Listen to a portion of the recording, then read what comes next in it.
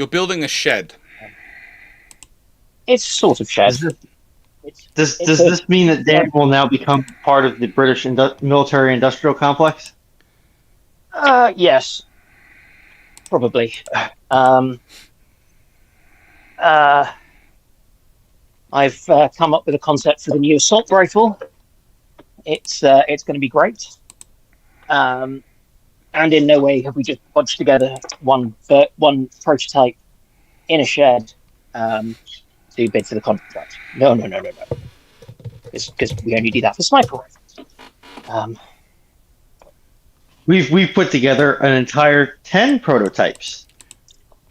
Hello, everyone. By the way, if you wonder what's going on, Dan and Runon are currently discussing Dan's new shed, which Dan is building himself, and I feel very bad about him building himself, because I'm fairly sure if I was at that end of the country, I'd be building it with him. And it would probably... Yeah, but that would involve me making enough space in my house for a second person to sit down in my living room, and that's not scheduled to be possible until Tuesday. Tuesday, Gromit? We know you, Dan. It won't be Tuesday.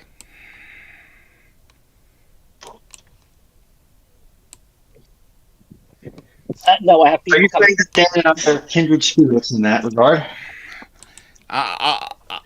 We all love you. We know how great you are, but we don't believe it'll be ready for Tuesday. Hello, everyone. Ooh. Okay, tiles will have been moved on Tuesday sufficiently for it. Yeah, the shed is a half-height to plastic storage thing. They're putting microplastics in the water to turn the freaking frogs straight. No, I'm putting macroplastics in my garden. It's definitely macroplastic. Everything's micro if you use the right scale or zoom level. Okay, I feel like we are not far from getting to quantum, and considering how close to the fact we are doing a modern naval history, and the defense investment plan might come up tonight, please don't lead me down quantum before I have to, because obviously Dan needs a quantum-enabled shed so that he can store more stuff. It's just... I sit there and go, I swear, someone went through that plan and went, add in AI references to AI and quantum. Here. And whoever the people who were adding them in just went, this will use artificial intelligence or AI and quantum to seek enhancements. Quantum also, what? my favorite thing about the dip, as I was listening to it, was... Okay, you want all these assets to be enabled. You're not putting, from what you said, Dr. Clarke, they're not really putting the money towards comms equipment. Nope. I assume that the minimum cost of entry to the Royal Navy is now going to be somewhere in the ballpark of 40,000 tons because of the sheer volume they're going to need for power generation and server space. Yeah, everyone forgets computers require power. And cooling. And more power. Yeah. Well, the cooling is actually the easier part because you can just do a heat exchanger with ocean water. But, can you make it quiet enough? It won't be a loud blaring siren to anyone's sonar nearby. Yeah, but Doc, we're talking about, we're gonna have so much AI and quantum that we'll be able to bamboozle the enemy. Oh, good lord! We'll be able to bamboozle the enemy that we're canoodling. Honestly, at a certain point,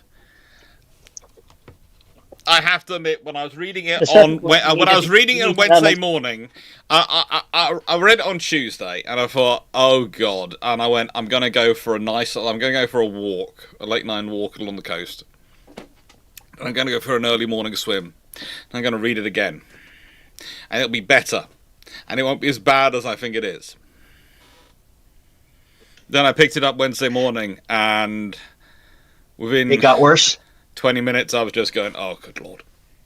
Basically, I worked out it was going to go from a normal 3-hour Thursday video to a 6-hour video within the first reading.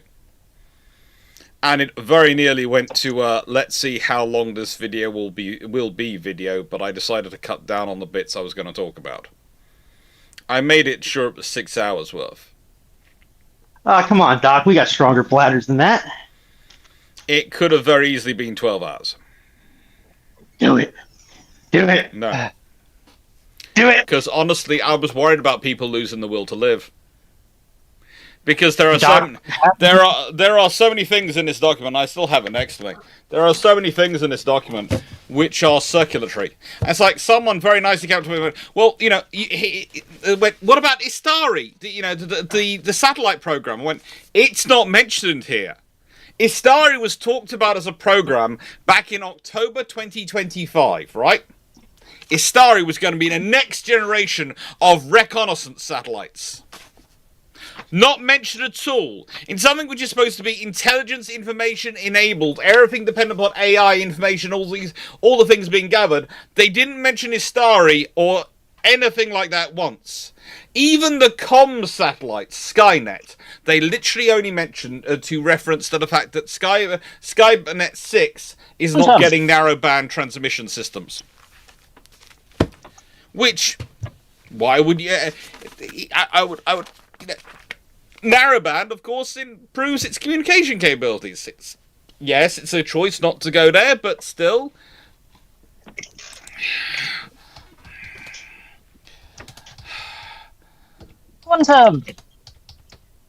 Yeah, so just be able to do everything with this mythical quantum compute, and it will all prove to be a negligible draw on hull volume and power production, and everything will be happy and perfect, and will be able to dominate the entire world.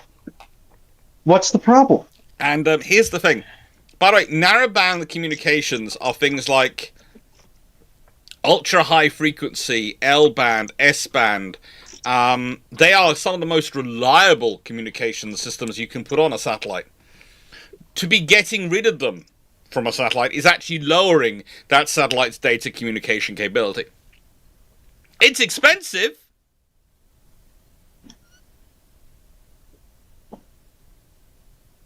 Shush, stop talking, what's the word?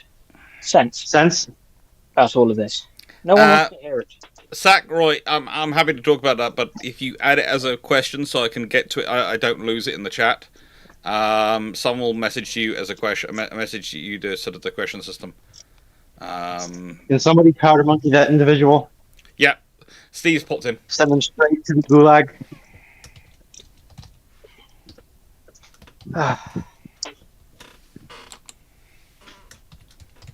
Gulag them immediately. No mercy.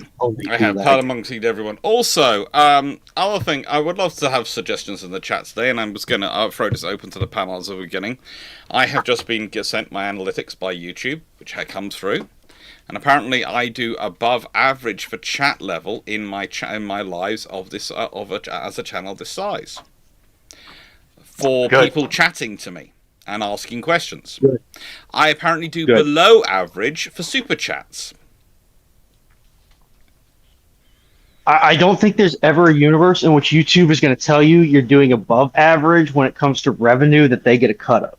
I guessed that, but I did want to see what are the suggestions, because they used the phrase, "we're disappointed to see." And as Dan will know... They can go redacted. As Dan will tell you, the D word is kryptonite to the Brits. Thank you, Minecraft Watcher, for the stretch and the posture check. Kofi is better. I like Kofi. It never complains to me. Some months it gets no money at all, but it still doesn't complain to me. I've sent more money through Kofi than I've ever received. On the plus side, I got a lot of art that I really like. Okay, which one of you's banging? Is it Runon or Dan? Me. It's definitely not me, because, you know, I ain't got no game. Please tell me, are you using a hammer? That was me trying to dislodge a snail humanely. Okay. Because if you're He's using a hammer, I'd be currently calling potentially the Drakenfell. He might be free at this point to see if he can come help you. No, I mean, I have ended up using a hammer for some stuff, but it was fine. It was just thingy jobby. So that says it's your drawbacks of reading every single chat. You lose exclusivity. Probably. I'm still going to try and keep doing it. He is trying to dislodge a snail, and I am worried about Dan because Dan is doing DIY, and Dan is a very nice doctor. He's very helpful. He's not someone I associate with DIY as a rule. And I mean that in the nicest way. Yeah, no, I don't either. How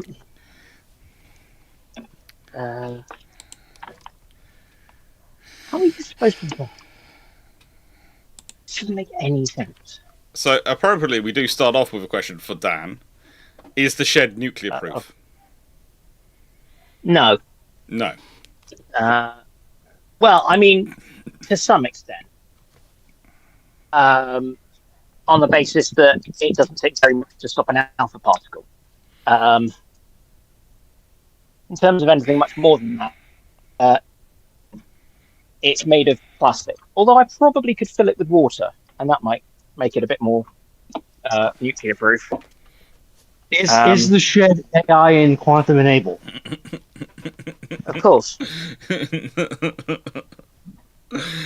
Oh god, why do I have a feeling Quantum's going to become like the modern version, the modern Navy equivalent of Blackburn for this channel? I'm just going to get Quantum chucked to me on a regular basis. If you suggest the Quantum enabled Blackburn, you and I are going to have problems. Hey, you know what? That could bring us into an entire new realm of TSR. Good Lord. Right, Carrot has a second part to their question, so I'm going to put this here, a smiley face, until we find a second part. Nice thing, with the 1921 G3, was its gun to be 16-inch or 16.5-inch? As its gun was always going to, as the gun it was always going to get if built in no treaty scenario. 16.5-inch if there was no treaty scenario. And when would they be laid down and done? They were being laid down in 1920, so probably by 1923. I was having this conversation today in the Twitch stream. And wow, we've got 70 people watching us. Hello. And basically the conversation went sort of along the lines of this: if the naval treaties hold off till about 1925, the odds are you have all 4 G3s in service and at least 2. Probably all 4 M3s under construction, and probably potentially 2 of them actually in service because they're coming in starting the year after the G3s, and potentially the British have started on the next set of 4, because the British plan was to build 4 a year until they had replaced until they'd grown up to 24 ships and had replaced all the pre-World War I ships. And the plan was to basically replace the Queen Elizabeths and the R's and the Renowns and Tiger, and probably even replace Hood at some point, if they've got them coming in. And so that scenario would probably see them get there theoretically in 8 years. They could have theoretically got there by 1930 without straining the budget. Because again, 4 capital ships a year. Again, if you consider that, this is one of the things, when we're talking about cost of ships today, often we get the problem of the pricing gets affected by boom and bust. So we don't therefore realise the absolute cost differential you have of an ongoing construction. The British at the end of World War I and still in the 1920s have enough of a throughput going through. They have the benefit of ongoing construction. So that basically there is no surcharge for building a capital ship. There is no, oh, you're building something so unusual. You're building something. No, it's just there's plenty of yards competing. There'll be about 3 Royal Navy yards and about 5 to 6 civilian yards which could compete for the builds. So it's not as if you're going to be guaranteed a build so you can put in any price. You have to put in competitive pricing. And remember, if you're more expensive than the Navy yards, you're not going to get it. Because if the Navy yards are cheaper than you to build it, there's a problem going on. And that sort of thing going through, the British could have afforded it. And it would have employed quite a lot of people. And it would have been very useful when there were certain, financial crashes, etc., to have the construction going on. Realistically, what you'd have probably seen is the G3s and probably the next class of battlecruisers after them would have focused in on 16.5-inch guns, and the capital ships would have standardized on 18-inch guns, because it would have been the status. What happens after that depends on what other people do. But yeah, it would have been 16.5-inch guns. Because again, think about it from the British perspective. They jumped from 12-inch to 13.5-inch to 15-inch. 16.5-inch is the next jump up. And that's the G3s at that point were still very much in the British, were going through a methodical staging and setting. And it's only once you've got the delays due to the treaty system and all these things coming in that they get dropped down to 16-inch to be built, and they're going to use, initially it's a 16-inch version of the 16.5-inch gun, which is kind of interesting. And then it's a whole new 16-inch which is developed for the Nelrods, but that's a later development. And that's based on the on the dodgy testing from the against the Germans, isn't it? Thought a higher velocity, lighter weight shell would be a good idea. Yeah. Hi, Gilman Darren.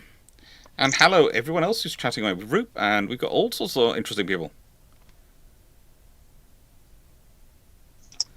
Roop, you were right. The M5 and the dip was a soul-crushing combo. Seriously, yeah, that's not a combo anyone should go through. Why you subjected yourself to that, I do not know. That is just torturous.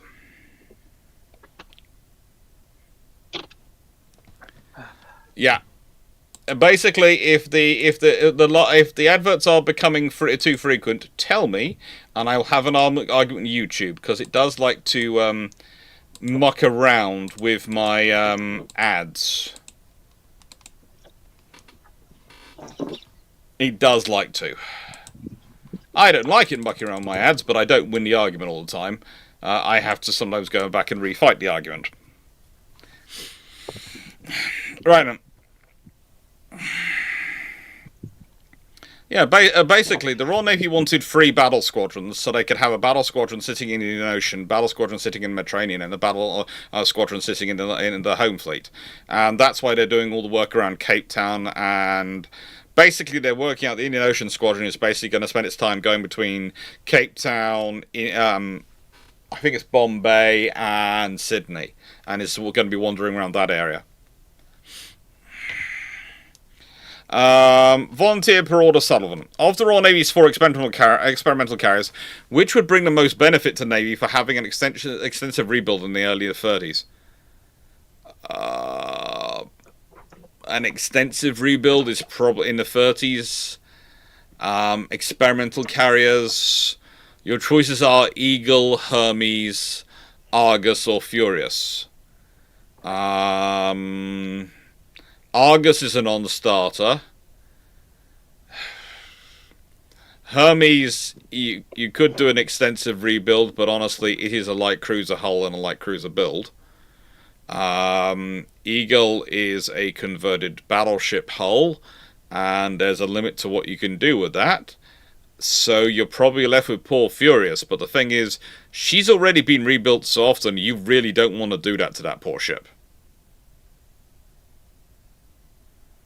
So she's getting Kuznetsoved? Mm-hmm. Yeah, basically. Slayer Darth, don't worry, we're getting through questions quite quickly. It'll be open again soon.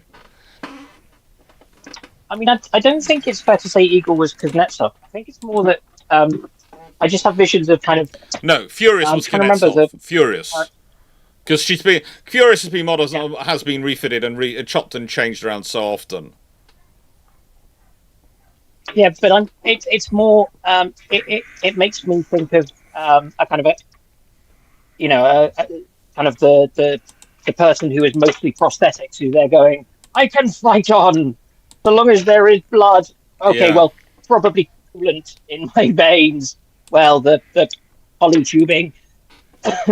I will continue. Hey, Um, listen. Darth Vader did pretty dang good. All right. Okay, Paul Evans, what was the funniest response you received this week? Probably the expletive and swear word laden response to the DIP, to Defence Investment Plan video, which called me anti-British traitor and various other things for disagreeing with the wonderful plan put in place by Keir Starmer, who truly understands the future of Britain.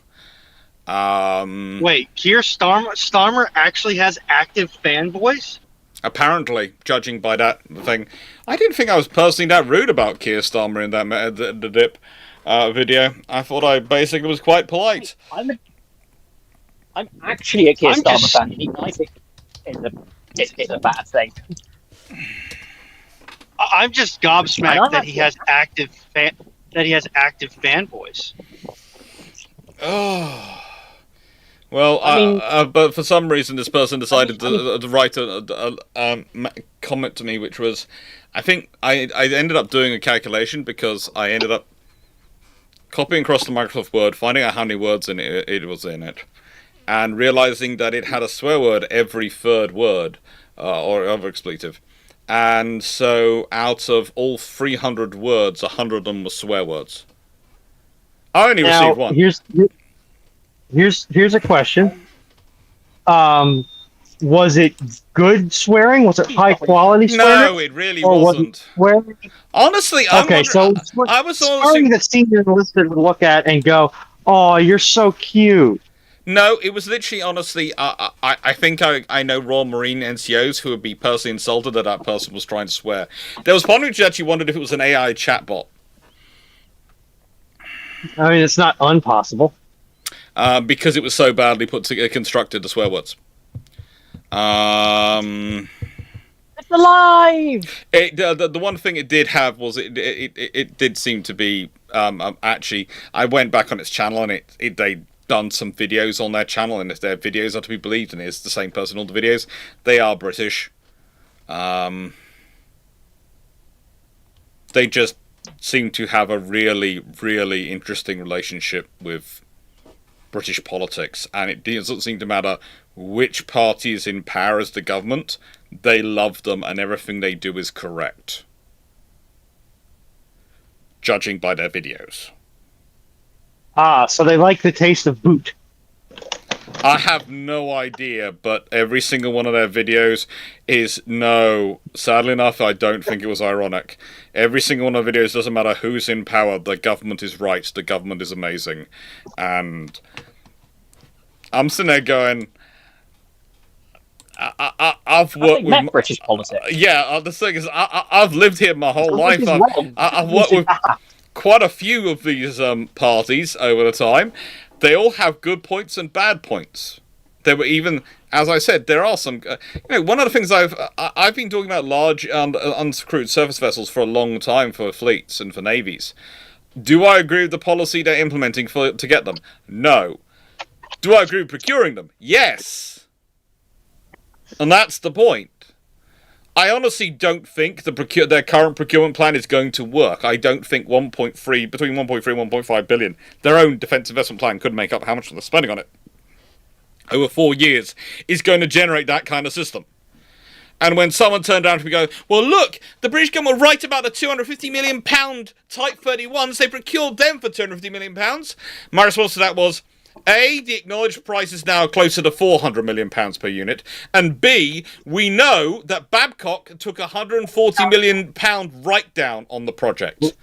So, either we believe that they got a £2 billion programme and they took 7% write-down on that programme, which would come straight out of their profit margin, or it's a lot more than £2 billion.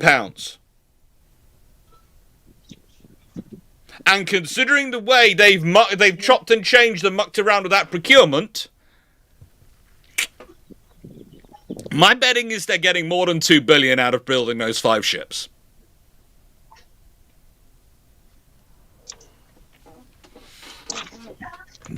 Okay. Chandel, how would you rate the Oquende class destroyers? Now, I'm gonna say this, that I am presuming, and I must admit, I am presuming, that you're talking about the destroyers built for the Spanish Navy in the 1950s. Although one of them isn't launched till 1970, so okay, they're kind of special in that ones. They're pretty good. That's not a good thing for a 1950s destroyer. They're pretty good little ships. They are destroyer escorts. They're very much destroyer escorts. They're 3,000 ton in fully loaded, and they have 3 French design steam boilers. 2, I think they were from the other French company, because they have Bretagne boilers and Ratu turbines. So for some reason they've gone to the other turbine. They've gone to one company which does boilers and turbines and got the boilers from them, and gone to the other company to get the turbines from them, which with French systems is almost never a good idea in the 1950s. The class were laid down in 1951, but even Oquendos, the first of them, was not launched till 1959. They planned to order 9. They actually ordered 3 and completed only all 3 of them. What can I say? They're gun and torpedo destroyers in a in a world which has moved past gun and torpedo destroyers. They are a good starting point, but yeah, Spain was not going through their high point of capabilities at that time. Are you okay, Dan? Yes. The thing is, the beast is created. That's good. He's a doctor in the NHS. He can only be but so okay. It's just I'm listening to some noises and getting surprisingly heavy breathing for the gentleman who does as much cardio as he does. Steve, This has been surprisingly tiring, isn't it? Yeah, I'm going to start off this question with Dan then, to give him a bit of a break. Each member of the panel describe what they think quantum means.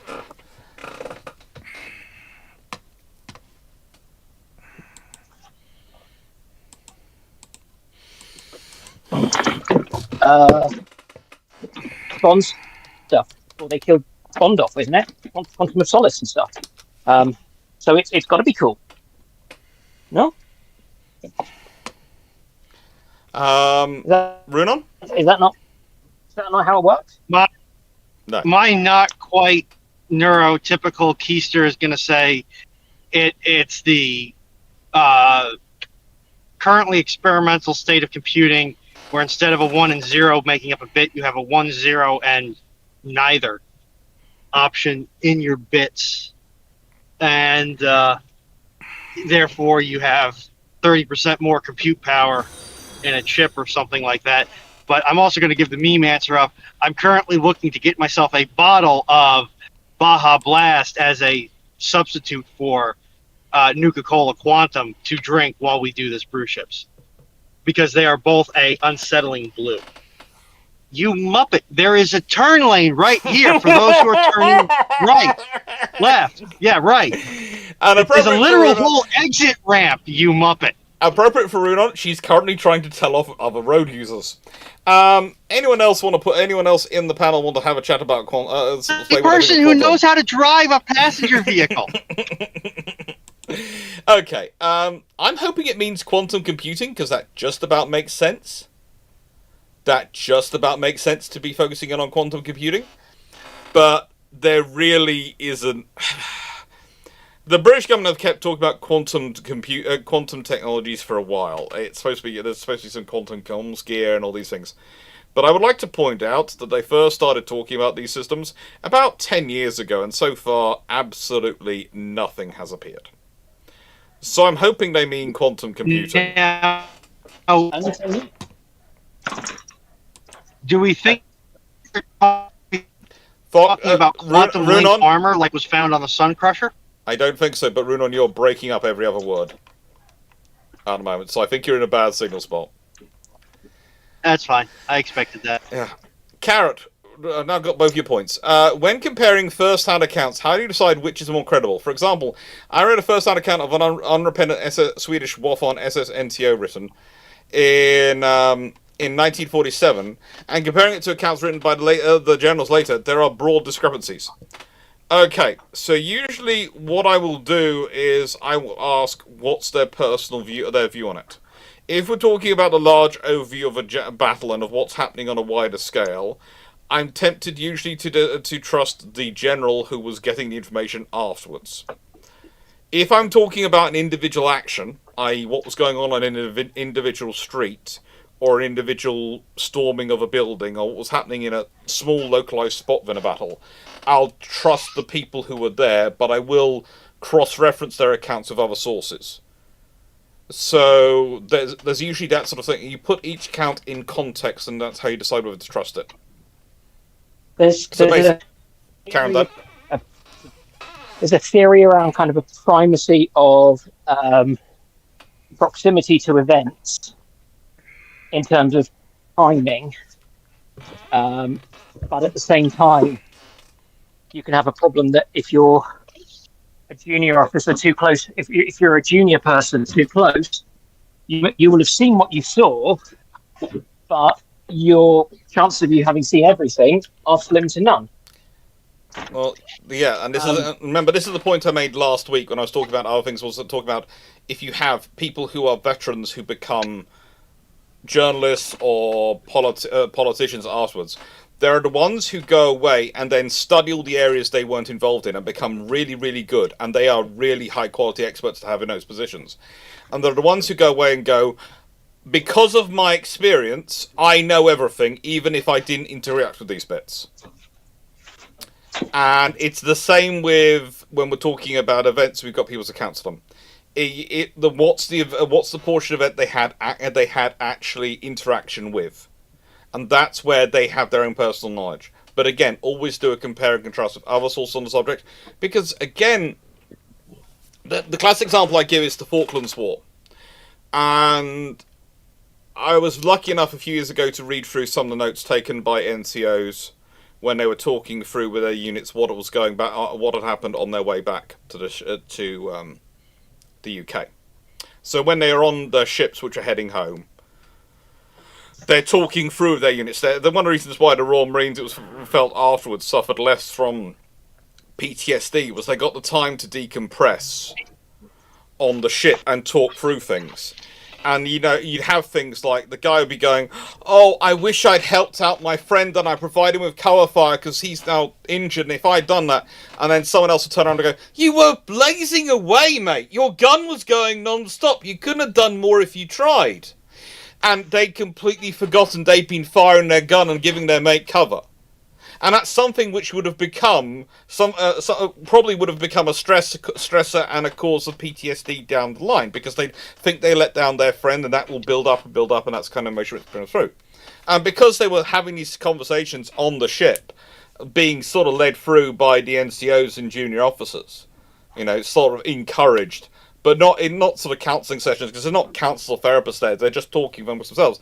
They learned they had actually done that what they feared they hadn't been doing, what their brain had forgotten about the events they went through, was actually what they had been doing.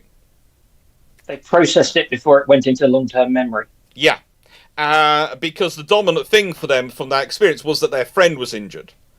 And there's always a feel of, well, they were injured and I wasn't, so am I culpable? And your brain can come up with reasons for you to be culpable, even if you weren't, even if you've done everything.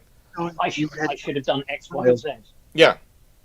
And then my mate would have been hurt, to which the response is, possibly, but then how many other people would have died? Because actually what you were doing was incredibly important at the time. Or, as said, what happened with most of the responses seemed to be, no, from someone else who was usually not firing. Of course you were doing that, mate. Are you a blinking idiot? You almost blew my ear off you firing a gun so much. You know, and, I don't know who applied. One of them I always remember is, the friend's life. I've got to say thank you to the person who put the tourniquet on my friend's leg. You did it. No, I didn't. I'm sure so. No, I literally was holding his leg while you did it. Yeah. And they were trying to go through the rest of the unit, trying to say thank you to the person who'd done it, and it was them who'd done it.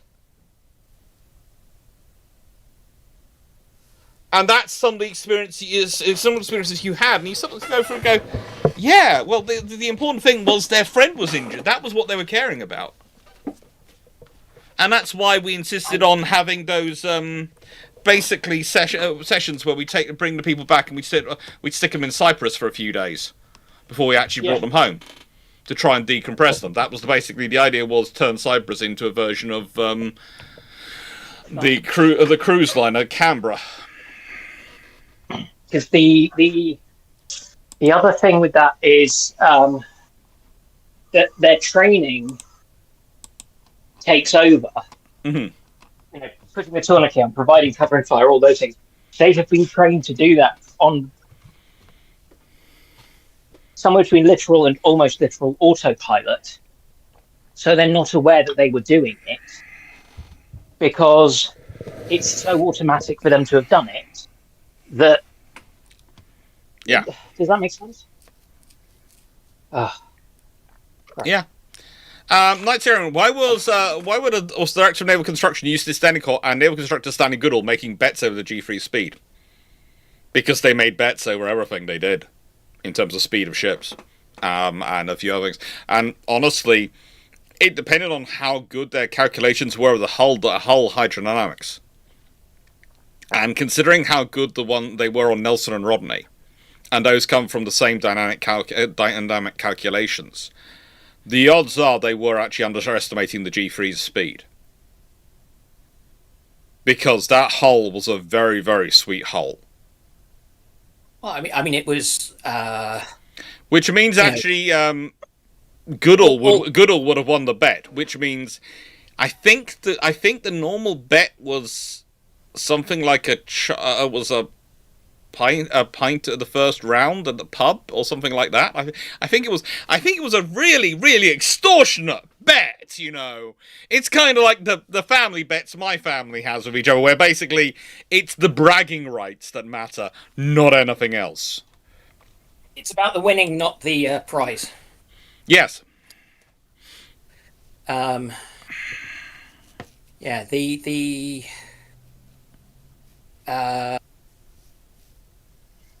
yeah, that sounds appropriate. Yeah.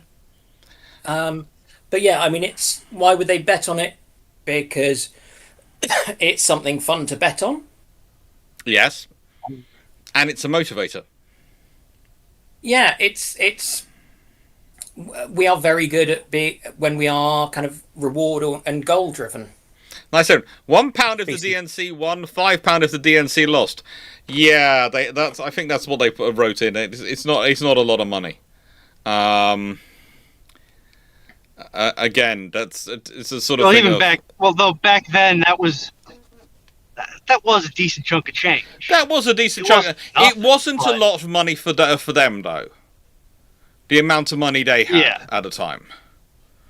It was not something which was going to cost them much money. They're not going to be having awkward discussions with their wives over it. No. I think that from what I remember, because I remember talking through a few people who were involved in it, they used to put financial figures on it, but then it would work out to be, I won't take the money off you. Let's buy the first round in the pub anyway. And that's it. That's how it used to work out. They talk about money bets, but it's kind of like, again, in a ship-shape crew, we sometimes do these sort of things. We do bets, and then they revert into us buying people drinks. Yeah, I mean that's the standard. That's been the standard. Yeah, British policy for a long time. Yeah, and I mean it was like that at medical school, which, you know, unrelated to this, in a sense, you know, we would talk about stuff, you know, and you'd work things out in terms of drinks. Yeah. Dan? Dan? Lost you. Sorry. Oh. There you go, back. It was a neutral. It was a neutral way of putting stuff through. Yeah. I'm now done with the building and have moved inside. And That's going, very good. We're all happy with that one. I'd also add. We can hear you. It's getting the. I think. Yeah, there's fun stuff when the shipshape crew are hanging around together.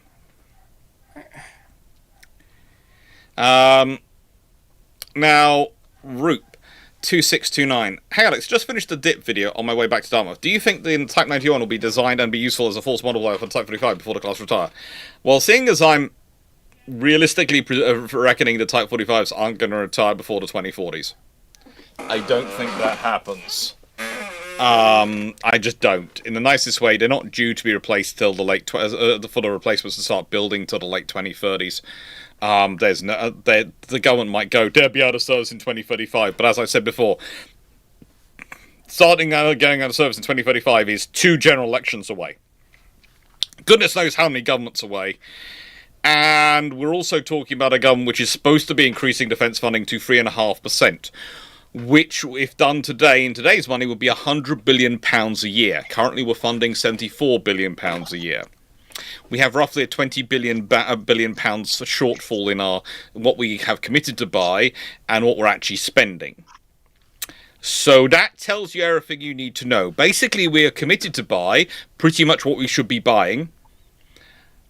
But we are so unwilling to actually make our way up to 3.5%, we're calling it a £20 billion shortfall and doing all sorts of short-term measures to try and reduce it, rather than just going, you know what, let's set an example and lead by example and go up to the 3.5%. And whilst 20 billion is not exactly a small amount, we are talking about a 1.4 trillion, as in for roughly £1,400 billion government spending budget every year. So in the context of that, 20 billion is not as that much. It's about a 70th. No. It's a 700. Hang on. It's 1,400. It's a 700th.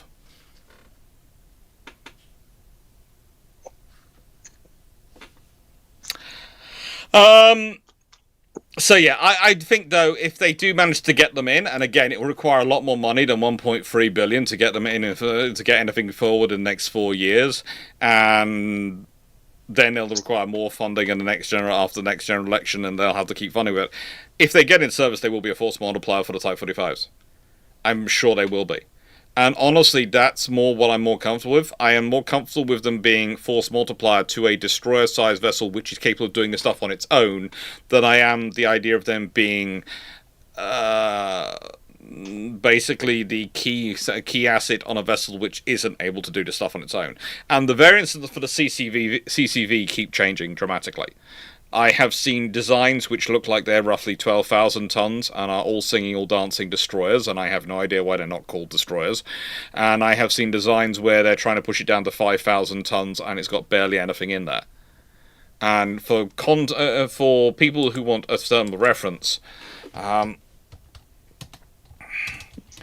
Type 23 frigate, which is currently going out of service, the Duke class, which are the really small ones, are 4,900 tons. So basically we're talking about designing a ship which is the same size as the Type 23. And it's so overloaded with computers and communications gear and other stuff that it's got virtually no space for weaponry. So yeah. It is a smorgasbord of options being looked at. We will see what actually appears. Who knows? That sounds bad. It sounds like I honestly at the moment am less than worried, because whilst the Burnham government is theoretically, if they last the next election, has to make a decision about what's built in Rosyth after the Type 31s, it's not. It's got. It's not. It's they can put that off for at least a couple of years, and who knows how the world changes between now and then. And the decision-making process for what bit is built after the Type 26s in Govan, which is what the Type 83 was scheduled to be built on, is far enough down the road. It's at least the other side. It's probably towards the end of not the next Parliament, not this Parliament, but the next Parliament. So,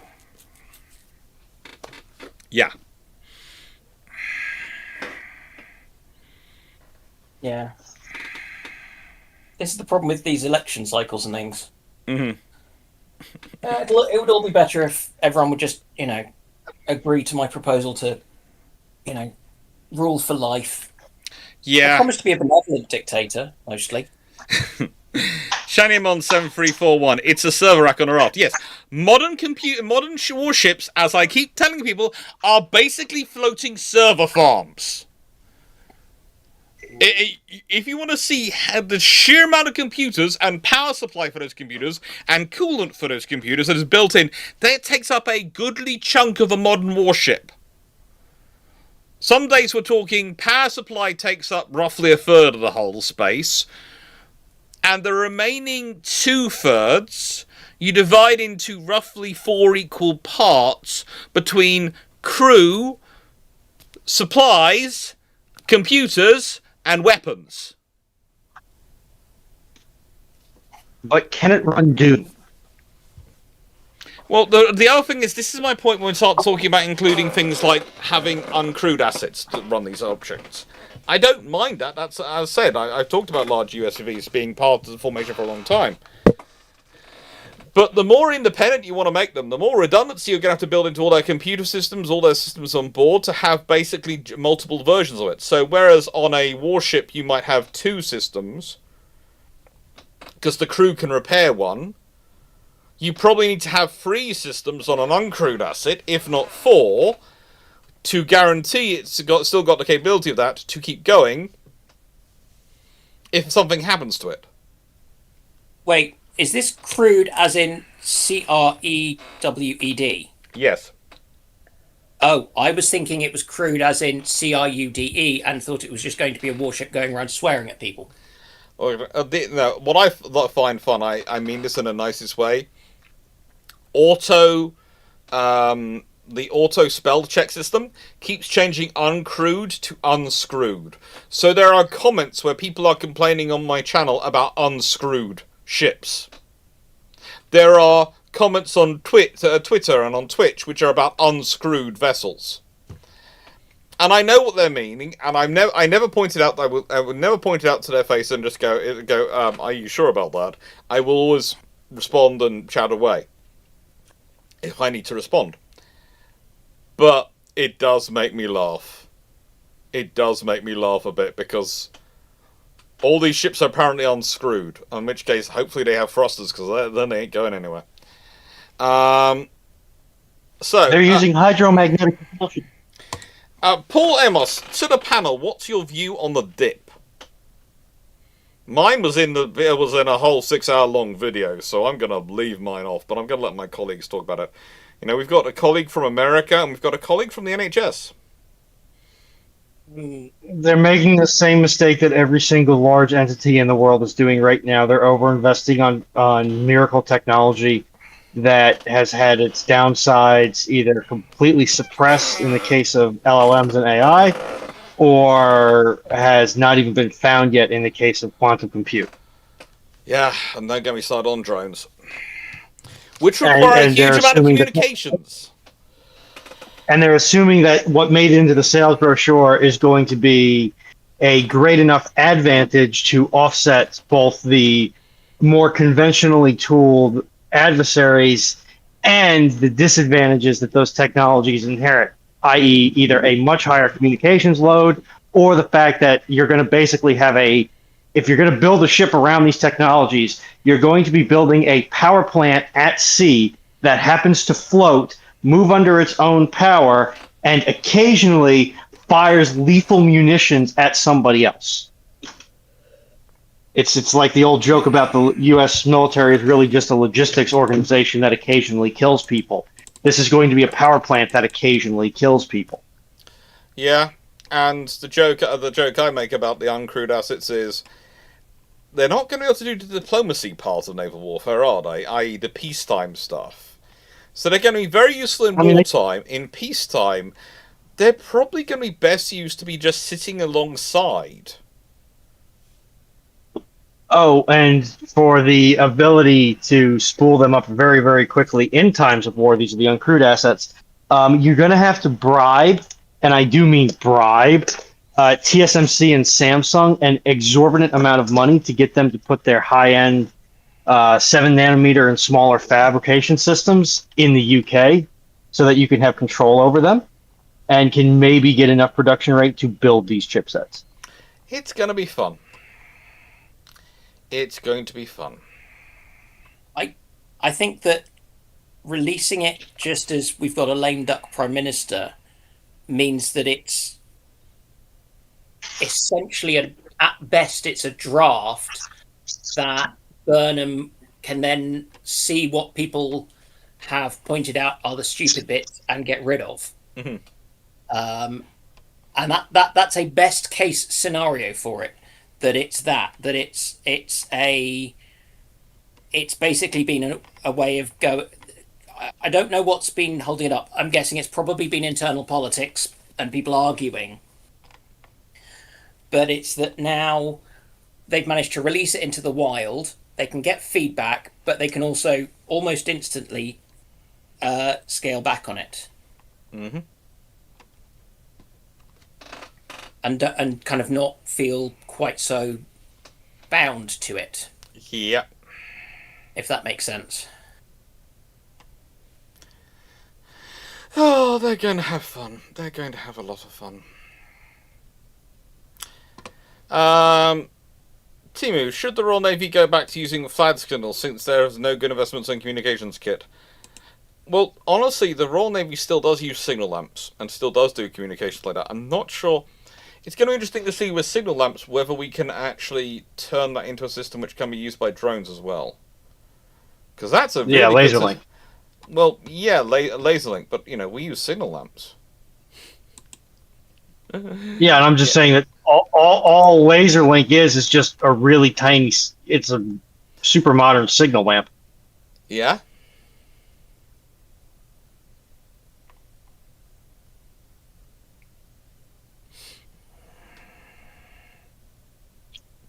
Well, that's the thing. It's going to be interesting to see it happen because signal lamps are such a part of the Royal Navy's history and its studies. It's I do wonder if we will need to fit the drones with some sort of signal lamp system that is not a laser link, but is actually a signal lamp system, so that they can actually communicate with people doing signal lamps at them. Foxhound, will these large drones use the same dry docks as warships? Because I foresee an issue. Yes, they will. Yes, they probably will have to use the same dry docks. It's one of the reasons given for why they've included a third floating dry dock, in the defence investment plan. Although they still haven't decided who they're actually buying them from. Steve, each member of the panel describe how much AI processing was included in DIP in 2026. I'm keeping quiet. You guys can write what you suggest and talk about what you suggest, but I'm keeping quiet on this one because I, of course, would never use university resources to put the document through an AI checker to see how much came up.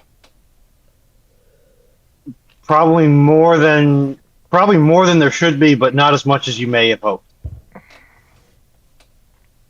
Yeah, probably quite a lot of it was written with was written with organic stupidity rather than artificial intelligence. We'll see. We will see. It's gonna be a fun one. Night Secretary Phone, why was the Director of Naval Construction, Eustace Denicourt, saying in official documents that the G3's appearance were not quite equal to previous cavalry ships, i.e. probably meaning Hood?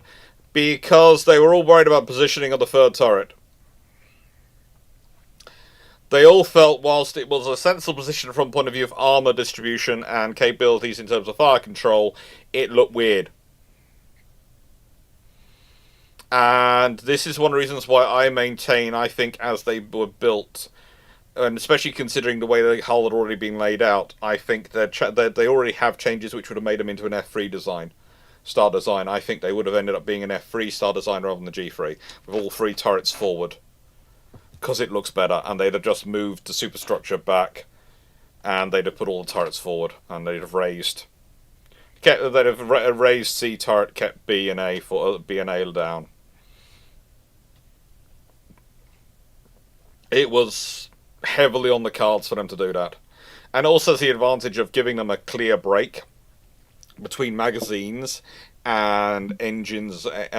See, it's far easier to keep the magazines at an even temperature when they are separated by that much hull from the engine spaces. Especially the boilers.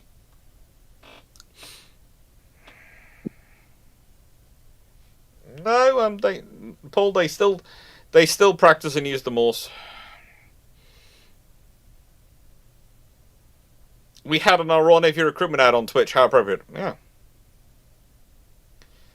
The F3 layout is... how do I put this? The first F3 layout design option actually is considered as part of the G3 studies. It's in there. And they didn't go with it because it doesn't provide an aft-firing gun. And that was what they felt, because that turret then is naturally firing aft.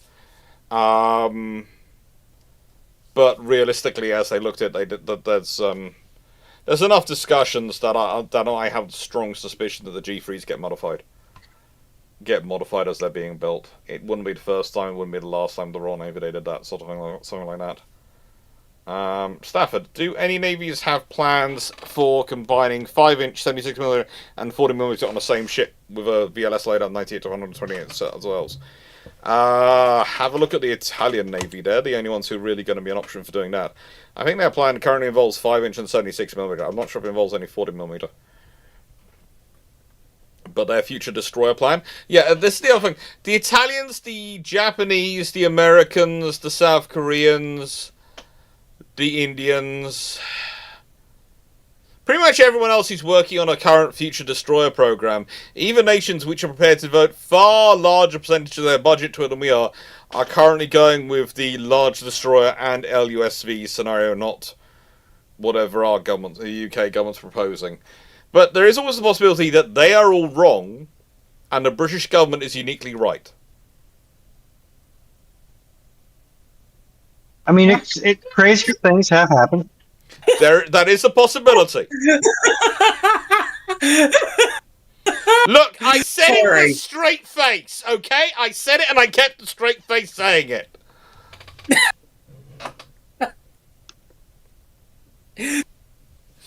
Okay. Peter Dawson, a shed is a small unit of area. Smaller than a barn. So is it that doesn't make it automatically quantum, I suppose. Malgar, when did hammocks start being used at sea? Oh, that's an interesting question open to debate, okay? So, the first time we have a swinging cloth described as a bedding, I think comes from tales of some of the galleys and some of the probably dhows in the dhows in the Indian Ocean and galleys in the Mediterranean. It seems to have started in hotter climates first, but we don't have an exact date. It's one of those things which, whilst it was probably important to the people going to sea at the time, not all the people at the sea at the time, A, would have thought to write down or discuss about it, and B, all the people who are writing records on shore didn't really give a hoot about the sailors. So we have and the trouble is, again, what do you need to? What's the archaeological proof for a hammock? It's some cloth tied up with string to maybe to a hook, but maybe to a wooden notch, or something in the hull.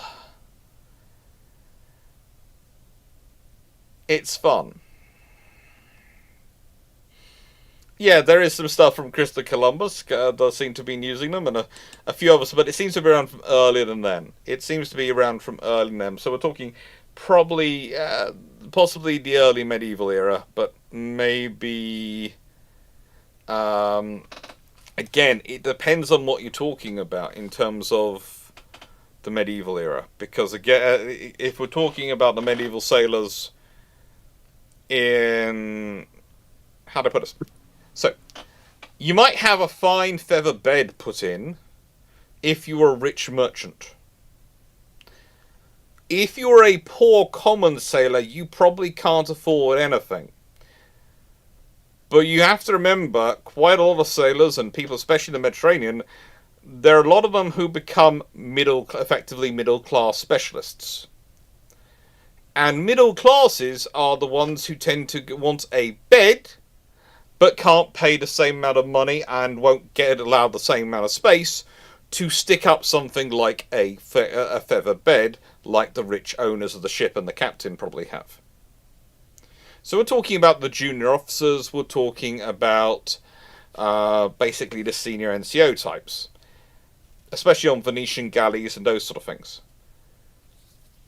That seems to be where it comes from Mediterranean. There's a similar period in which look at some of the sailors in terms of when we're talking about the Indian Ocean. Basically, professional sailing types who've been in a few years, who are a few ranks up the chain of command. That seems to be where it starts.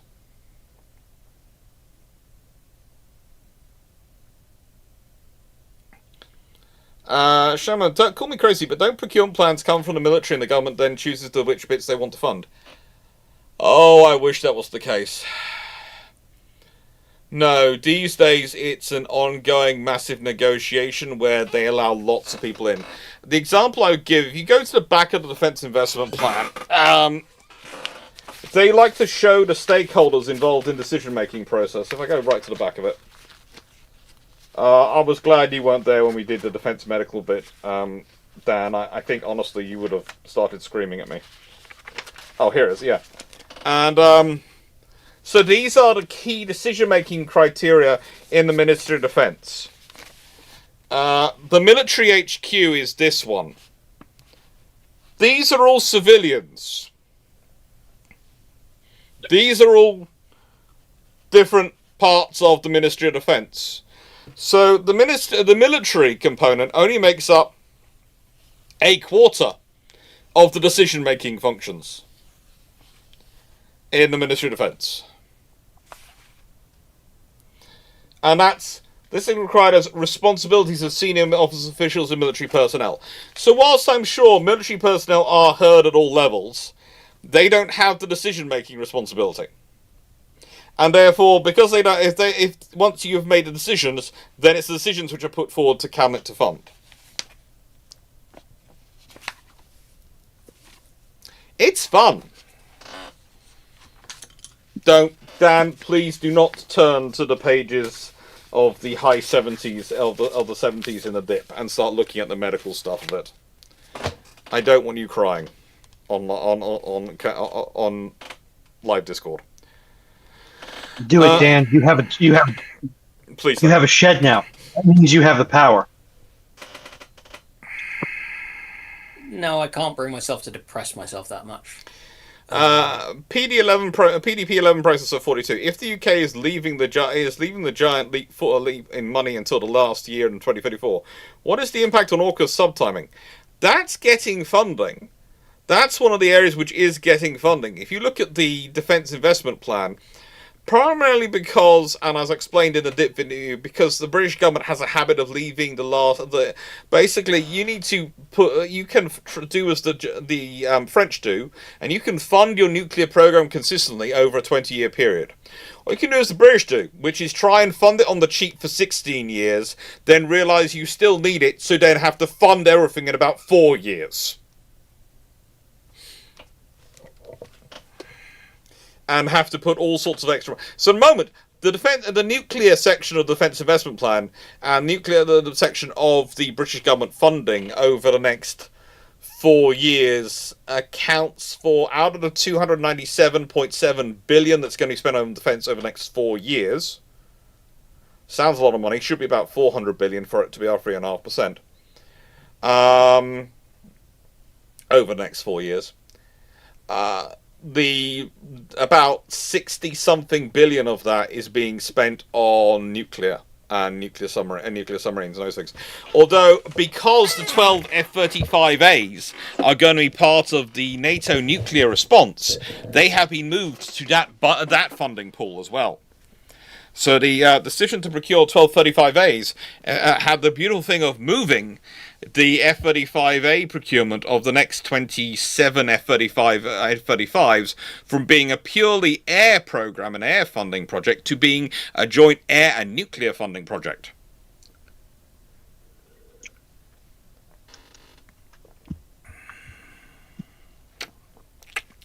It's fun. I am so grumpy that we are getting the F-35A. It is... Look, I wouldn't mind if they're buying them in addition to the F-35Bs, and they were buying a decent number, i.e. 24, and realistically 36 to 48. I would be quite happy with them buying them, because it makes sense. Buying 12 as part of the B program, when they're going to have they do have different logistical and maintenance and support needs. And they can only be used for conversion training. They're supposed to be doing for operational unit conversion training.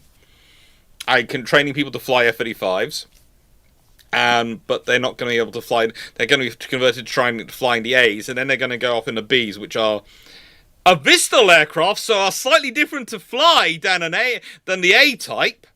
And they're also going to dual hat as being a unit which is for nuclear strike and tactical nuclear strike. We're using weapons which are the American ones, which are handed over to NATO, so they're going to have to fly from where they're based in the UK to where they can pick up the nukes beyond and then fly off. And also, here's the fun thing. You think about that mission, you think about the mission they're going to do with the operational flight training, that's quite an flight hours intensive program. That is a lot of flying. Which means that realistically, you're going to usually, out of those 12 platforms, have 6 to 8 available, because they're going to need to be in maintenance.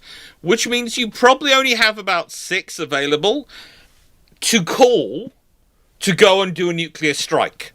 So the British commitment for buying 12 F-35As to the NATO nuclear deterrence at a tactical level is going to be 6 aircraft.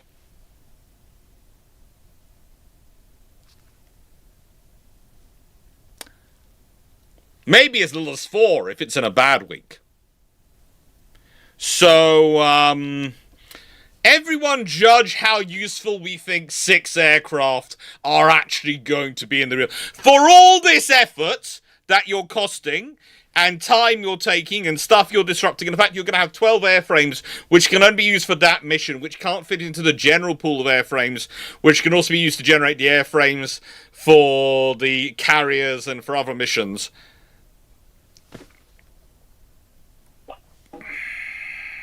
Doc, I think it will be very useful for allowing some MPs to be able to claim and shout very loudly that they're strong on defense and they want the UK to have a independent yet integrated first strike option.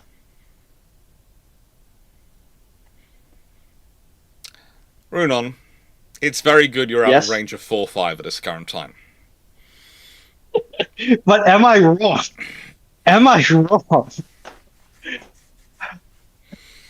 No, but it's a case of you sort of sit there and look at him and go. Also, they're going to be the ones launching from the furthest back. Think about all the other aircraft which are going to be rolled for that. They're all based in Germany or Poland or even or further forward, or they're quite quick to move forward.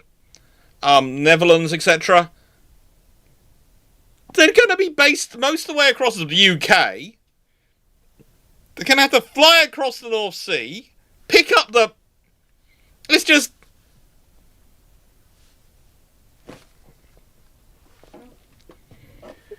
And no, F-35 is no less tied to the US than Trident. In fact, it's more tied to the US than Trident is. Trident is basically a fire and forget missile system. It's completely built in to launch and go off. It doesn't use GPS. It does it entirely by star fixing, all those things. And the British launch system, as the Americans have said, is the most unhackable launch system known to mankind. Because the British launch system is, if we lose contact with you, or you receive a message from us, you then get to decide, as captain and XO of boat, whether to launch the missiles or not. There's no automated command and control system, it's... Right then, so, the two senior people on the boat, you get to decide. Good luck. But there again, we've got the Trident system. If one of them was Foxo, she would already be turning the key with the coordinates for France plugged in. Probably. But the thing is... We're not even at war yet. Yeah, that was the all is good message. Yes, I know, but must turn key. Yeah. Also, the other reality is people make a big fuss over the Trident missiles and they go, yes, but they're part of a shared pool, the Americans. Guess what? To save money, our site, which does the maintenance on nuclear warheads, is shared with the French and actually based in France. So, before you start worrying about the missiles, the warheads are literally maintained in France because our government doesn't want to spend the money of having our own independent facility. So, whilst I understand your worry about us sharing a pool of missiles with the Americans, if you're not equally worried about the warheads with the French, then you are not arguing over the sovereign capability. You're arguing you don't like the Americans. Which, as an American, I completely understand. Yeah. Yeah. I get it. So, Regan Blender, what is your opinion on US Congress still pushing for the DGX program to replace the Burke news? Hallelujah. Hey, do you know what the even best news I've heard? They've released the latest graphic, and it's a Zumwalt hull with a Burke superstructure on the top, basically. And I will never get any credit for this, but I have been banging on about this for blooming years, and they're finally doing the sensible thing. Now, it would have been sensible to do it when they decided not to continue building the Zumwalts as were, but they didn't do it then. They could have made a very easy destroyer program, a very easy Burke successor program, by just going, right then, the Zumwalt isn't working as is. All we've done is left the power plant and the hull alone. We're going to keep building those and put a new superstructure on top with missiles and radar, and it's basically the Burke superstructure. And they could have been away with it, and it would have been in service, and it would be great. They finally got round to it. Doc. About 15 years too late, but they're getting there. Don't worry, Doc. I'm sure the next Congress and next administration will find a way to muck it up. Look, I am honestly offering, okay? I am tempted to come and give a full talk to Congress. If someone wants me to go and give a talk to Congress, I will go give the talk to Congress. I'm also happy to go give the talk to the UK Parliament. I have offered several times that I will go to the Select Defence Committee. I will explain the naval strategy and naval situation Britain's in and the reality of the reality of stuff to them. I have offered. Usually I'm accosting our politicians when I manage to catch them at dinners and things, but I'm happy to go talk to them in Parliament. I'm also happy to go in Congress and talk to them there. I'm happy to talk to the American ones. I would have fun. Talk to them in their back gardens, in their front gardens, whilst they're on the toilet. Except for that one time when you actually did that, and look, you were slightly worried by their response. Look, I have never accosted a politician in a toilet. For starters, I have a firm policy of not going near anyone who is a politician anywhere near where there's a lavatory nearby, because you never know what they're getting up to in there, and frankly, I don't want to have that information. So, no. And also, it provides them an easy escape route, because if you're preventing a politician from going to use the can, you suddenly look like the bad guy. Yes, but the thing is, I have been very good over the years at getting things like invitations to dinners, where they go, oh, we've got a nice academic coming. And so they stick me on the table with the politician because it's the guest of honor, and an academic's going to be a nice person to chat with. We won't do anything wrong.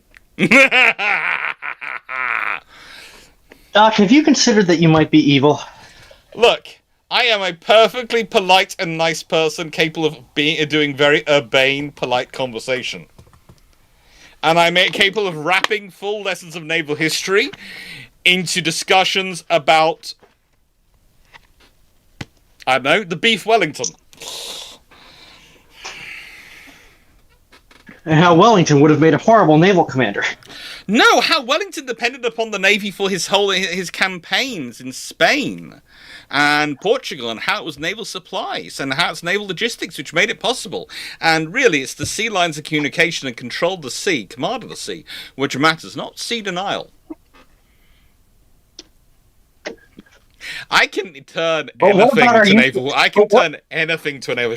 Literally, people talking about their garages, I can turn to naval history and naval lessons. I will literally spend the entire session dramming naval history home as hard as I can. But what about our use of quantum and quantum-related technologies to bring ourselves into the 22nd century 150 years ahead of schedule? Mm-hmm. But no, I had fun. And no, Steve, in the nicest way at those kind of events, usually I end up drinking water all evening and everyone else is drinking alcohol because the options are wine or water. And the most, to quote one of my, a politician who sadly now has retired, but who was a very, very good politician, a nice guy called James Buffnut. He is now a member of the House of Lords, but he was a very very nice MP who I used to do a lot of discussions with over defence. Should I do the actual quote from him? It was he was surprised at the quality of wine once at a dinner we were at. I'm not saying which one, but let's put it this way. There were quite a few dinners where all they needed to do was order the house wine. I don't drink, but even I know that house wine is usually the wine which the establishment is branding as their own, so they're accepting culpability for it being good or bad. So usually it's going to be okay. It's kind of like if I'm having their house water, it's going to be okay. And literally, they just have brands of still water, etc. Sometimes they will literally not serve tap water for love nor money. And they'll give you an option about 4 of them, and you go, which is the house one? And they'll go, this one. And you go, that's fine. Yeah,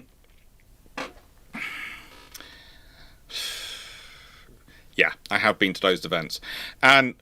But more often than not, when you're going to these events, the person who's picked it has decided they're going to maximize the money they're raising for the local, let's say the local political party that they're raising money for. And so they have picked the absolute cheapest wine.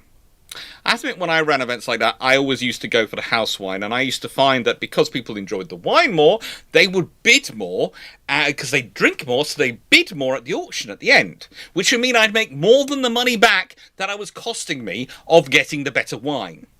But you try and explain that to the certain type of people who tend to end up organising those events. We all know who they are.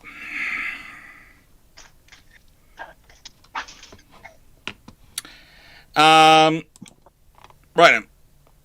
Seneca, what is the most rank-inflated fleet at sea or ship at sea in combat or campaign you know of? What do you mean rank-inflated? Very, very top-heavy. Why do I have an admiral commanding a destroyer? Oh, basically look at the Dutch in the Age of Sail. Look at the Dutch fleets in the Age of Sail. They always have the most admiral-heavy, especially pre some of the United Provinces when they're still very much the separate admiralties, because every admiralty would send their own couple of senior officers with the squadron, and so sometimes you literally have 2 ships turn up from one admiralty, and one would have a admiral on, the other one would have a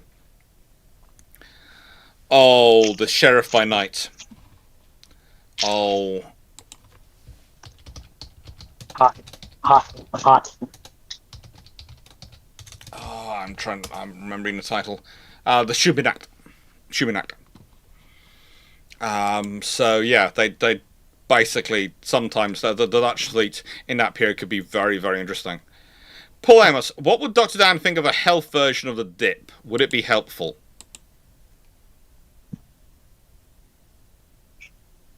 No. That's a quick answer. I feel like Dan cycled through a number of potential answers before just settling on a simple no. Okay. For the same reasons, the defense investment plan is not helpful. Because it seems to have no grounding in reality. What you need to do is it's much more about fixing some basic stuff and infrastructure and things like that, which is not sexy and which actually,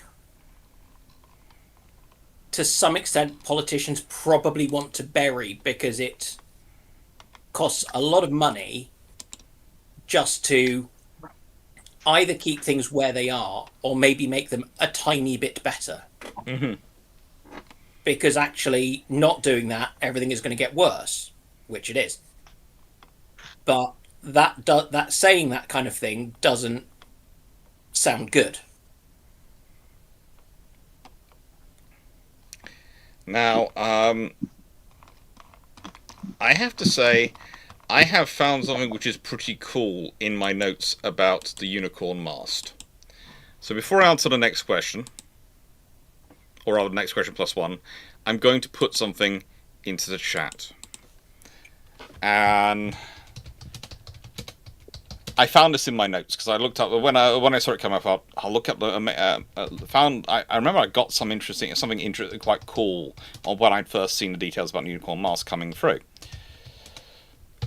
And yeah, this system theoretically allows you to make your own unicorn mast.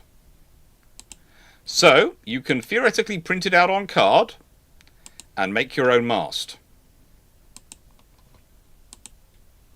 You can decide how cool that is, but I just thought I'd put it there.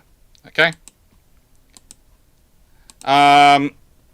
So at Parmentier, which ships were the best moving islands foliage? Like Dutch, the Dutch. The Dutch really were the best at it. Other nations have tried various things along it, including the Romans tried something where they were basically trying to make their ships look kind of like foliage to sneak up the coast. It wasn't really as successful. The Dutch one was probably the most successful. It certainly went the longest way and managed to survive the best out of the options. The Japanese also did it quite heavily in the run, especially towards the end of World War II when they were trying to hide things. So yeah. Steve Clarke, the Treasury investment plan is called the budget. Yeah. So, Sackroy, India and Japan decided to produce and implement unicorn mast radar systems for their navies.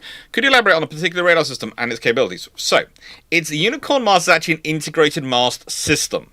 Alright? It's an integrated mast system. It's not so much a radar as an integrated mast with all sorts of different and fun capabilities. As said, I've just given you a whole link of it. Now, itself, integrated in the mast, is a Link 16 antennae, which is a communication system. Attack-an antennae, which provides basically the support for helicopters or navigation approach. IFF antennae, to try and figure out who's a friend or foe. Electronic support measures to detect radar, so radar ASM. Countermeasures for communication selection, detection from the ESM system. A router system which is supposed to help the various operations they're doing, and UHF, VHF, TX, and RX antennae, so to allow for various communications. So, what we are talking about, what this mast basically is, it's a radio antenna. It's not a radar system, so actually it's a radio system, and it is very, very useful for enabling your force operations. It is something which, again, please do look at the lovely thing from the Japanese Ministry of Defense, which I put to you there, which gives you a nice detail of what exactly is in the mast. And as said, you can print out and make your own if you want to. You can even build, I think that's a Megami hull, I think, in Japanese colours. You can basically make a full vessel should you wish. It is a lot of fun. I haven't built it yet because I am sure with the building work I've got going on here, it would get crushed. But you are able to build both a radar system and a vessel if you want. And yeah, you've got flat panel arrays of the radar systems. This is the radio antenna sort of unicorn mast, which goes on top of the Megamis, especially is a good example of them. And it's a good system. Sakurai, this link is awesome. Yeah, this is the sort of stuff I have hidden in my folders. This is why sometimes you'll see me beavering away on the computer, because when I find this stuff, I save it to my computer, because you never know, someone might get rid of it. Although, I have done a Google search as well, and it does come pretty high up on the Google list for unicorn mast systems. But it is, yeah. An origami Megami. Yeah, Sherry, I knew someone was going to go there, but I wasn't going to go there first myself. But yeah, it is a cool idea, and it's a cool system. Oh. What is the panel's favourite carrier? Of what age bracket? Because that answer's going to change. Overall. Overall? Why do you hate me? I'm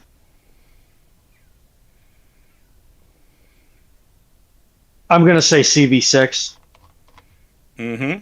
Just because that ship should have died so many times. That ship should have died. It is the tub thumping of at least American carriers. Mm-hmm. Agreed. Dan? Either CV6 Enterprise or Ark Royal, the 1938 one. Okay, as both of you gone for CV6, I'm not going to go for CV6. For me, it'd be between Saratoga and Implacable, but a good honorary mention by the USS Enterprise, the Nuclear Edition. Now, Saratoga as in the 8-inch armament one, right? Yes, because she gets up to some really cool stuff during World War II, but gets basically written out of history. People forget her. Yeah, but you like her in her 8-inch fit, right? Mm. I'd like to know then to be no 8-inch guns fitted on her. Ploppy 78, doesn't the Type 31 not use a similar system built off ship and then dropped on? Yeah. It's quite common to modern systems to have such a creation, but it's the Italian one, the Japanese one. I mean, and it's a very good system. The Italians also have quite a good one, and the Brits have quite a good one actually. I do Sheffield. The trouble is, I love Illustris, but the trouble is also I've spent enough time with the designs of Illustris to know what Illustris could have been if Henderson had his way. There is a very close run of thing where Ark Royal gets built as a 27,000-ton carrier, and she has all the armor included, and all the subdivision, and all the anti-torpedo protections, and is a full-on dream carrier that should be built. The Illustrises come even closer, and they're built to that in such a way that you have, of course, Formidable, which is built with those changes added in. Some of those changes I did in. And then the fact is, the reality is the Implacable class design is from that original design tree from the Illustris, which was the 27,000-ton variant. And yeah. Sheffield, Norway scored 0 goals. Sounds like a Blood Eagle is in somebody's future. Yeah, all I will say is that there is probably a Phoenix lady who's very, very upset right about now. No, it's been disallowed. Norway scored. Oh, they had scored, and now it's been disallowed. Okay. Well, you never know. Then, if it's been disallowed, then there is definitely a Phoenix lady who's currently raging against her computer. Phoenix lady, as in a lady from Phoenix, or someone who is a Phoenix? Someone who is a Phoenix. Okay. Look, in the nicest way, when one of the people from Hololive who my mum watches turns up on, I think it was CBC Sporting Productions, and then gets turned into starts appearing in Twitter around the world, I end up picking up on it because one of my main tricks to try and keeping track of what my mum is saying about VTubers these days is to make sure I follow them on Twitter. And I have an idea of what they're saying and what's going on. So yes, Kiara, Takanashi Kiara from Hololive, has been making it big on sporting, and especially to do with the football. And yes, I can imagine I'm not sure. She might be supposed to be doing I don't think the concert is going on right now, but because so she probably is watching the game, and she's gonna be annoyed.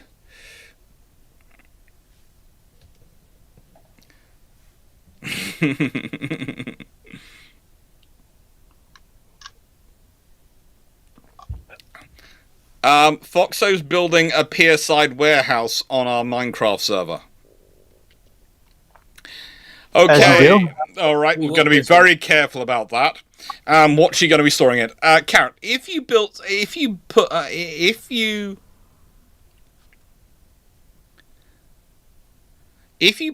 a fully functioning HMS Belfast cruiser in a carrier battle group, would it be more or less effective against drones than a modern AA destroyer?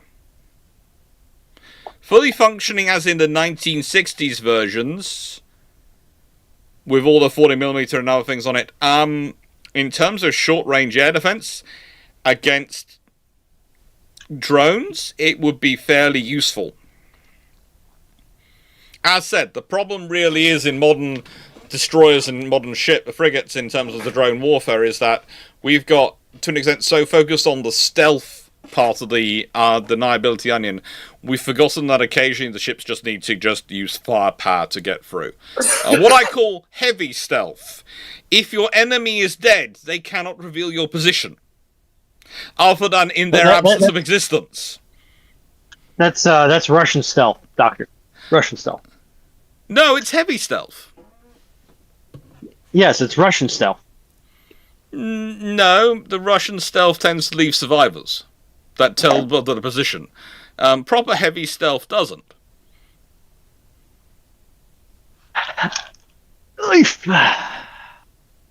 I'm too young to feel this old doo-da, doo-da. Castaner. Yes, well, I've turned older since last time I did one of these. So yes, we should please do say happy birthday to Dan in the chat. Please say happy birthday. 2 weeks ago. Dan is now over a year old, a year further in his travels around the sun. He needs to feel happy birthday because, the walker is creeping up on him. My old bones. You're getting a fair number of happy birthdays coming in now. Thank you, everyone. And there's people are also saying belated happy Traders Day to Runon. Thank you. Castaner, listen, as I said yesterday,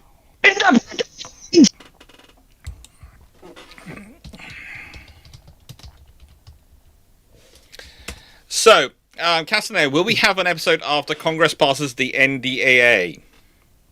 Yes. It seems only fair. I made a whole load of Americans suffer through the Defense Investment Plan.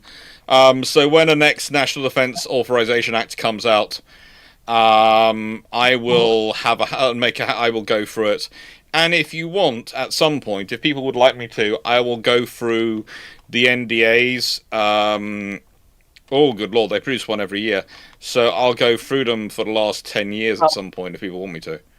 Because I've got full. Oh, good lord! I have them all the way back to 1986. I have them, and plus other details on. I have 3 files on each one from 1986 onwards. I am obligated to point out that the NDAA is actually far more solid than the DIP is, if for no other reason than the NDAA has actually got the force of law behind it. Yes, which is why I look forward to it. And then, recently it's getting turned into even more of a culture war, political football. Yeah, that happens. Which, is always great when it's the single biggest spending bill that Congress passes in a given year. Yeah. So, von der per Order 7, were the 6-inch Mark 23s and 8-inch Mark 1 and 2 turrets suitable for RPC? RPC. Remote power control. I was hoping it was that, but I was just saying enough to. I was hoping Volunteer per Order Sullivan would put in something in there to so I could make sure it was remote power control.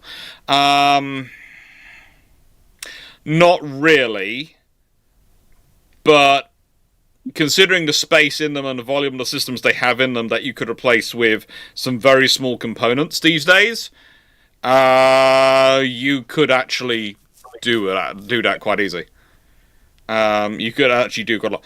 Whereas PD Professor, where's the sandpit for my head? Well, not that lucky. But look, the National Defence Authorization Act, it could be fun to go through it as a Brit going through it. It would be nice to see what it looks like when you have the actual force of law behind the spending and you've sorted it out. We'll see what happens. It was remote power control. We were right. Thank you. Nice statement. How likely do you see the Royal Fleet Auxiliary being merged into the Royal Navy? And when was the earliest this could have happened? Oh, it could have happened from day one. It could have been the whole time the Royal Fleet Auxiliary could have been part of the Royal Navy. The RFA could have been like the Royal Naval Air Service, a service within a service, or the Royal Marines, a service within a service. At the moment, they're closer to the Royal Marines model because they recruit separately, etc., and all these things. But they could have been like the Fleet Air Arm, all of these things. They are a branch of the Navy, but they're within the Navy. So that could have been from the get-go. And how likely do I see that happening today?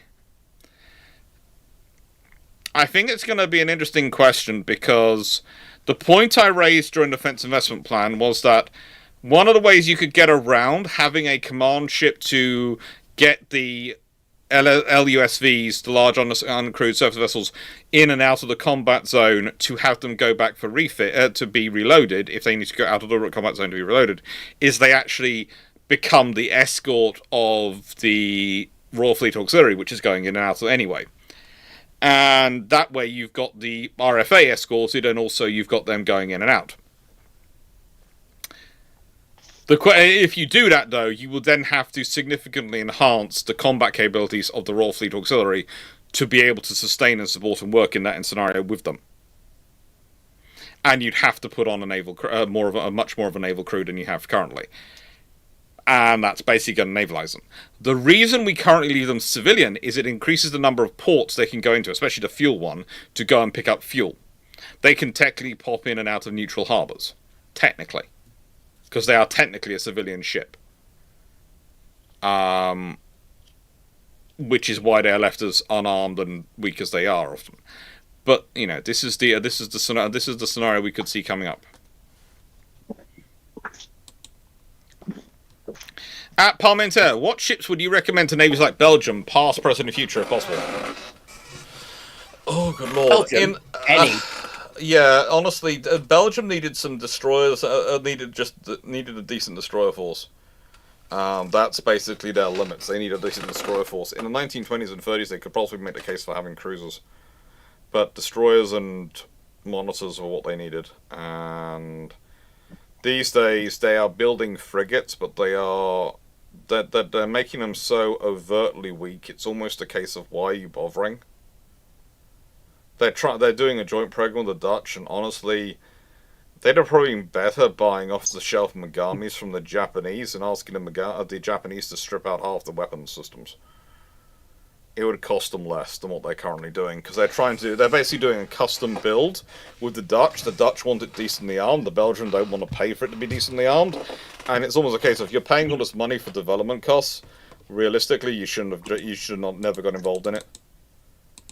You don't want to. Admittedly, it would probably force the Dutch into the Type 31 program if the Belgians hadn't been going, because that's the only other similarly tuned frigate program which the Dutch could have got involved in at the time, as an option for their lighter frigate. But yeah, the thing is, if the Dutch had been part of that program, the British might not have kept joining and leaving the amphibious warfare program. They might actually have some amphibious warfare ships under construction now. Who knows? Look, the fact that British defence decision making is done by Larry the Cat. Hey, look, here's the fun thing. The Labour government actually, the most recent leaving of the Dutch program was carried out by Keir Starmer's government when they joined under the SDSR, that they did because the Dutch program was not capable enough for their mission requirements as set out in the SDSR. And now they've rejoined it because the ship that they were designing was becoming too complex and too expensive.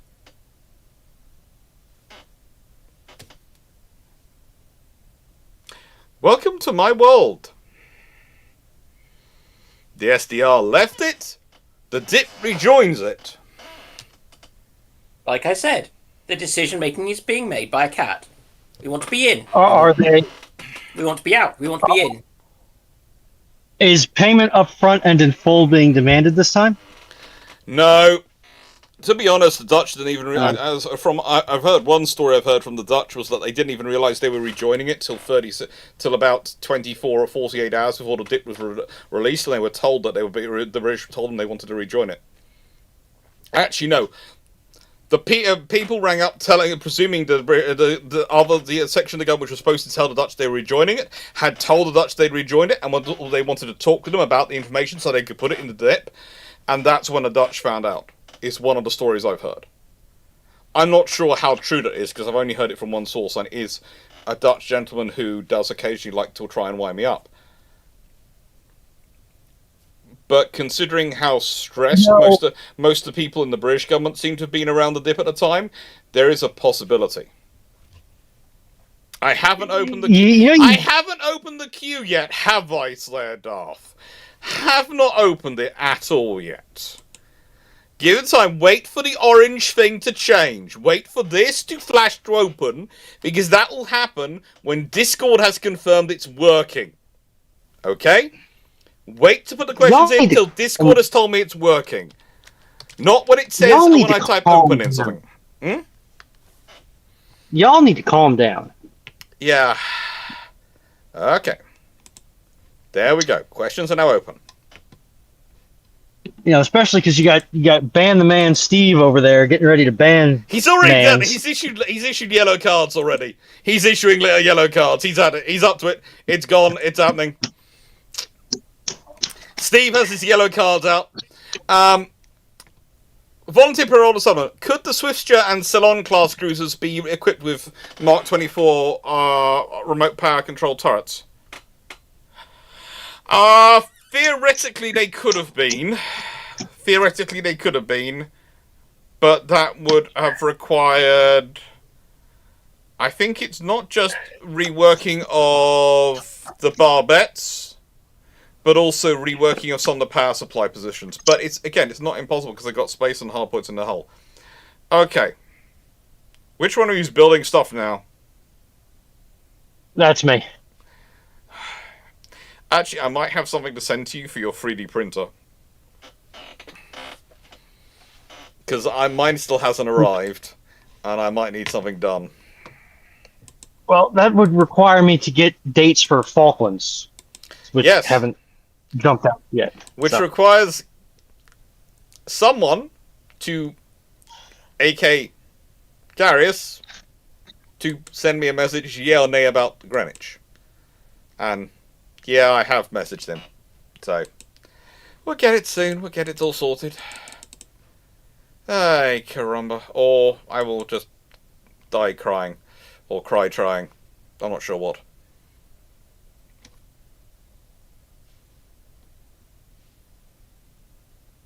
Don't worry about the internet. The only reason we do it is because once upon a time, before, the bot used to be, and I say this with my hand touching wood, before we got the internet, I got the internet as stable as it now is, used to play up something chronic in our house. We now have the internet set up on a dual WAN system with partial failover.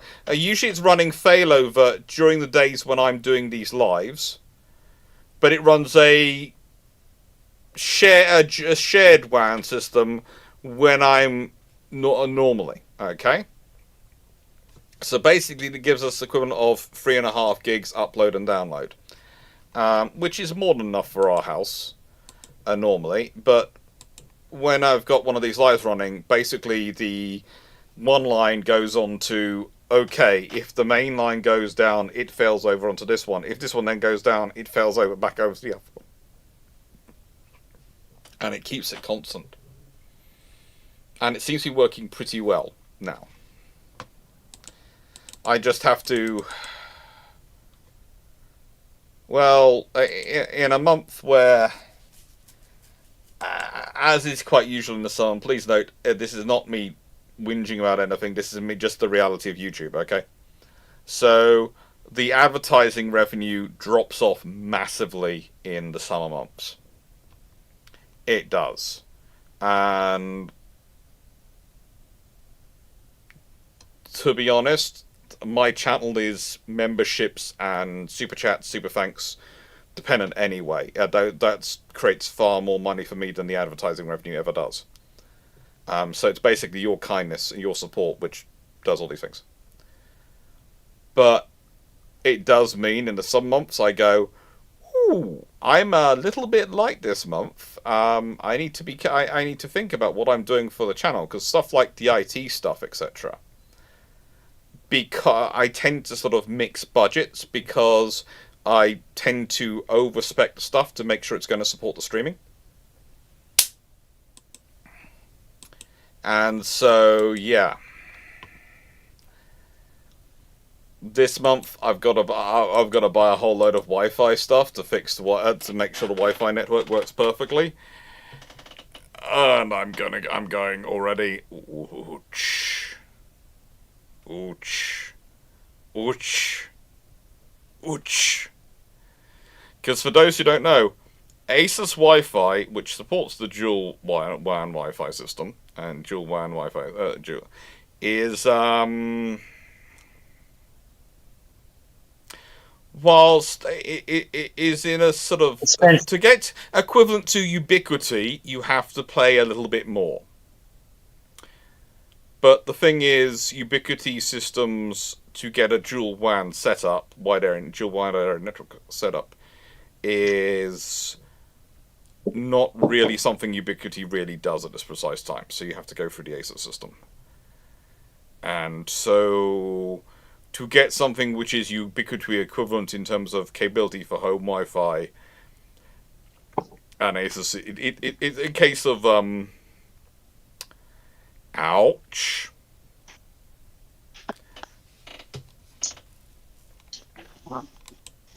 It is ouch. It is definitely ouch. Right, and we've taken in questions. We have got questions in.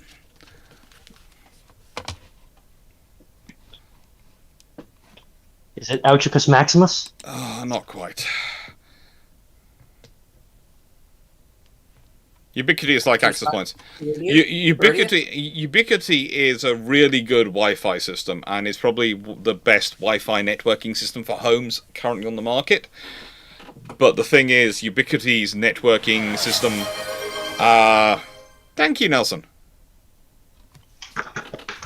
Still waiting for the episode on support ships. It's coming. It's coming. There are lots of episode structured incoming. There's a whole episode to being covered in frigates. Thank you.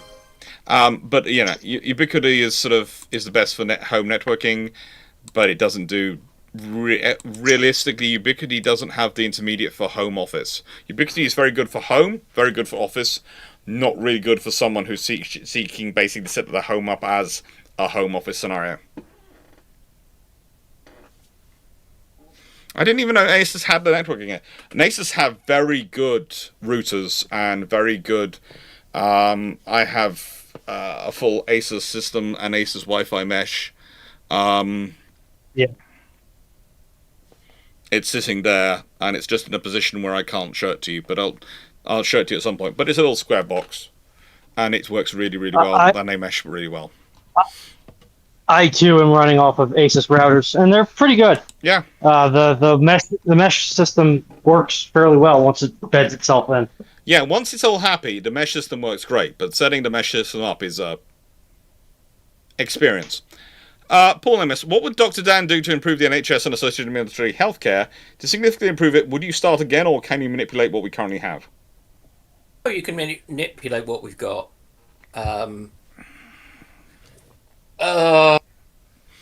Reorganize the funding structure. Because at the moment there are too many perverse incentives.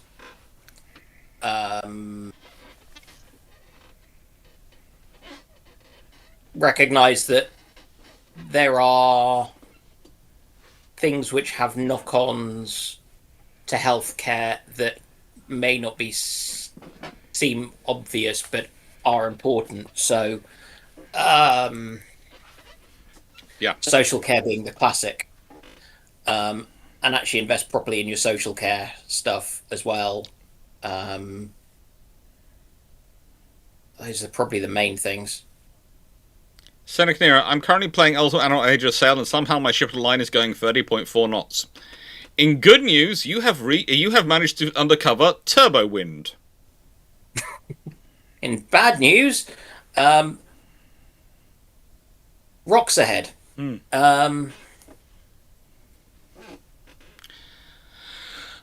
It's life. Thank you from Ploppy708 on Ko-fi. Thank you. Channel. The modern British Treasury, with its modern tendencies, is teleported to the 1930s. How much does this help the Axis? They don't survive, and the modern Treasury doesn't survive in the 1930s. Don't take this the wrong way, but the politicians today are happy to accept the Treasury interfering in their own departments because they have to, because of the way it was set up after Gordon Brown and Tony Blair. The politicians in the 1930s, if the Treasury had turned round and told the Foreign Office, let alone the Home Office, that they have to account for their spending after they've got their budget agreed through Cabinet and Parliament, will be told to go do a running jump off a very small cliff.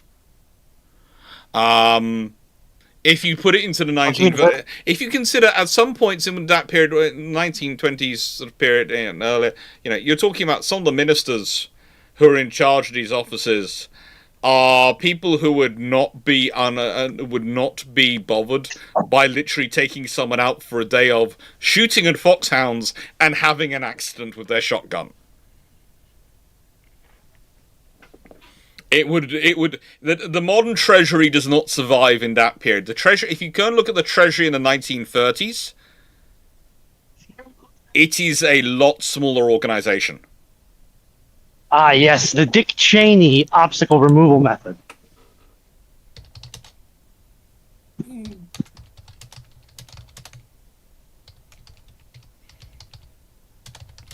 Who will rid me of this? Meddlesome bureaucrat? I was going to say auditor. That works too.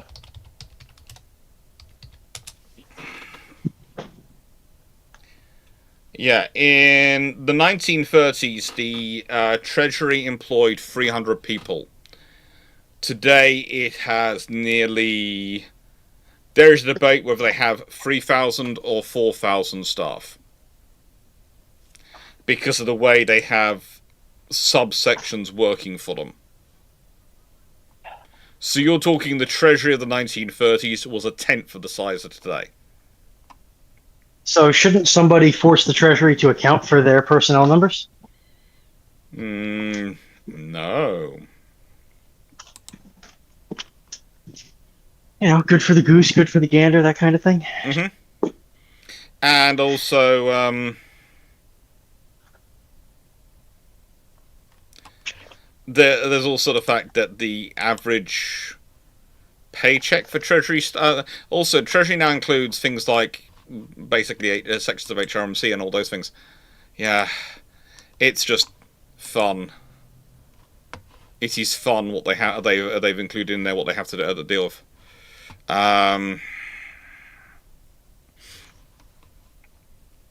The modern Treasury would not survive in the 1930s.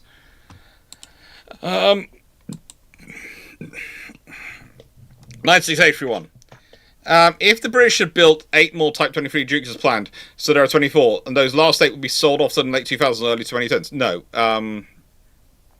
Probably, if anything's getting sold off, it's the older boats, but probably the ships getting sold off are the Type 22s earlier. The Type 23s are going to last longer. But also, if you've got 8 younger Type 23s, if you think about it, if we consider the Type 23 class and the rate they're coming in to service towards the end, the Type 23 frigates... Well, let's see. St. Albans was laid down in 1999 and commissioned in June 2002. The previous one had been commissioned in 1998. So basically, you're saying they're still being laid down till 2007. And so the running of their construction, their tail end their construction overlaps with the beginning of the Type 45 construction. As I said before, that reduces the cost of the Type 45 construction because there's no gap between the building. And B... the last of those would be commissioned based on the build time of roughly 3 years if it goes on to into 2010. So yeah, the Type 23 class, the youngest would be 16 years old. The youngest would be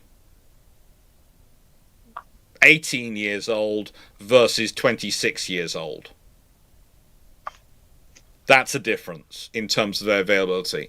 If you have a look at what the availability of the class was 8 years ago versus today, and that's the other thing. Also, if you've got them in construction, those are probably still lasting longer. The question is, do you have the Type 26s under construction at the moment and Type 31s? Because after all, there's a younger, bigger Type 23 fleet. You might well do so, but the thing is, no, they wouldn't have sold off the new ships. They'd have sold off the older ships. So basically, you'd have got the earlier Type 20, and they're the ships they sold to Chile anyway. They sold them to Chile in. When was it? It's literally in 2005 and 2006. They sold Grafton, Norfolk, and Marlborough off to Chile. So yeah. Thank you, PD preprocessor. So no, it's basically nothing would happen to the new ships.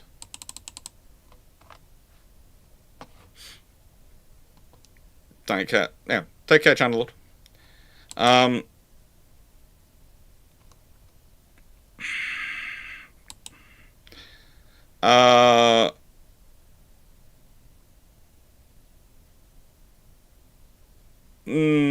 Well, no. If they are ordering them at a pace of 1 a year, which was the pace they had towards the end of the construction, because by the time they're doing it, they're building them at 1 a year. Then you add 8 on. They'd start building. It is. I'm going to remember which was the last one. I'm going to have to look it up in my notes. Type 23s. The last one, I think it's St. Albans, isn't it? It is St. Albans. The last St. Albans' order is laid down in 1999, in April 1999. Prior to that, Portland had been laid down in January 1998, and Kent had been laid down in April 1997. Prior to that, Grafton and Sutherland were both laid down in 1993. There was a 4-year gap between them being built. So it's not a case of they're going to crash build them. They're building at a pace of roughly 1 a year for the last 3. If you've got 8 more carried on, that's what they're going to be ordering. So yeah, in a nice way, you were able to have 3 ships under construction at any one point. It's pretty much what's the reality you're dealing with, and so they would just keep it up so they'd have 3 under construction.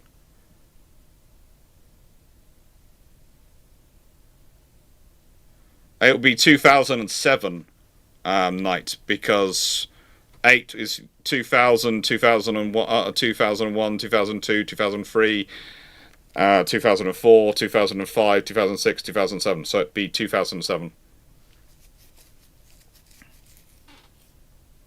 And they wouldn't be sold off the slipway, because the British aren't going to do that. They're buying new ships, and that's where they sell the older ones at that point. There is a time, you are right, where the British might be selling things off the slipway, but they're not doing that at that point. They're going to sell the older ones, like they sold them to Chile and they sold them to other nations. If they'd made it to 2010, if they'd been literally, but they'd probably sold off the older ships in 2010 as well. But probably it's a Type 22. They're going to sell the Type 22s before they sell the Type 23s. And historically, the Type 22 frigates, well, they hung around till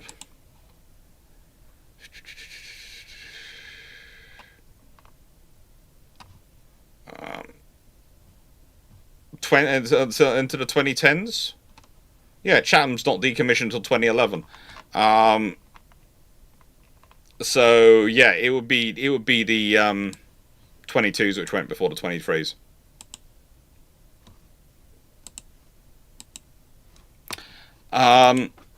But you've now had a question and 2 follow-ups, because you wish to argue your point a bit.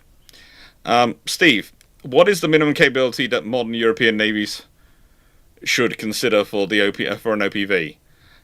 Depends which nation you're talking about. If you're talking about a nation which is sitting in the Baltic, etc., which is staring off at close range, you're probably wanting heavy missiles and some 26mm and capabilities to basically assist your frigate forces in sea control.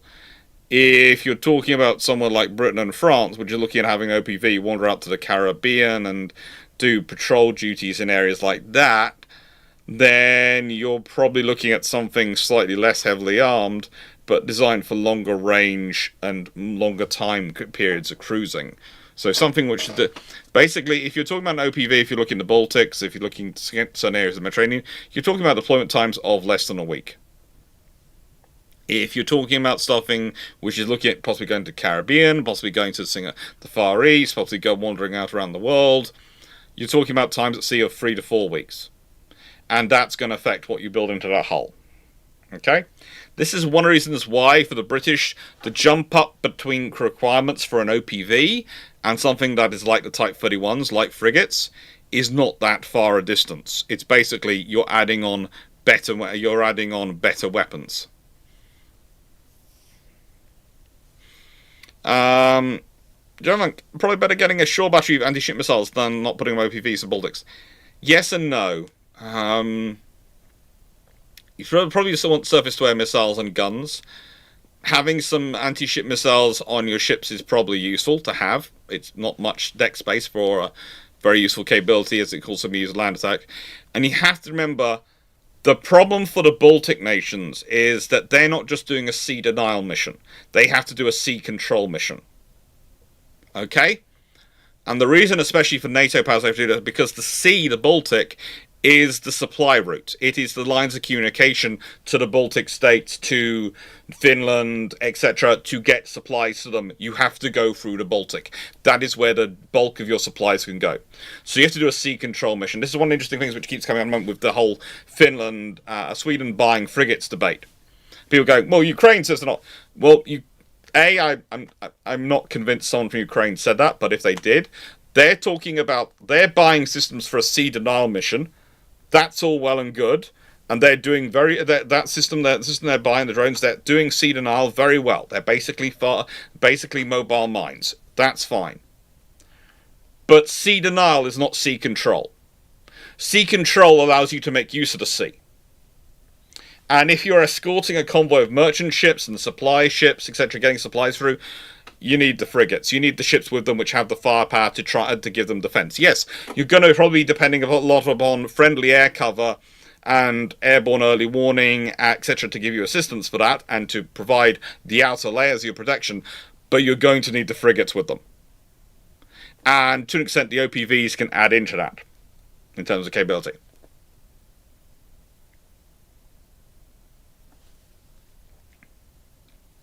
Yeah, I have been looking at Danish ships, and they are looking pretty good, I mean. But the thing is, again, things like Naval Strike and the Naval Strike Missile has a pretty good land attack capability and also and other systems put into it. That can be useful for a OPV to have to go. Yeah.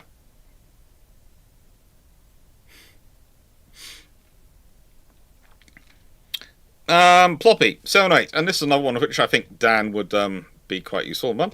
As the hospital ships have been dropped from the dip, is it possible that an MRI can be installed on a ship or trauma care or in an ISO container for rapid medical reroll, or is it not possible? MRI? Almost certainly not. No. They weigh tons, and their power requirements are vast. And also, an MRI scanner does not like random bits of metal, ferrous metal, at all. No. At all. So your risk is so you're not going to be using it. You're not going to be putting an injured service person through an MRI scanner. Well, you might if you in a kind of ultra type emergency. Plus, it's not going to give you information that's going to change what you do in an emergency and trauma situation. We don't use MRI in trauma. You use CT scans. CT scanners in a box, yes, and that does happen. I mean, you do get MRI scanners in a box. There are trailer-based ones that drive around to set up. So there are mobile MRI scanners. So if you needed one for like a field hospital somewhere because you were doing you were covering somewhere which had been devastated, yes, you can do that, but you're not going to need it for a hot war type situation. It's going to be part of hearts and minds.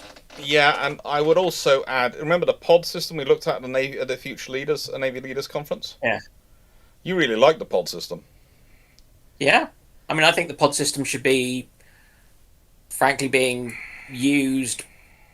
I think stuff like that is very useful, and I think there's some very good ideas out there for it.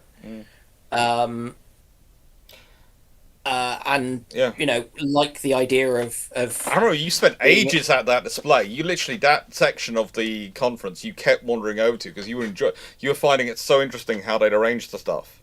And they were really excited to have an actual doctor there because everyone else they've been talking to all day had no medical questions for them at all. We're all basically asking cost questions, and suddenly there's a medic there asking them actual medical questions, and they were so excited to spend time talking to you.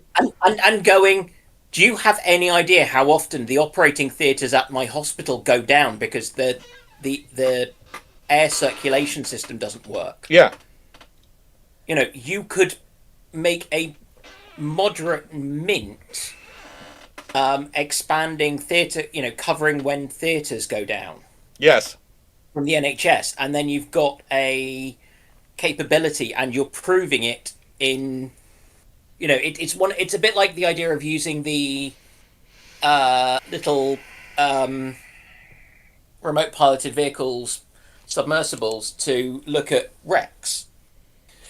It's a good way of demonstrating your capability in a no one is worried about you revealing sensitive data. you're not giving away any OPSEC, but you can get some good advertising. Can I just say I would like I have been watching the social media feeds of today of the UK politicians just because I've been watching those since Dip came out. And now, for the 10th time today, someone has tweeted variations on lines of, this is from the ruling party, the Britain is serious about the transition to hybrid navy with new powerful drones at the heart of the Royal Navy. And I'm literally going, usually when there's a coordinated tweet out like this, that means the program is about a few days from dying. A painful death. Yeah. I mean, like I said, I think this is the best you can consider. This is a draft for what the next regime is going to do. Say it off, Karen. And you know, I wouldn't give it any more or less attention than that. It's a draft. It's a badly written draft. You know, it's not getting very good grades. No. It's getting very poor grades at the moment. Say it off. Other than Bovril and Margarine, both of which are attributed to Napoleon III, the ambulance volante, literally flying ambulance, developed by Napoleon's Surgeon General, and GPS, which Reagan made available for civilian use. What are some other interesting innovations used in the civilian sector that came from the defense sector? The internet. Anyone else want to add in stuff in? Mass production of penicillin. Yeah. A huge amount of trauma surgery innovations. M&Ms.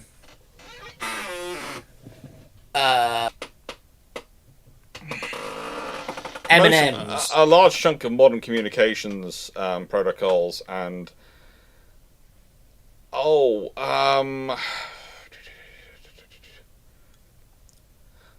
they do the now the new fuel tanks which they use on most modern cars, basically come from military studies. But M&Ms, the sweets, they were designed for the US for the Pacific. Yeah. So they wouldn't melt. Oh, Bourneville chocolate. Bourneville chocolate. If you have an iron deficiency, Bourneville chocolate was actually designed to redress the iron problem which troops were having in World War One at the front. And still to this day, it's probably the most iron-rich chocolate you can have. I'm not going to ask Dan to give it a full medical endorsement, because I would never ask a doctor to endorse a chocolate bar. But I myself, whenever I have been, especially when I do heavy training, I tend to find that if I've got a Bourneville chocolate bar nearby, it really does help with the recovery period. Far better than the healthy stuff which I'm told, which you're supposed to have. I find the Bourneville chocolate bar does well. The healthy stuff often isn't. The amount of times I go into the gym and there are people sort of these guys are sort of looking at me going, "You have a Bourneville chocolate bar. I have these weird things in a mix of." Well, I'm fairly sure it's granola, which I have for breakfast anyway, but I'm not going to use that for recovery after I've come out of a gym. I'm not going to sit there and have dry granola going into me when I've just been sweating and everything else going on. I want to have something nice to munch on. And they're going, I have a Huel bar. Oh, like, those taste. Oh, no. Oh, they persuaded you to take slurry. Oh, no. Oh, good Lord, no. No. This is probably one of the reasons why I will never get sponsored, because honestly, whenever the food people look at me and go, "Would you, I'm sort of going, no, if I don't like it, I ain't endorsing anything I don't like to eat. No. Would you endorse Iron Brew? Yes. No. Iron Brew, happily, but they won't. They decided that they don't need to sponsor me. I do the advertising for free anyway.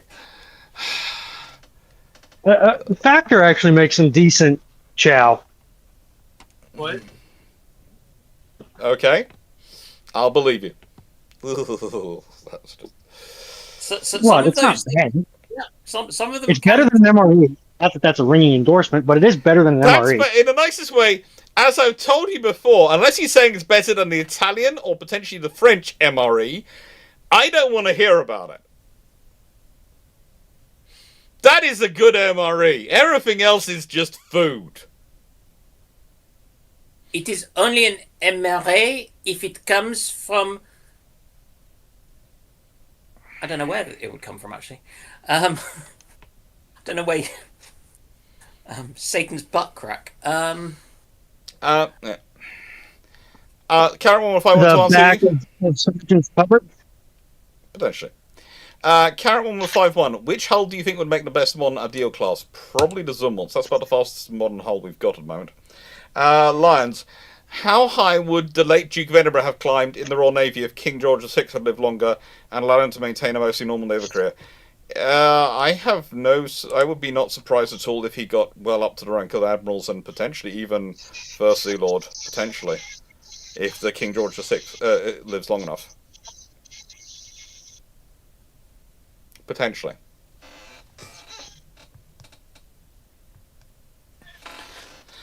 Steph Thompson, which navy will have the most amount of laser armaments in the near future? And truth behind the uncrewed subs diving deep in SSBNs. Okay, which one of you is doing that? Not me. Ow! That's screeching.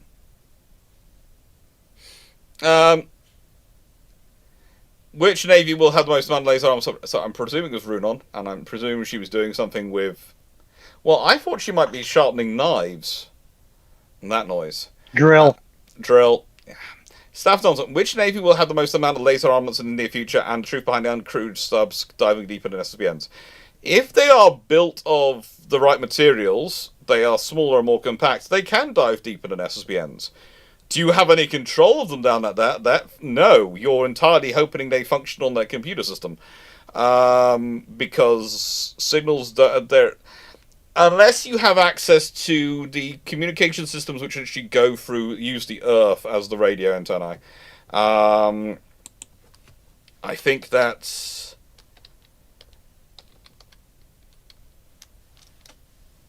Ooh, ultra low frequency?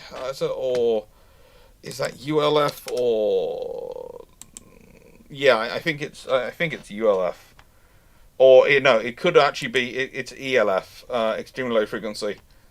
And... You need to use elves for communication. Basically, the number of nations which actually have ELF systems is tiny. We're talking India, Russia, China, and America have it. Britain doesn't have it. You are not communicating that with that much, and that doesn't send that good of the quality data or anything. It's just, yeah. VLF it goes VLF, ULF, ELEF, and yeah, it's fun. Lasers on the near future on the ships. You have to remember again that the defense investment plan includes the idea of fitting lasers onto the Type 45 destroyers. And onto pretty much everything else as well, as part of their build process. So, conceivably the Royal Navy is going to be up there as potentially, and certainly in quantity, but probably the Americans will get there first and in larger numbers. But we'll see what happens. We'll see what actually happens. There's a lot of people... Lasers. Yeah. Out of curiosity. Yeah. There's a lot of people making claims at the moment. We'll see what actually happens. Yeah.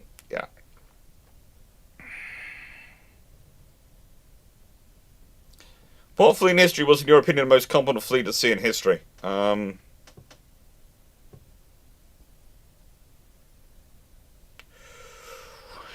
It's hard to argue with the Royal Navy at the height of the Age of Sail being the most competent at every level for its period, and overall pretty darn. The American Navy today is pretty darn competent, but the reason I'm giving the Royal Navy the edge of that period is that that particular Royal Navy is basically in permanent war for about 100 years at that point.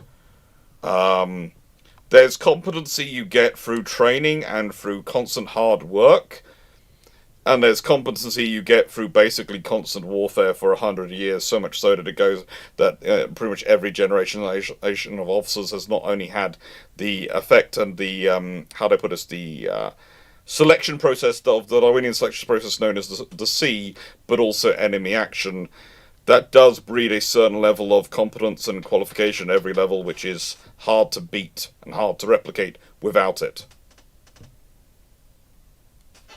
And literally, that's what I'm saying. I'm basically, if it was entirely on peacetime navies, I'd probably currently go with the current US Navy. If we're including navies which are fighting in wars, I think it's very hard to argue against the Royal Navy in the later parts of the Age of Sail Napoleonic Wars.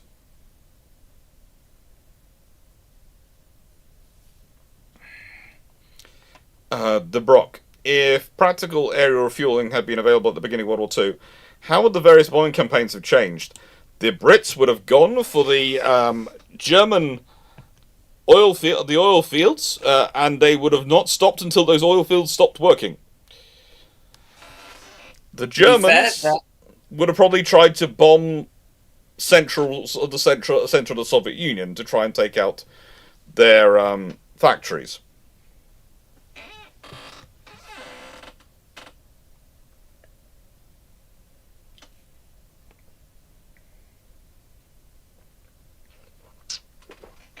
Practicalities of putting a soccer field on an amphibious warfare ship stands. Depends on the ship. If it's got enough space, it's quite easy to do. The main trouble is possibly going to be the surface. Most soccer players are not used to playing on that harder surface. I think a warship would work better for basketball. Oh, they do that. Nice way. One of the best games I ever got to watch, and it was a live stream one, was a game taking place inside a U.S. aircraft carrier's hangar. I can imagine that. It was a good game of basketball. It was a really good game of basketball. This is funny, because currently I have this shape, but what people don't realize is in my youth, when I say in my youth, in my 20s, I was a basketball ref. And actually did some of the qualifications and some of the stuff for it. Because it was always a shortage of referees in... how do I put this politely? In the places I was working at. So I went to do some of the qualifications so I could help out. And I used to enjoy that. I also had potentially if I put some practice to get it back, had a mean three-pointer. Which I was told was annoyingly difficult to try and intercept because I had the right amount of spin on it. But we'll leave that to one side.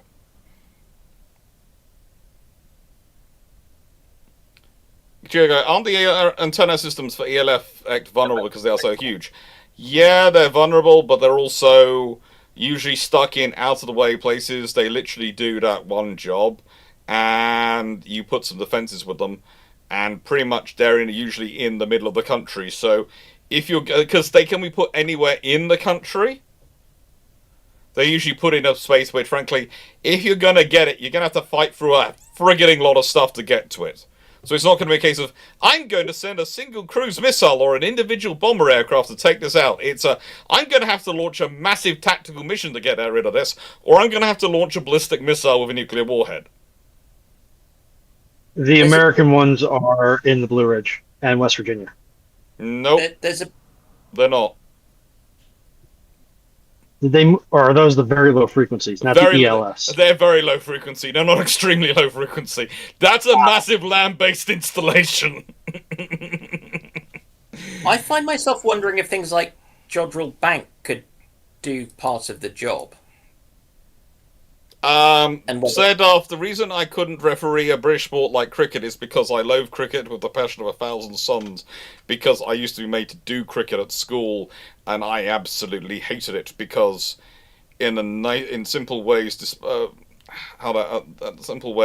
simple explanation, we sat outside for ages, and at my school they kept debating the rules for so long. No, all I did was I could basically spend my entire time in the field sitting down, and I once clocked it was 45 minutes debating the rules before anyone even bowled, let alone actually managed to hit the ball with a bat.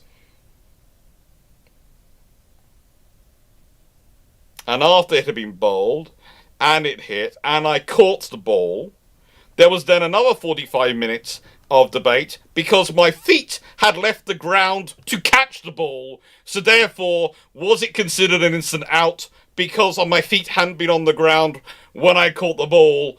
Or was it out when I landed back on the ground, in which case the person would have made it in time to where they're supposed to be running to? And that was an actual debate for 45 minutes between our two sports masters, and I kid you not, that legacy has put me off cricket for life, that experience. That doesn't work, because... Wait, were you wicketkeeper, or... No, I was outfielder.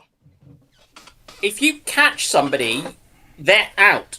End of. But according to apparently one set of cricket rules, they're only out when your feet touch the ground if you caught the ball in the air, versus on the other set of rules, if they're out the moment you catch them. And in that time was apparently the time difference it took for the person to actually reach where they were supposed to be safe. They're never safe if you're catching them, if they're caught out. I think it was the person. It wasn't the person who. It wasn't. They weren't debating whether it was the person who had hit the ball, the batsman. It was the other batsman running with them. They're trying to debate over. I have no idea. I lost track. Honestly, it's about 30 odd years ago. It feels like probably less than that. I think it was 11. So just before 30 years ago, and honestly, after I transferred to a secondary school and. My secondary basically went, do you want to play cricket? No. Good. You can go play rugby or you can go swimming. And so that was my two options. And the reason I don't ref rugby is because I enjoy being a prop forward in rugby. And those who've ever played it will know exactly why I enjoy it. No, Alex, there is only one set of rules. Steve? If you want to go back in time and have a debate with the cricket masters at my primary school, you can. I think one of them is still alive. I'm not sure about the other one. But either way, I ain't bothered about it now.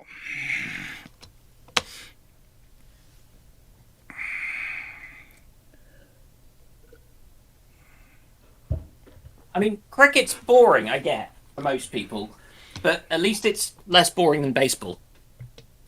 Which I think was probably the most boring sport I've ever seen, including... I was actually having fun watching Gareth, because he was so excited. It was like being a little kid. I did not get that sport. But the trouble, the things I really missed in it is I was expecting to be more people walking around offering to allow me to buy things like popcorn and soft drinks in the stands. Instead, they made me walk to convenient spaces. I thought that was the whole thing in baseball, that there were people coming around selling you stuff. Instead, I had to keep walking if I wanted something. No, my school didn't offer rounders.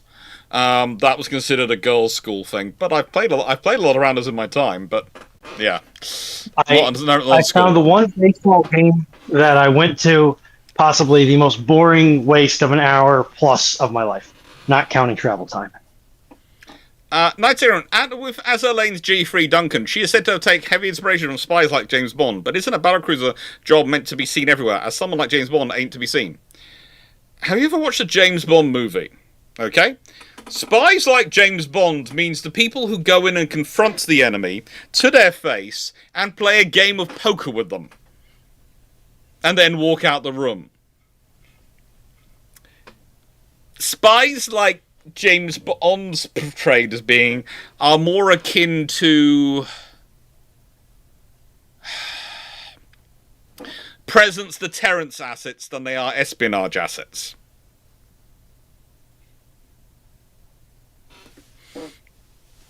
So there is a difference there. If you're comparing to someone who's an actual proper spy, you'd be very right. But compared to the way James Bond plays it, yeah, that fits.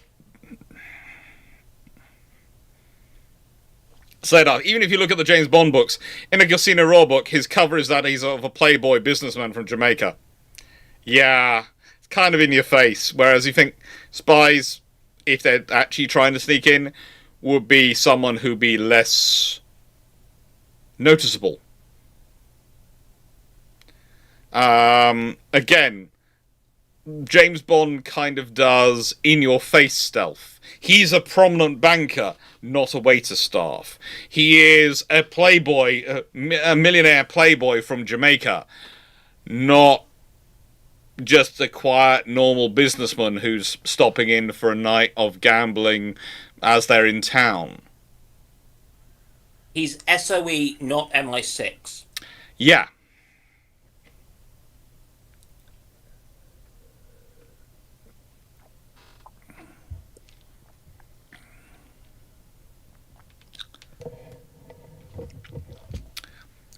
He is basically he hides by being visible.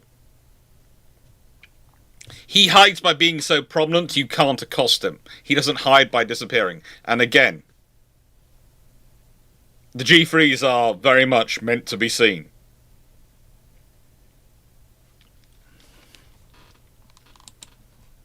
Channel, why did France and Italy go with twin turrets over triples for the Trento, Zara, Duquesne and Suffren class cruisers? It's weight, displacements, and in terms of making the mechanism work and everything for displacement under Washington treaties. It's literally just getting it all in under tonnage and getting what you want built there. Because the French didn't really do triple turrets. Because they did quads, but that's really two twins. Yes. But they didn't really do triple turrets. The Italians... I can't remember if they had triples. I can't remember Littorios. Yeah, the Littorios did, but I'm not sure if anything before them did.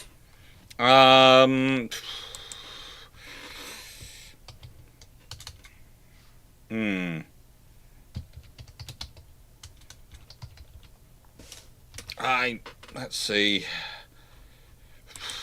And apart from the Nelsons, the British didn't until the Town class. No, because usually twins are about level at which you don't have to worry about maintenance issues. No,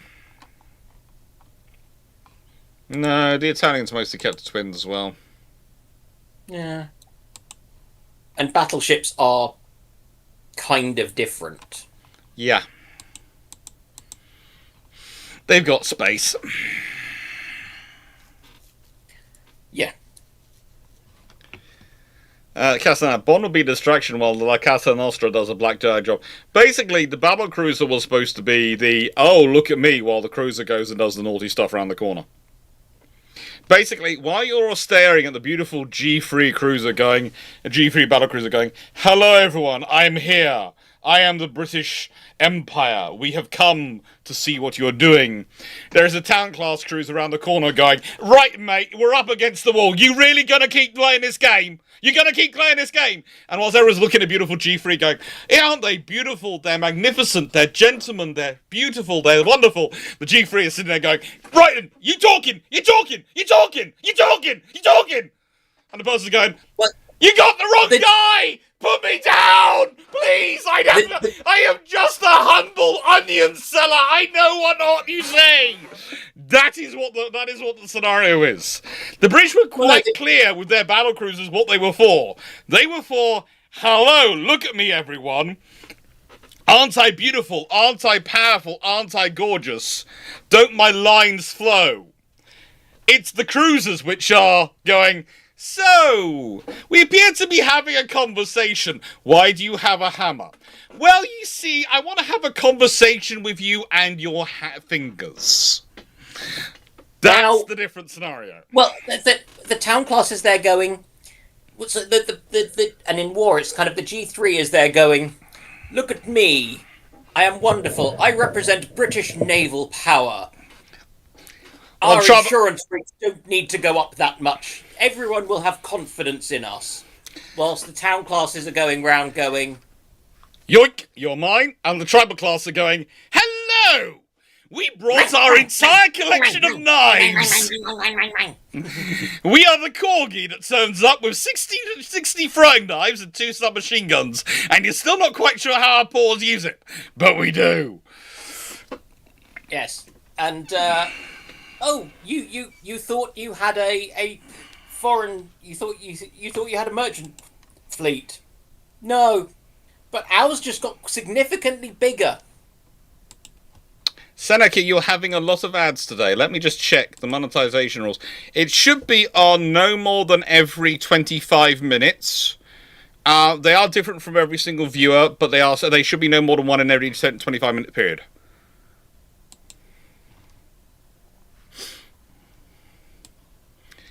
But you see, again, this is what you can do with a graduated naval force. If you have all the different levels of naval force, you can have these different options.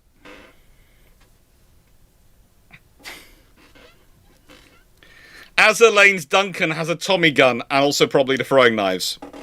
Yeah, that's the other thing. Usually the pretty British ship then turns into an absolute demon when it actually gets to fight. But that's because they're Catwoman. That's actually the difference here. This is basically, what you're dealing with is Catwoman. You know, turns up at the beautiful event, looks absolutely amazing. Everyone's eyes are on her, watching her that way, and then she turns into the thief in the night. Yeah, that. By the way, 25 roughly every 25 minutes is roughly the lowest I can have it on, and YouTube doesn't have any upsets. To be fair, Bruce Wayne has been known to throw hands surprisingly well for a playboy billionaire philanthropist. Yes, Batman has been, but the thing is, Batman is obviously not Bruce Wayne. I'm talking about Bruce Wayne. Yeah, Bruce Wayne or Batman, either way, I don't like the idea of that particular gruff-spoken gentleman being associated with something as beautiful as a G3. I'm sorry. I just don't think. I just don't think ever.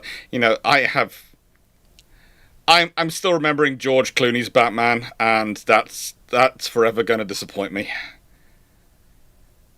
I mean, it could be Batfleck. Oh, good lord! Oh, don't go there. Don't go to Ben Affleck's. Why would you bring that up? I was trying to pull that out of my brain. The most wooden character Ben Affleck's ever played, and that includes like his character in the movie where he had a very smart friend, Good Will Hunting. What about the accountant? The accountant's supposed to be wooden. The accountant's supposed to be him playing severely autistic. Shanta Kumar. Hi, Dog Lights. What are your thoughts on Damon and Dutch shipyards and their shipyard infrastructure design capabilities in general? They're pretty darn good. But the trouble is, they are not very good at dealing with a client who keeps changing their mind, which is some of the issues they've had with Germany recently. And honestly, nobody's good at dealing with a client that keeps changing their mind every 15 minutes. Yeah, but if I can continue the point, one of the reasons why they're not good is they tend to charge for every point they change their mind and give them up-to-date funding reasons rather than just hide the money till the end and then tack it on the bill at the end. And that is the problem for the Germans. The Germans realised the bill was getting pretty expensive. And so that's one of the reasons why they made the decision they did. If the Daemon had been a little bit less honourable, less honest, they'd have probably buried the bill till about halfway through when they were already constructing ships and then gone, so, you owe us this much money.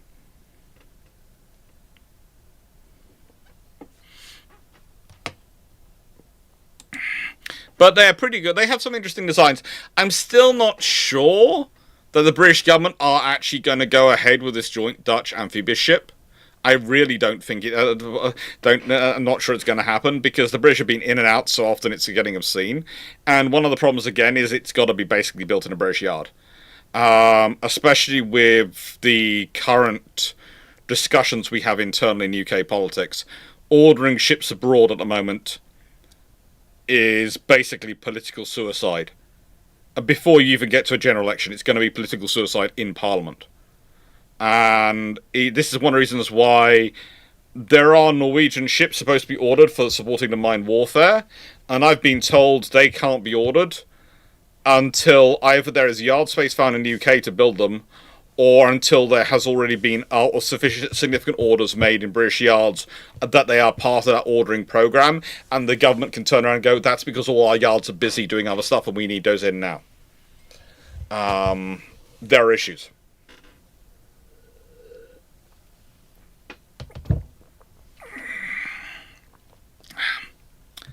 Javik, why aren't anti-air submarine missiles used more in Europe? It seems weird to me that ships like Type 26 don't have any such capability.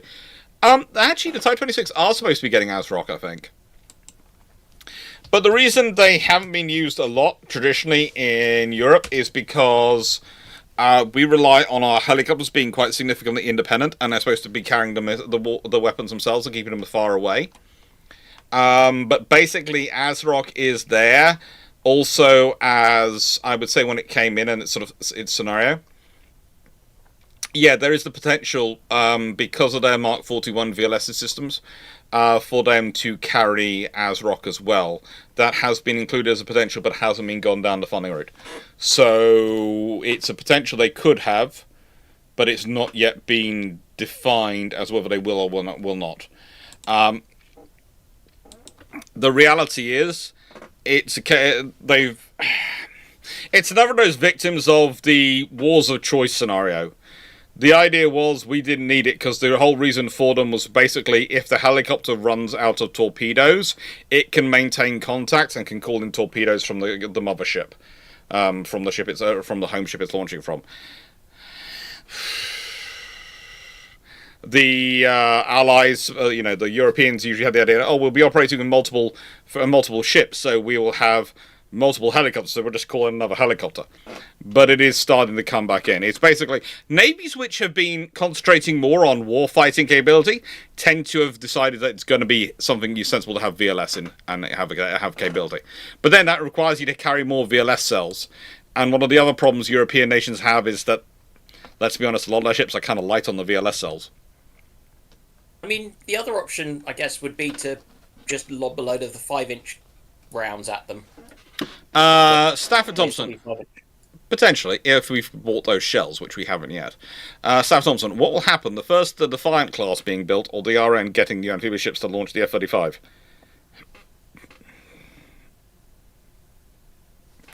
Well, I don't think a Defiant class has been laid down, or an amphibious ship has been laid down yet. So, and the current amphibious warship plans don't have the ability to launch the F-35 included in them. So the odds are probably with the Defiant class out of either option. But yeah, we'll see what happens. I wouldn't hold my breath with them though. I wouldn't hold my breath with anything at the moment until the ships are actually under construction and being ordered. No. There are even quite a few ASW frigates going around which don't even have fixed torpedo tubes. Shanyan, because the idea was they didn't need them. They could save money. Because torpedo tubes cost so much. When you're spending hundreds of millions of pounds on a warship, the torpedo tubes, they're what will break the bank. Torpedo tubes that fire the same torpedoes you're carrying anyway for the helicopter, that will break the bank. I mean, I'd like them to be carrying the nice big chunky ones the submarines use, but yeah, don't get me started. That would be fun. Is it accurate that if HMS Eagle 7074 Intrepid class 64 gun third rate ship of the line was hit by an American turtle midget submarine, sinking her was unlikely? Yes, very unlikely. It's unlikely, but not impossible. But remember, it's very hard to sink a wooden ship. Yeah, that's the basic trouble. You see, if you make a hole in a metal ship that lets water in, the hull is heavier than the water, is denser than the water, so it tends to want to sink. It's held up by the fact it has air in it, not water, which lowers its overall density. A wooden ship, the actual pieces of wood like to float. The hull itself likes to float. The trouble is often making a wooden ship hang deep enough in the water, it's stable. So, yeah.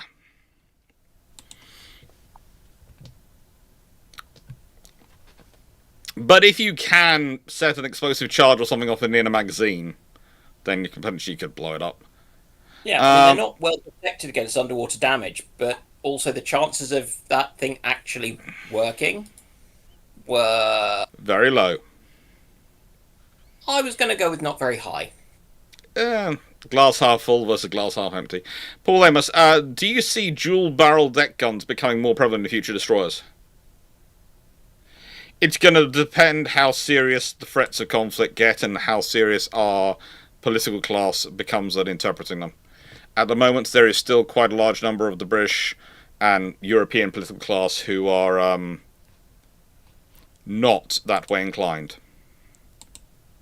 Yeah, wait till I change the orange sign, okay? And then we'll take in more questions.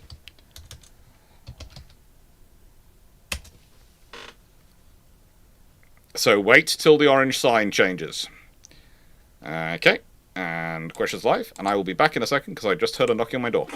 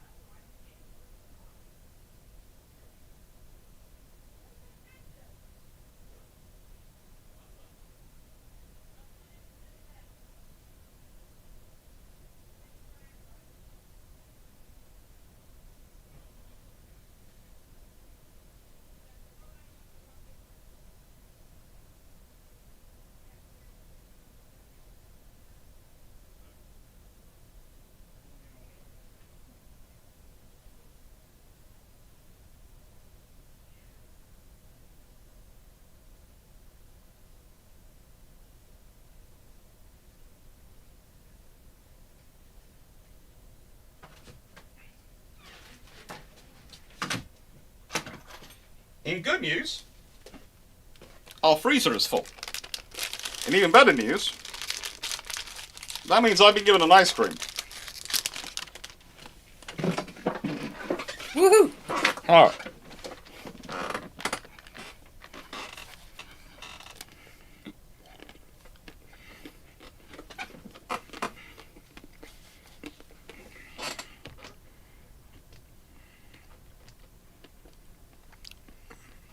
Or as I always prefer to think of it, itchy cream. Runon, are you sure there's nothing you can do about people putting in tests into the chat, into the questions? I mean, we could ban Seneca Nero.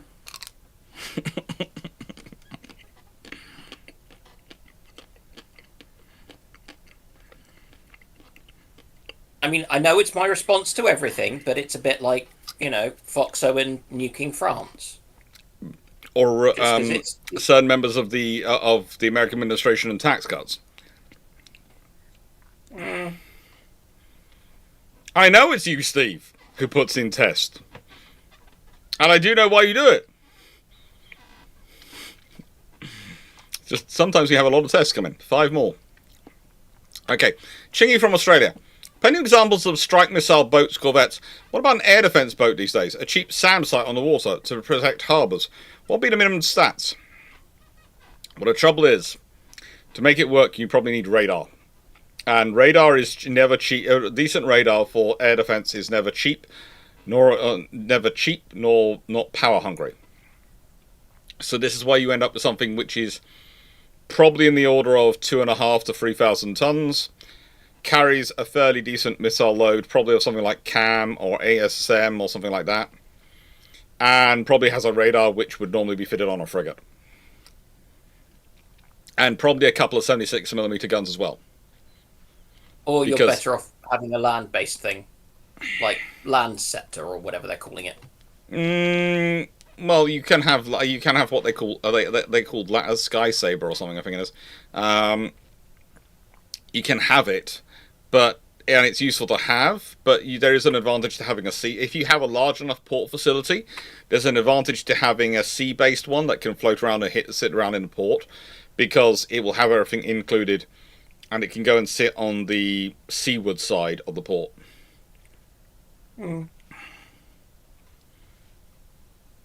Staff Thompson. What would the RN and USN equivalents to the Royal Canadian Navy Iroquois class, and how much better off would the Royal Navy RCN have been if built 8 to 12 instead of just 4? I'd have been a lot better if they built 3 times the numbers of them. It would have been Iroquois. I think it's the Charlie F. Adams and probably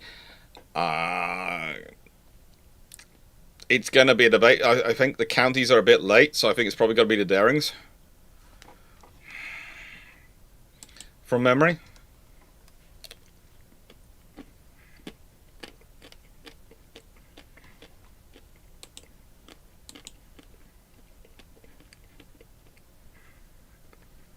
This is when we need Dragon in the chat, because Knight has come up with a Pan-American one from World of Warships, and I need to have a bit of I need to go look up now Valorizo a bit more details. Dragon, are you there? Dragon. I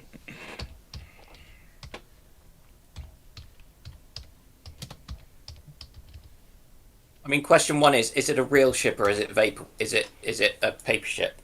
It's a paper ship. Oh.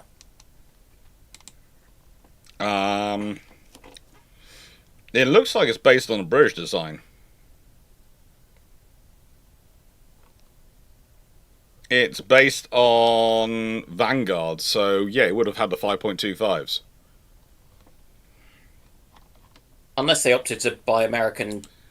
They apparently retrofitted British 5.25 system with American 5-inch, which I have no idea why they would do, because that's a whole lot of money for doing for no advantage.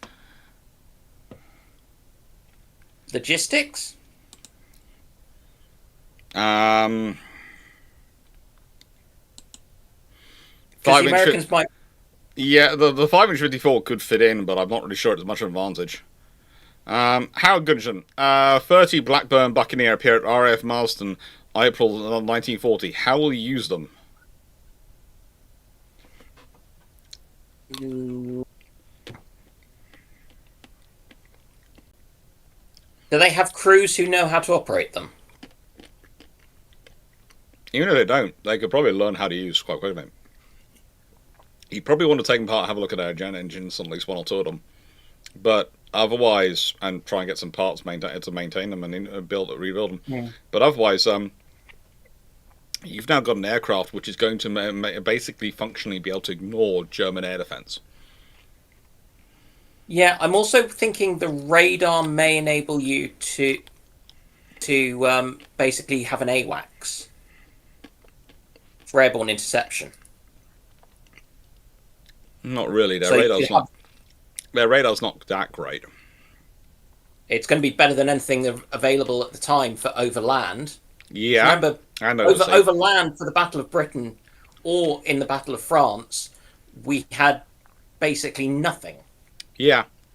The Observer Corps. But the other thing you can also do with the Buccaneers is some pretty decent strikes into various interesting territories and toss bombing. Oh yes, I think there will be some. I mean, for starters, the question is, do you sink quite a lot of the German fleet if it's early April is one of your early missions, or do you go for land targets? Can someone make sure for next time we have the questions open that Post 99 knows how to put the questions in, because that's a cool question. I'm going to answer it now because I haven't got it, but for next time when the chat's questions open, it's good if they know how. During World War II, submarines were used for infiltration and extraction by intelligence services. How do modern submarines compare in this ability, especially when it's the use of nuclear submarines? They do it a lot. Now, sometimes you will have specialist submarines, which are basically they've been fitted with special piece of equipment, as this happens to the British and to the Americans, where it's attached usually just after the sail. And they have in there, they will have basically housing to launch and recover specialist craft for inserting and extracting people from the Special Boat Service or SEALs. But they get used for a lot. Sometimes they just come up and launch a inflatable. But they get used a lot for it. They still do a lot of the work. A lot of the covert insertions and extractions. Yeah, there was a reason why the captain of the Australian submarine in Sydney, when I was chatting to him, there was still quite a lot of things that they got up to that you still can't talk about. Mm-hmm. The guy who commanded HMS Conqueror in the Falklands War still believes that was the third most important. The sinking of Belgrano was the third most important mission he ever carried out in command of that ship. He can't talk about the other two. Yeah. Yeah, Buccaneers do have a cool rotary bombway. There's a lot of stuff in them which they could learn about, and the Buccaneer is not that far ahead that they couldn't actually probably understand most of it. Ploppy78, do modern warships' hulls last long now as they due to modern developments of anti-fouling paints to compensate for their thinner hulls? If they're properly maintained, they can do. Hello, Foxo. If they're not properly maintained, they won't. Basically, they have to be dry docked quite regularly, and they have to be properly looked after. If they're not, then these things don't last any longer.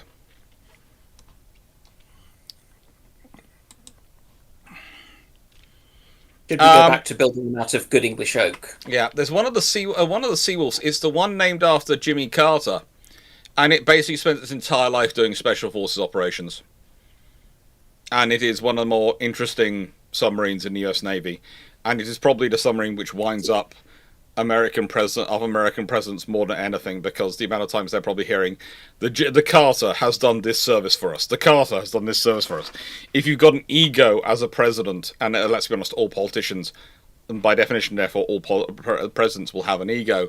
It must be a bit disheartening to constantly find yourself being mentally comparing yourself to Jimmy Carter every time you're you're having an intelligence briefing, because once again, that submarine is off doing naughty, interesting things around the world.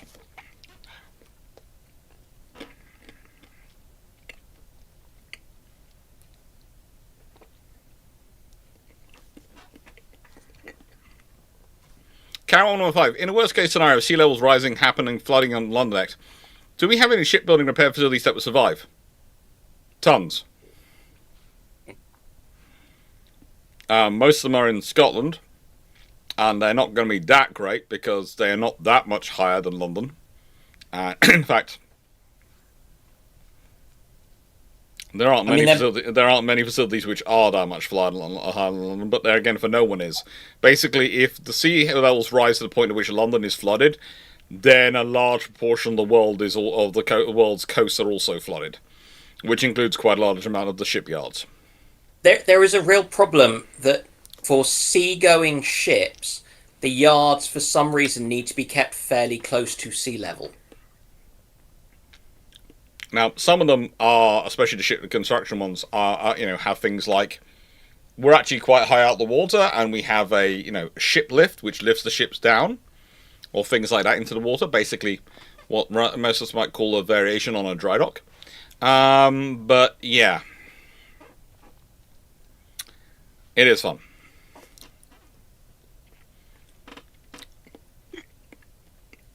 The reason why docklands are sometimes are actually in a better scenario than the places inland, it's because they are built up with the idea of large waves coming in on a regular basis, and they don't want the waves to cause issues. The stuff inland is supposed to not be affected by these large waves. Yeah, because the ones on the coast are built with the sea defence in mind. Mm-hmm. The problem is the stuff where you've built it, because a lot of new developments have happened on what seemed to be really nice big open tracts of land that they couldn't work out why no one had built on. Oh yeah, that happens a lot. Floodplains. Yeah. People love to build on floodplains. I had an interesting conversation, I have to admit, with my my sister recently, because we were talking about a road we were driving around in Cornwall, and she went, "This section apparently floods." I looked and went, "We're halfway up a hill. We're currently halfway up the hill. There's a crossing point, yes, but how does this section flood?" She went, It's often reported. Okay. So I was sort of thinking, oh, all right, fine. Probably it happens, knowing my sister, because she's a civil engineer, she'll look in it, and she'll be accurate. Anyway. Next day I was bored. Took the dog for a long walk. Ended up getting back to that crossing point. Completely randomly, but hadn't really intended to get to reach that crossing point, but I did. And so I wandered along, why is... The reason it's probably flooding, and I can say this on alternate, is the two gullies which go down the side, either side, are now currently full of detritus and stuff from the last storm, and that stopped the water going down them. And the drain point that there is actually there is also blocked. And so I sent pictures to the council, and hopefully they'll sort it out, and hopefully it'll stop flooding. But I did sort of sit there and think, going, the storm went through here months ago. It's been flooding enough. It's appeared in the papers. Has no one come out here from anyone who's supposedly got the tools and the ability to block the road to be able to do this properly, and actually done this?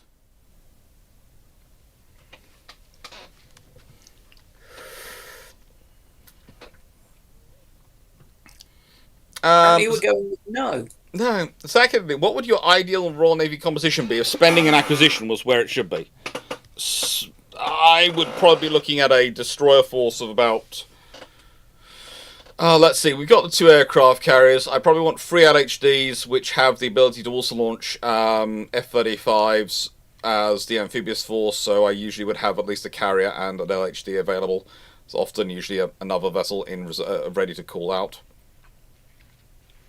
I'd want about 7 escort groups comprising of 2 air defense destroyers, 2 primary ASW frigates, 2 flak frigates, so basically 2 Type 45s, 2 Type 26s, and 2 Type 31s, plus plus about 18 LUSVs, large uncrewed surface vessels, to work in a 3-to-1 ratio of each of the escorts as extra warships, extra protection.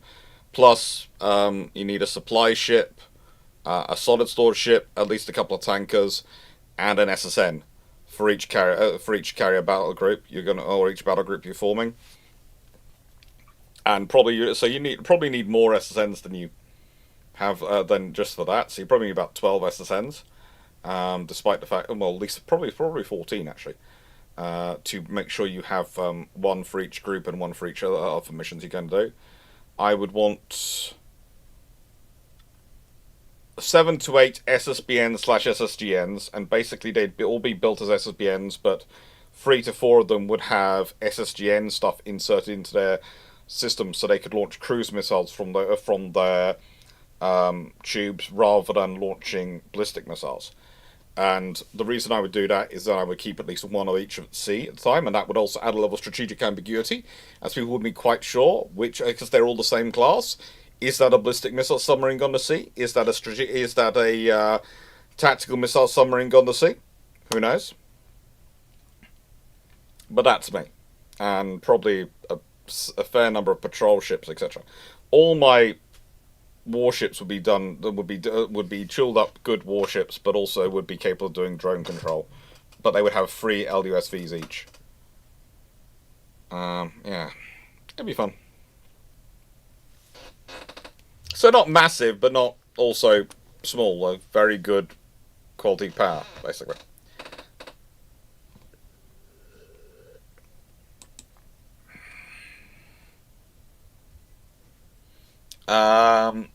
Dear Guy, what if Argentina, Chile, and Brazil remain naval powers? Impact on treaties of World War II. Oh, if they're still building and still really raring to go with their capital ships, etc., then possibly you have to bring them into the treaty system and you have to add in a new lower level. And the trouble is, if they drop in, let's say they drop in and they each want 2 capital ships linked in.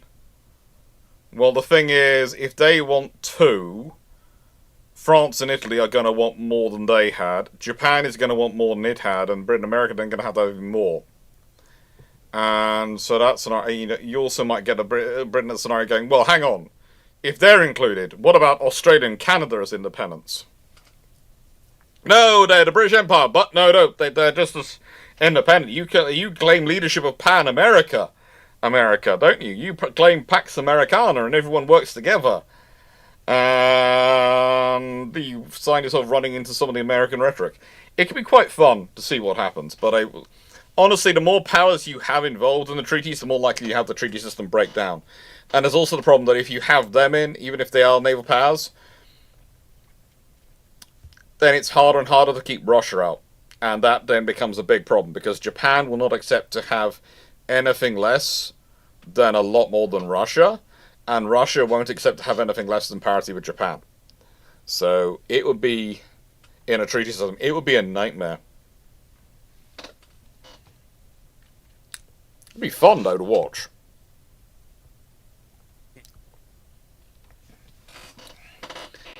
What is the status of the ice cream in the Royal Navy and US Navy? They both have lots of it. Knight 681. In the PS2 game, Star Trek Enterprise, a Star Trek Shattered Universe set in 2293, the pursuit of ISS Excelsior, the Terran Empire loses... Okay, where's the second part of this question? 5 Mirandas, 4 refit Constitution, 1 original Constitution, and 4 Akula class. So they lose 14 ships. Destroyed all with all hands lost. Numerous fighters, some mothball drone, original Constitution, and 1 Akula class damage. How bad is that for Starfleet? Seeing as they're supposed to have hundreds, if not thousands, of ships, probably it's not a massive detriment. Why is Powder Monkey now putting a camel face next to Knight? Where has it got the camel face that's adding to next to Knight? Also added, yeah. It's adding in the camel face next to Knight for some reason.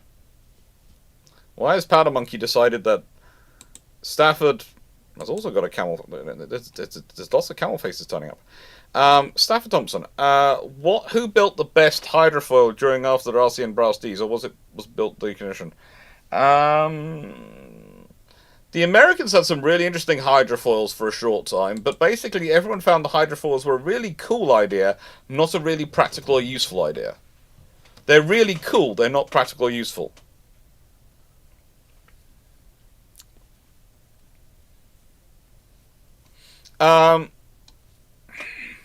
Future Minecraft, watch if the Dutch at the beginning of the war had 8 heavy cruisers.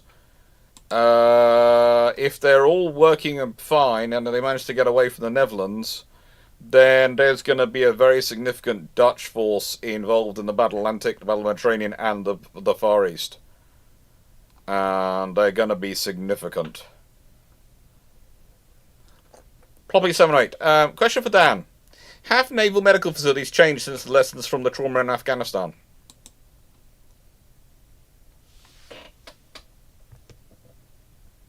Dan?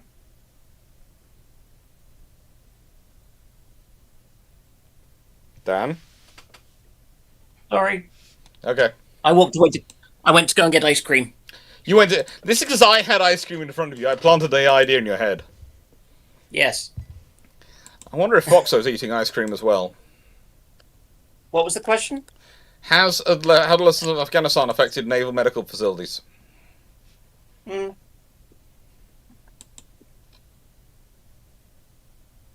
Ish. Because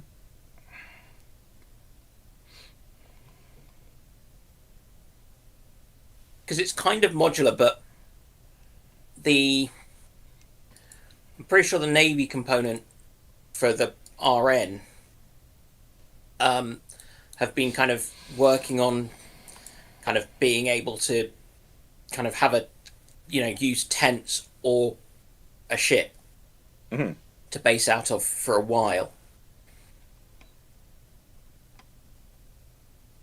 Trauma care's got better, but how it would do in a peer-on-peer conflict, I don't know. To be honest. The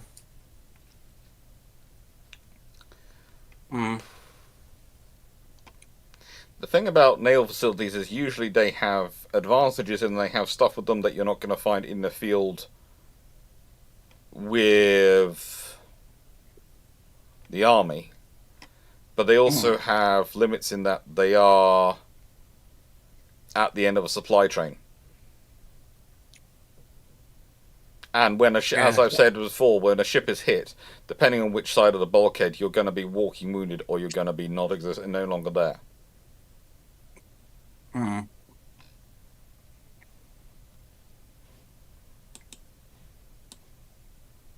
Because that's the reality of it, realistically. Because in a nice way, one side of the bulkhead is going to contain the explosion, and therefore anything in there is going to get extra force exerted on them, which is probably going to wreck the human body. And the other side of the bulkhead is going to be protected from the explosion. And it might make its way through through a bulkhead, but it won't make it through to the next bulkhead.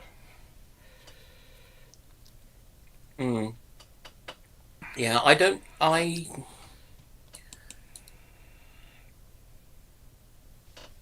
it's a trickier one. It's a tricky-ish one because of the.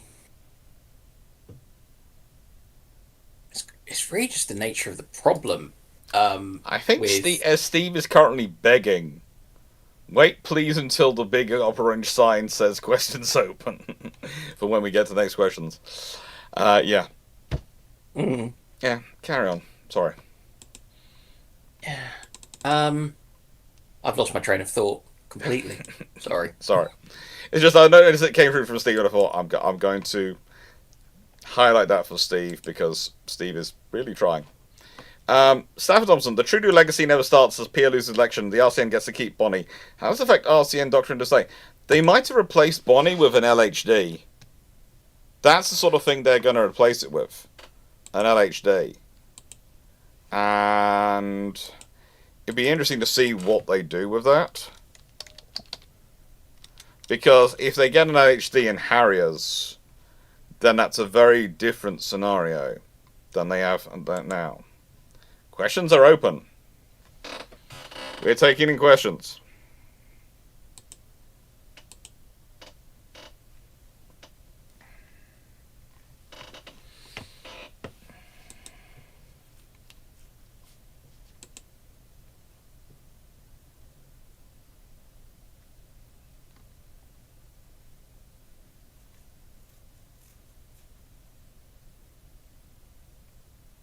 I'm still. Yeah.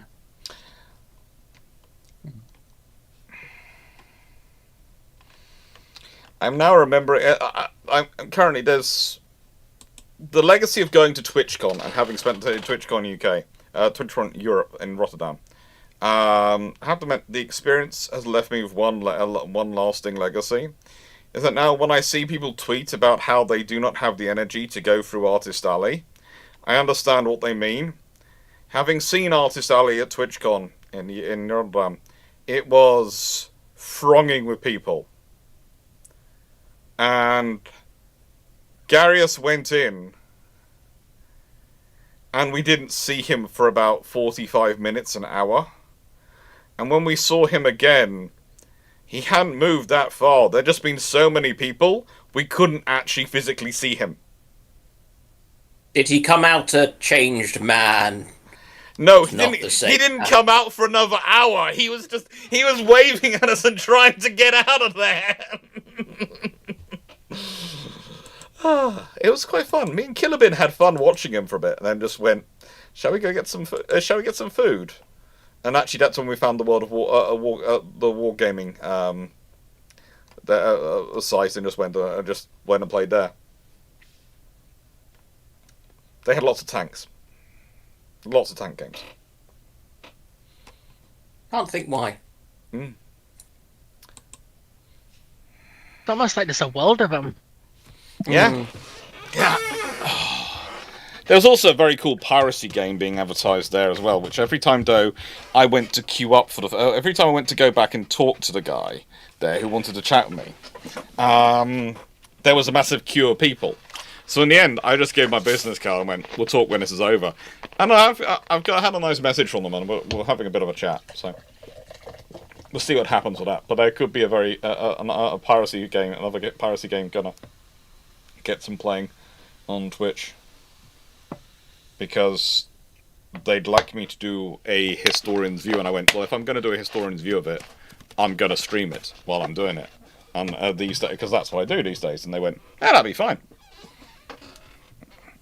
And then there was the phrase of, do you want any money for it? I went, probably, if I was sensible, I'd say yes, but as I want to be able to, if I don't like it, say I don't like it without feeling like I'm upsetting someone who's paid me, and who's obviously been very nice, I'm going to say no. And they went, okay. Do you think you're not going to like it? I said, from what I've seen so far, I think I'm going to like it, but I still, yeah. Lions, please don't get me hooked on another game. I don't have time for another one.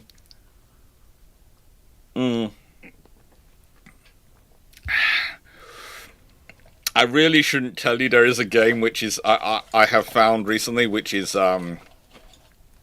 proving surprisingly interesting, which is organizing an office. And it shouldn't do, but it kind of scratches the same itch as the library did. And so that might be the next game after we've gone through the Iron Nest.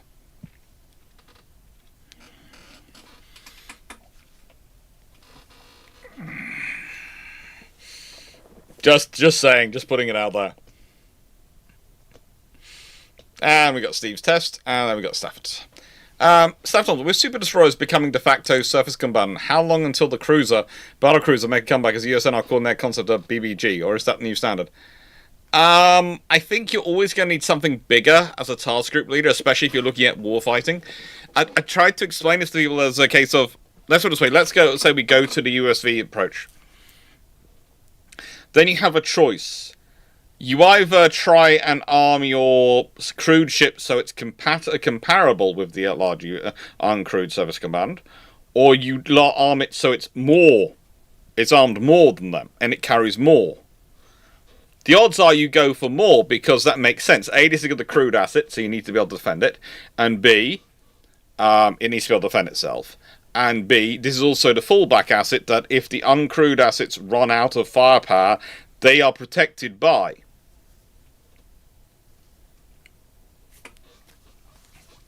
That's useful. That's helpful. But yeah. So what do you all think about that?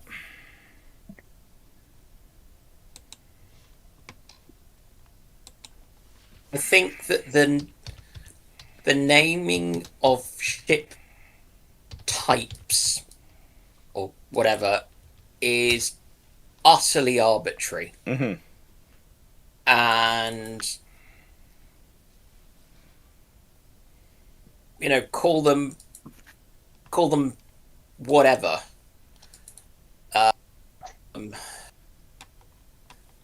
It's the classic, a rose by any other name would smell as sweet. A rose by any other name would smell as sweet. So call it a battleship, call it a I don't know, a rose. The question is really, what are the capabilities and what are the compromises? Because it's a question of, do you start from the bottom and go, I need a single mission? Do you start with a small, relatively cheap single mission ship and then go, yes, but I could add this capability and this capability and that capability and this thing and that thing, and suddenly you end up with something big? Mm-hmm. Or do you start with, this ship can do everything, it is a wonder ship? Oh wait, that's going to dwarf a supercarrier in size, need most of the world's population to crew it, and need slightly more power generation than the output of the sun. Maybe we should scale back a bit. Yeah. And whichever way you go, you're going to end up with a ship, and then it's like, well, whoop-de-doo.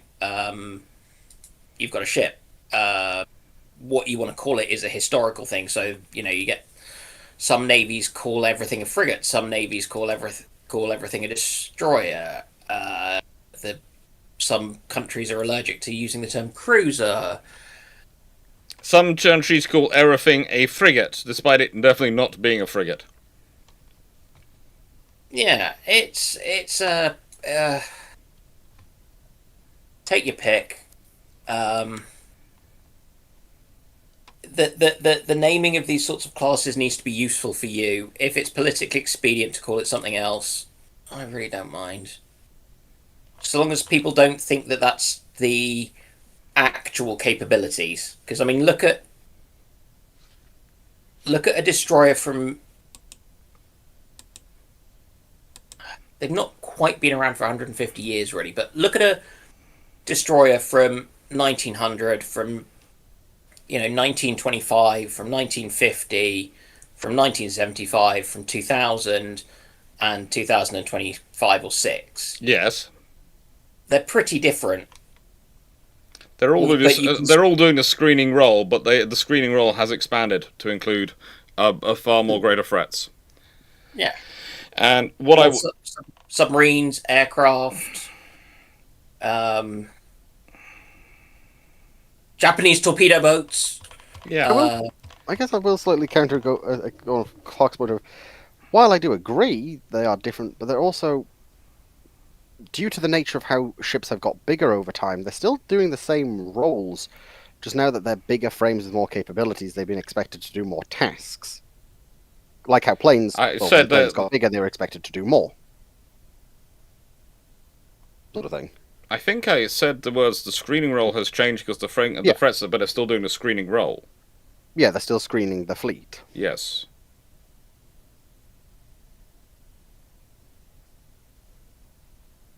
I'm confused by what you were correcting from what I said. I wasn't correct. No, I was more sort of slightly disagreeing with what Dan was saying, how they've changed a bunch from it. Not with what you were saying. Okay. Because you started off by saying you disagree with me, and then you basically said exactly what I've been saying, and I was sort of going, well, I don't know are we actually agreeing violently or disagreeing here? I'm confused.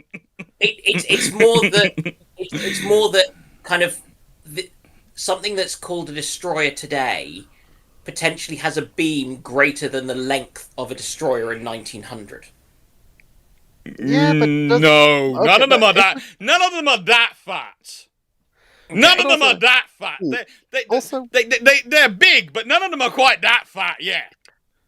Well, then my counter to that one slightly is, and this is purely going off the size one there, a county-class cruiser in a number of regards was bigger than the R-class battleships, especially in terms of length. Yeah. So are they battleships? Yeah. And it was quite normal for cruisers to be longer than battleships because they had to be longer range. They had to do the cruising mission. And the thing is about the point I'll make about destroyers is none of them are yet large enough they can have an Olympic-sized swimming pool from side to side across the beam. They're just not trying. No. Knight's been waiting for you for Azur Lane questions, Dragon.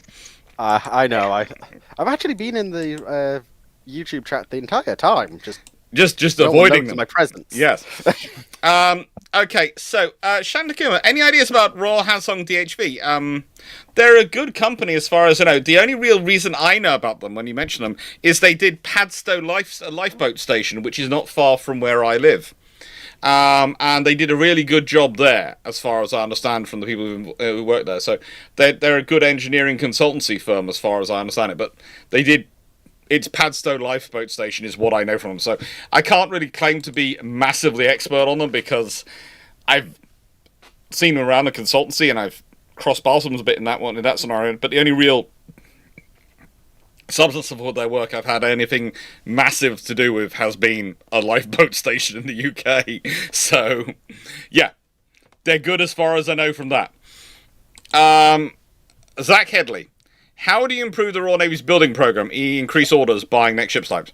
I would basically work on increasing orders, and the next ship types I would start by working them through. But honestly, we would have to, if we're going to start building more ship types than we're building, we need to start growing the yard capacity and yard facilities, and that's going to take time to invest in. And I wouldn't mind growing yard facilities. I'd also like to have the idea that you can have large uncrewed surface vessels built at more yards. That's a really great idea. But again, the level of complexity they're asking for in terms of survivability, in terms of redundancy of systems, in terms of systems they want included in them for their primary mission, towed array sonar, VLS systems, or advanced radars, means that they are not going to be easy to build systems. They're going to be quite technically complicated. They're not going to be hard, they're going to be technically complex. It's kind of like the difference between if you were buying a kit to build a radio-controlled car, that was just a standard radio-controlled car, or if you were buying a kit to build your own drone, which was going to be a flying drone system and have a camera mounted and all those things. If you're buying, one of them's going to be a lot easier to put together than the other.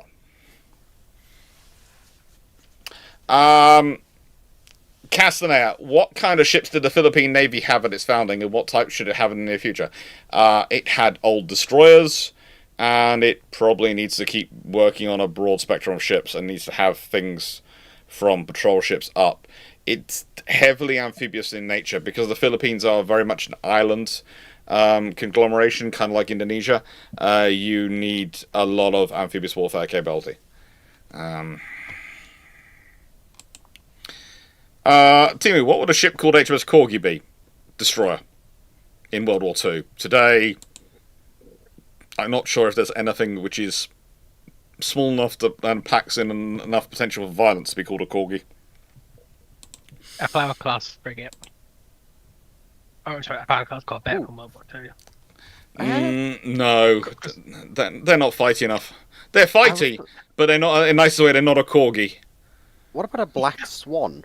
Potentially a Black Swan. They're very fighty. They're very fighty, but basically, you have to remember a Corgi. How do I put this politely? Doesn't go looking for fights, but if fights find them, they are wagging their tail the entire time it's going on. I think the Corgi is basically the tribal class destroyer that turns up to a cruiser fight and fails to see why this is a problem. No, it's the tribal class destroyer which turns up to a battleship fight and goes, "Hello everyone, you're mine." Because what was your logic for a flower then, out of curiosity, Foxo? Because you seem to have some logic for But the it. flowers were loyal little things that when they found their target, their prey, submarine, were absolutely nasty to those submarines. And did disproportionately good work against them. You see, I've always thought the flowers are more Jack Russells than Corgis. They sound a bit like hunting dogs. That sort of... Yeah, corgis are hunting dogs. Corgis are herding dogs. I don't know, have you seen one chase a rabbit? Yes, I have, but basically, I have seen one. I've been very close to one chasing a rabbit. With everyone going, "No, he's a lovely dog, he's a normal dog, he would never do that." And he saw the rabbit and went, "Hello!" And it was on the land of the leader. And was no. And the Corgi sort of going, "Why not?"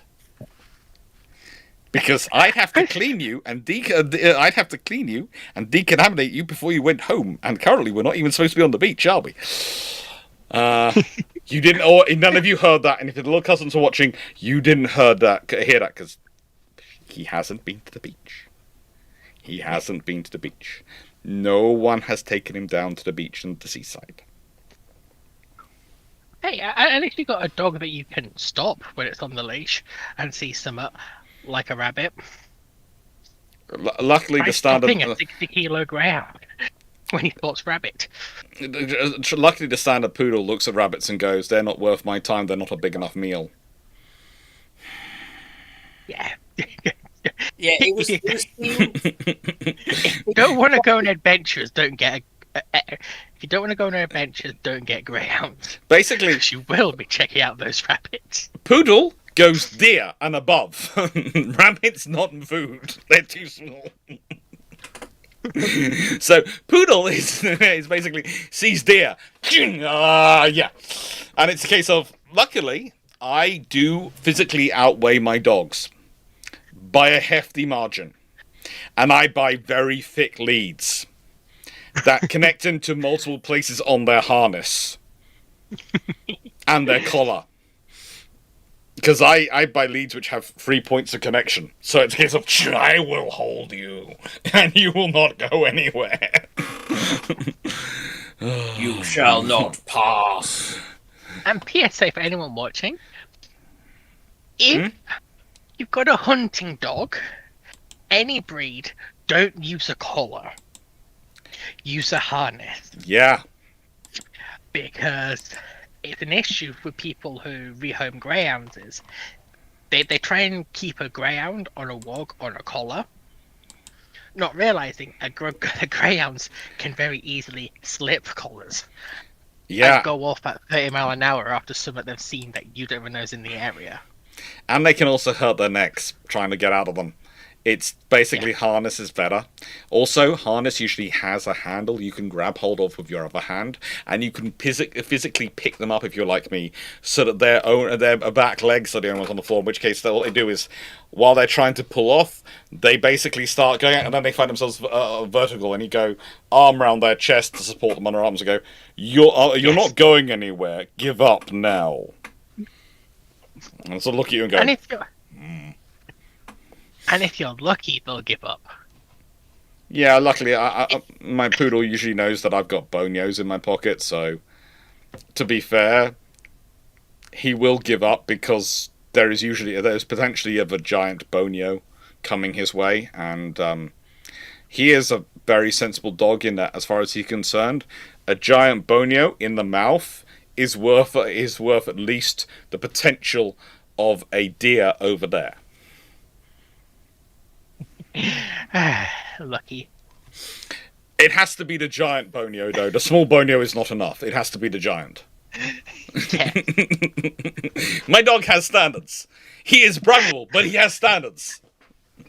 The corgi's bribery is, here's an entire sausage. And if you try and give him a chipolata instead, he will literally look at you and will look like he's preparing to cock on your leg to make his point. Chipolata does not beat sausage. At least it's not as bad as what my dog, my Bobski did recently, the 60-kilo greyhound. Mm-hmm. Who my mum caught him because he tried to run off. Yeah. He went limp like he'd given up, so she let him go down and immediately bolted again. Clever managed doggy. to wrench. He's getting Managed to wrench the leash from her hand. He is clever. Okay. Seneca 374. What is the lowest rank that has been in charge of a post ship during battle? Was it lieutenant or midshipman? The lowest rank that's been in charge of a ship during a battle, a post ship during a battle. Yeah, it has been a midshipman, I think. It has ended up with one of the midshipmen being left in charge. Usually by that point, they're either going to comment on the glorious victory they achieve, or they're about to surrender the ship. No, Jonathan, Zebedee did not get any of those sausages. Nice to from. Why were the British in 1963 to 1964 looking at a number of corvette designs? Because they're considering about convoy escort in the 1960s. Transatlantic convoy escorts. You have to remember it's only in the later 1960s that people can become sure that that the World War III is going to be nuclear and very, very quick. Missiles that mean that are at that stage uninterceptable, whereas they reckon they might stand a chance of shooting down the bombers. Mm-hmm. It's also a density of warheads. Yeah, that does help. Chenier mode at the beginning or end of the battle for the midshipmen. Usually it's at the end of the battle. They don't usually command them going into it. Going into it, the most junior command has been a senior lieutenant who was basically promoted to acting captain because a battle was happening. Usually, what happens is the admiral knows who's the most senior, longest serving lieutenants of the first lieutenants in the fleet, and who therefore has the most experience. And basically, if any captain goes ill, that officer will find themselves moved across. If there's a big disparity between their experience and the first lieutenant already aboard the ship's experience, the first lieutenant aboard the ship already has got sort of enough experience, i.e. they're within a few months of each other, then they get the promotion. Because you don't disrupt the chain of command unless you have to. Stafford Thompson, which is the best submarines concept plan that's currently on the books and our Navy's planning on dealing with them? Currently, the AUKUS uncrewed submarines are looking pretty interesting. There's some very interesting SSK ideas coming out of China as well. And never doubt the Swedes when they're on the SSK bent, because whilst they might have issues getting there, what they get there with usually turns out to be pretty darn good. But SSN wise, we'll see what comes out from the AUKUS construction line. At the moment, that's the next generation. The others are all ones which are already sort of in the service, already being planned around dealing with. It's always fun. But realistically, the uncrewed assets coordinating with crewed assets submarines is going to be interesting. I've seen some of the testing profiles coming out, and it's a learning curve. Can I quickly ask a slightly strange question? Yeah.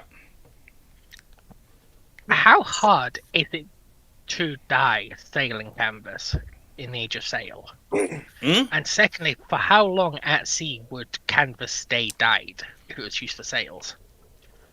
If it was dyed properly, it would stay dyed for quite a while, and it was quite easy. And it's one of the other reasons why you have lots of different sailing canvas colours.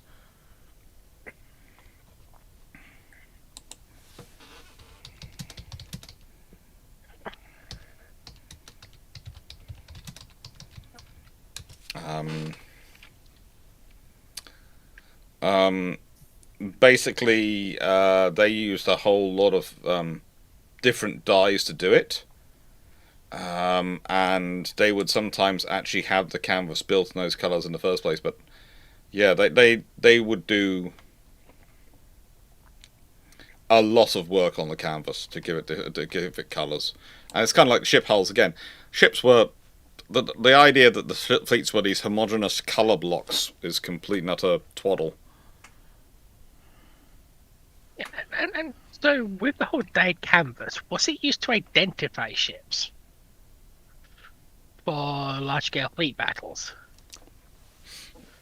Not really. It's kind of like the same. Well, they'd have the giant flags they put out the stern, and that was their main identification, friend or foe.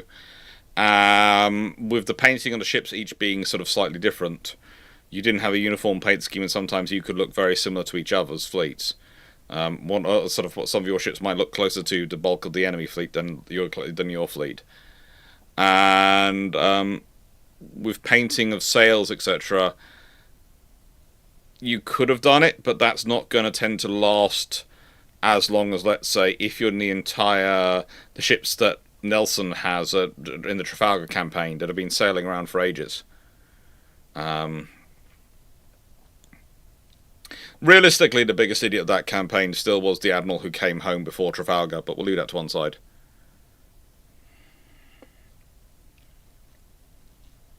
Yeah. There is a little. Oh, I always forget, but yeah, he was a fairly decent admiral. He'd done nothing particularly wrong. It's just he came home and he brought a second rate with him, and if he'd stayed, that would have been an extra second rate, and I think with Nelson an extra firepower, and it would have been really useful to have it. He had every right to take some ships home with him, but realistically, he should have stayed with the fleet. Yes, he'd been superseded by Nelson, but so what? You miss out on the battle. He comes home. He thinks he's won a battle. He thinks he's going to get all the laurels. Trafalgar comes in, and Nelson died. From that point onwards, he's basically persona non grata because he's the guy who deserted Nelson before the Battle of Trafalgar.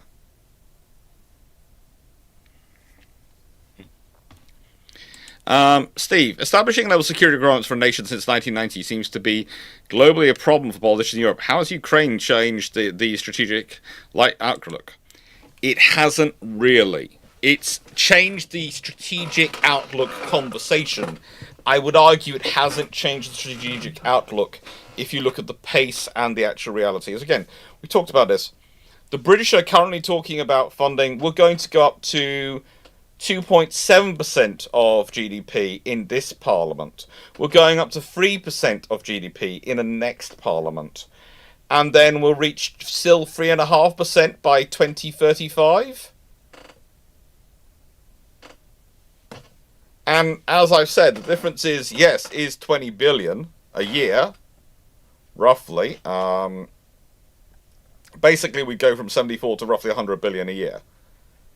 because it works out roughly 25 billion to get up to it, and you sit there and go, okay, technically it'd be 99 point something billion pounds a year, but near enough makes no difference. 100 billion a year out of the 1,400 billion a year budget. But they haven't been able to do it. We're on 70 billion a year in terms of government spending. So it's, yeah, you can go, well, we're at 5% of government spending for defence. We are, roughly. But realistically, we need to be higher. And when you go to Germany, again, there's a big talk about them putting their defence budget up. But honestly, again, they're still not where it should be. And neither are the French, or pretty much anyone other than the Poles, and to an extent the Swedes and the Finns. And they're always slightly heavily armed for their size. The conversation has changed in that a lot of people are talking about Ukraine, but they're often using Ukraine as reasons for why they're not funding things properly. You have the odd discussion about drones, people go, well, look at Ukraine, and you go, yes, have you actually looked at Ukraine? Then they start telling you off the results, you sort of go, yeah, that's working with the current scenario in Ukraine, does it work for us? Like, again, we talk about the sea denial weapons versus the frigates. If all you want to do is sea denial, then the drones that the Ukrainians are buying make perfect sense. If you need to do sea control, I'm sorry, you need frigates. If you're Sweden. And it's the similar thing, Ukraine goes, well, using this system and this system. Every time there's a strike, you hear about the weapons, whether they're the hypersonics or they are the drones which have done actually hit the target. Great. You don't hear about the operation that goes into getting those things there. The Maskirovka, in terms of, to use the Russian phrase, in terms of, the operation they've got going on, or the dummy attacks carried out by other weapon systems, the amount of drones launched to get those two through, those sort of things. That's not discussed. And that's a problem. We'll see what happens as time goes on. Because as said, there is a weird idea about Russia that if Putin goes away, you suddenly end up with a very peaceful Russia. And okay, that is a scenario, but that's not a likely scenario for the situation, because you're either going to end up with a kind of like post-Russo-Japanese scenario of Russia, where Russia is hurt and scared and is rapidly rearming and is really more and more sort of not so much antagonistic, but paranoid about the rest of the world. Or you end up with a scenario where Russia's basically fighting internally, and that could have a destabilizing impact across all sorts of areas.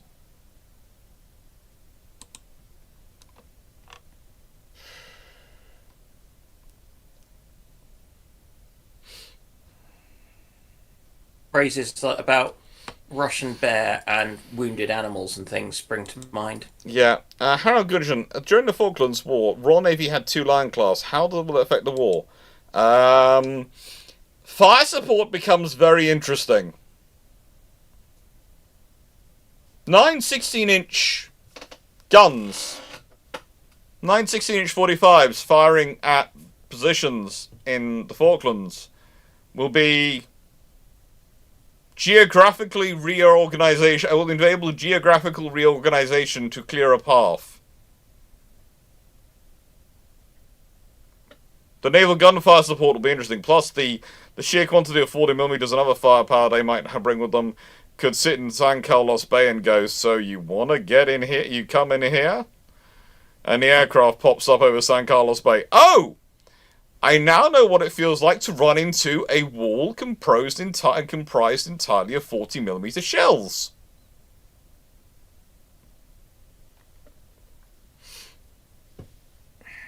It will be a significant emotional event indeed for the Argentine aircraft or the Argentine ground forces. on the Falklands. Actually, it'll be basically both of them will be not emotional events. There'll be significant metaphysical events. There'll be SMEs, not not SEMs in SEEs. There'll be SMEs, not SEEs. It'll be significant metaphysical events because it'll have happen on both a physical level and a meta level.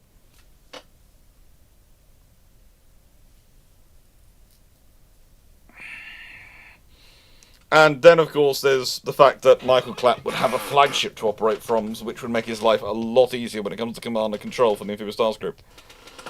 Also, it might mean he never gets rid of Jeremy Moore ashore. Might not even get rid of Julian Thompson, honestly. Nice for Dragon and Foxo, if the ship girl got their modern ships as Type 2 rigging, which might not like theirs? And that's Elaine.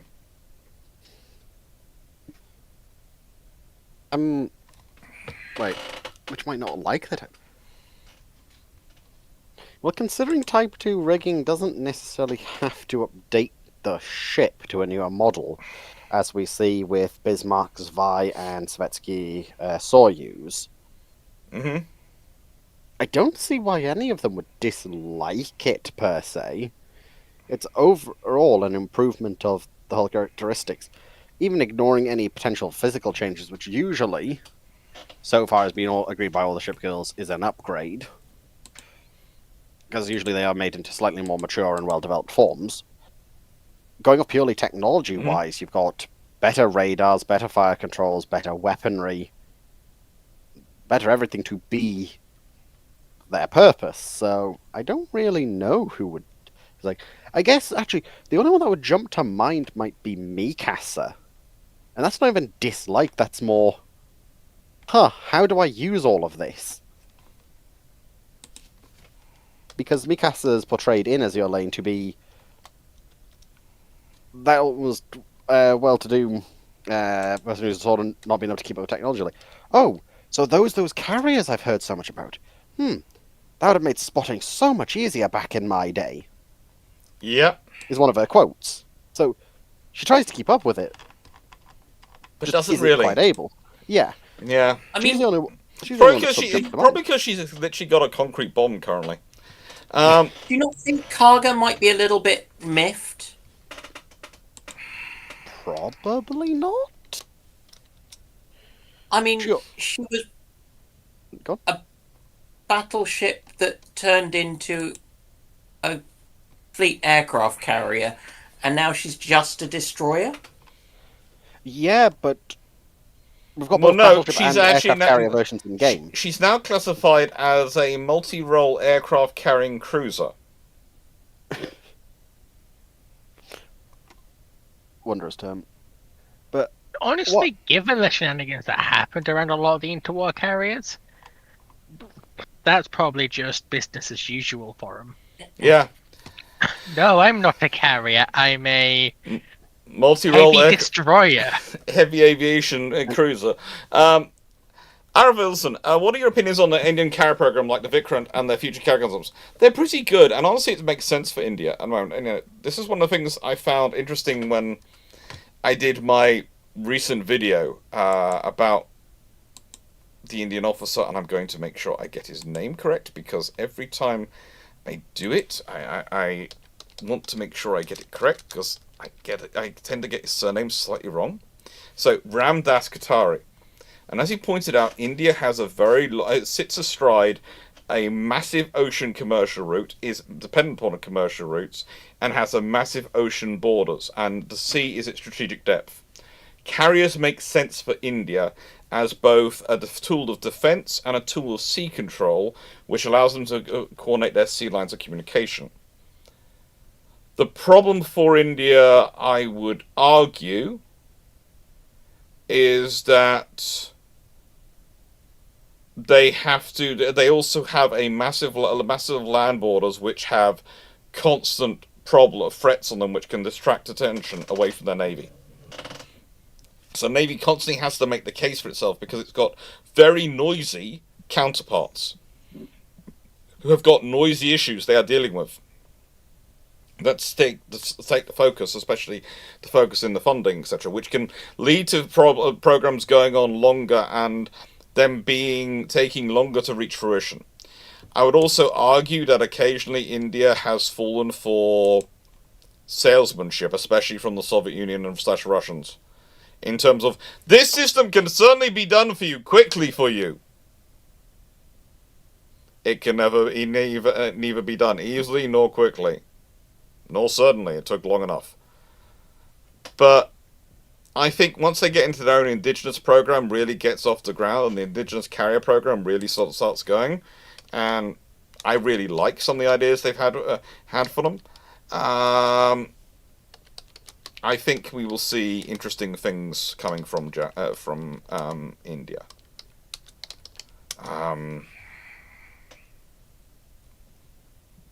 It currently is. I think it's Vishal, which is the planned one, isn't it? And yeah, it's a whole discussion and debate going on for it. Vikrant was the one that has been produced domestically. They decided not to go with IAC 2. I think they're on to IAC 3, which is going to be Vishal, which is supposed to be a nuclear-powered one. I'm not sure whether I would have made that quicker jump to nuclear power, but again, also, it depends. If you want to extend out of operating in the Indian Ocean, it makes sense. It makes sense to go for nuclear power, I suppose, if you're the Indians. But if I was building something for oceanic operations, I would probably Indian Ocean operations and those sort of areas. I would probably have stuck with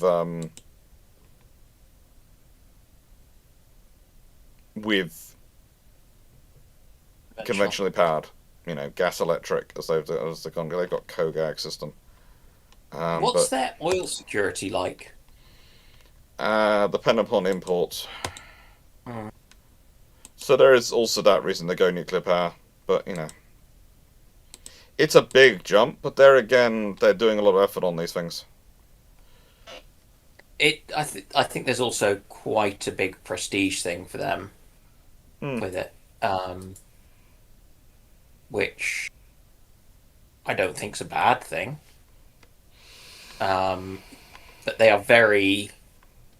India feels as though it is pitching for quite a.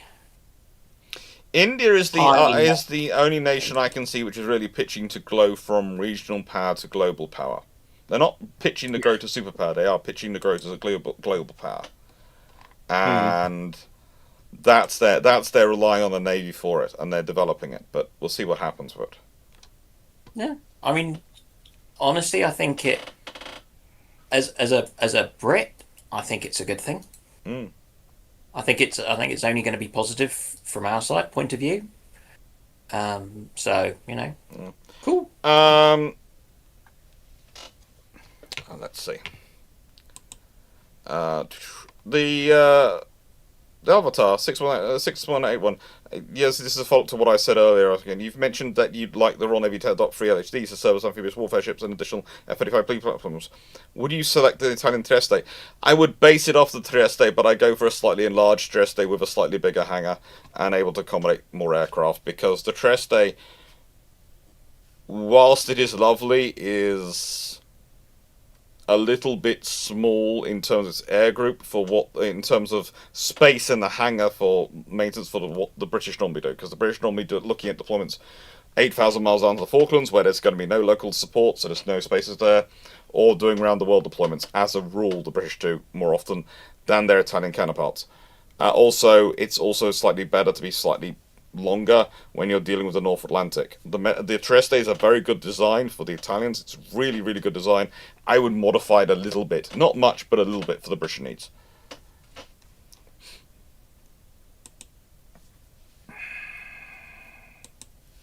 Right then. Next question.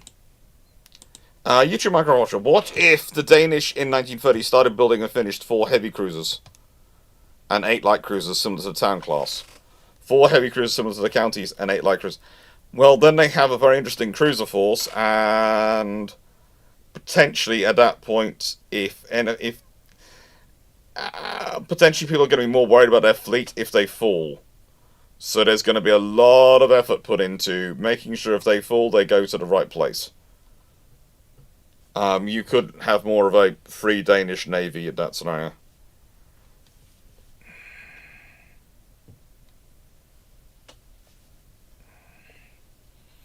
And also, plus, please note this for reactors. The reactor designs you put in surface ships versus the reactor designs you put in submarines are actually different.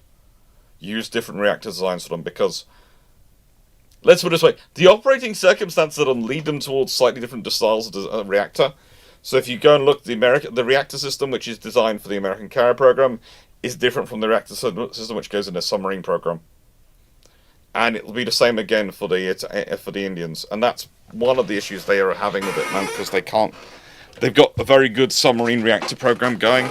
They haven't really got the surface ship reactor program going.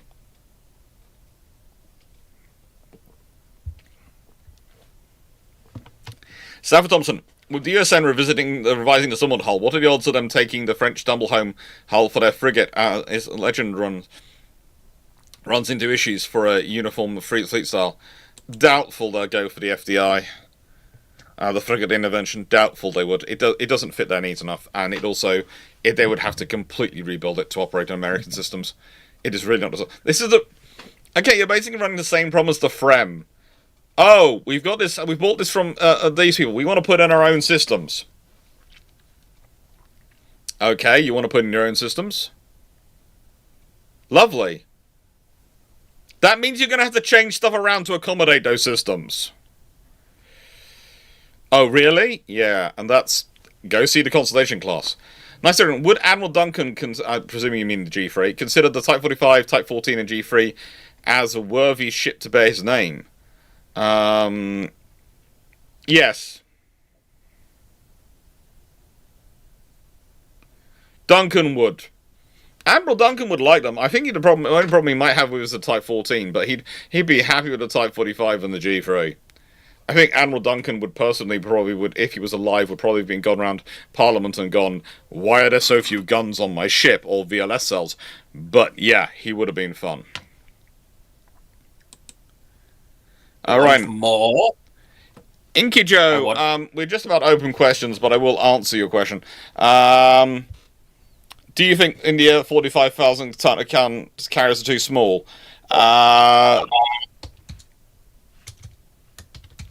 They are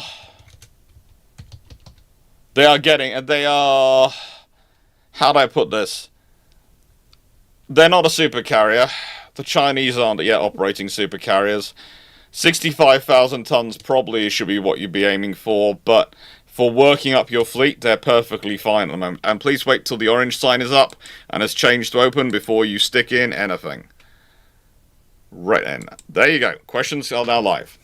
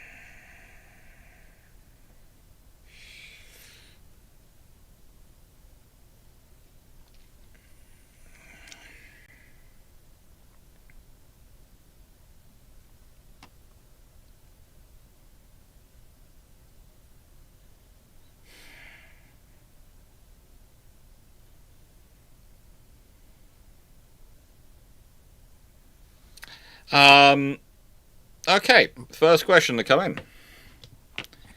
Any bets on the Canadian sub decision on Monday?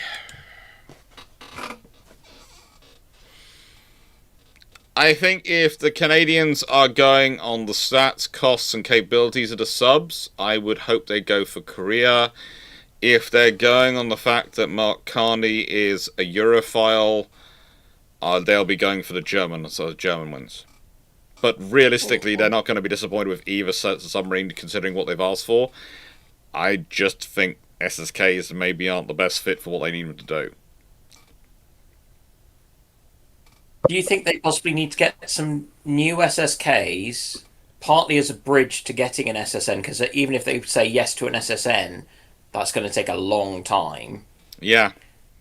But also as a kind of training thing. Yeah. It's the advantages of getting SSKs in, which is the same thing for the Aussies, is they are going to be closer to the very large autonomous undersea vessels, whatever. Also, both of them already operate SSKs. That's the advantage. Yeah. But in a sense, what they can bring to a multinational party, in a sense, is that they've got... Dan? Yeah. Before you go too far down that route, the Canadian SSKs are for defence of their high north, and they're under ice. They're not going any multinational party. They're defensive. They're going to be supporting NATO by providing extra defence for the Canadians, but they are really not got the range to cross the Atlantic and be helpful to anyone else, or cross the Pacific and be helpful to anyone else. I meant an AUKUS type alliance. Yeah, Canada's not part of AUKUS. No, but they could be with only a little bit of spelling. No, change. they couldn't. Because AUKUS and Canada have there are advantages for Canada to potentially join AUKUS, but you're actually more likely to have Japan join AUKUS than you are Canada. No, I was just making a joke about being able to stick a K in, whereas where would you put a J in and keep it as AUKUS? You wouldn't. Or but C in? Yeah, but the thing is, AUKUS isn't just about the submarines. There are 3 different pillars and a whole lot of a range of other things to it.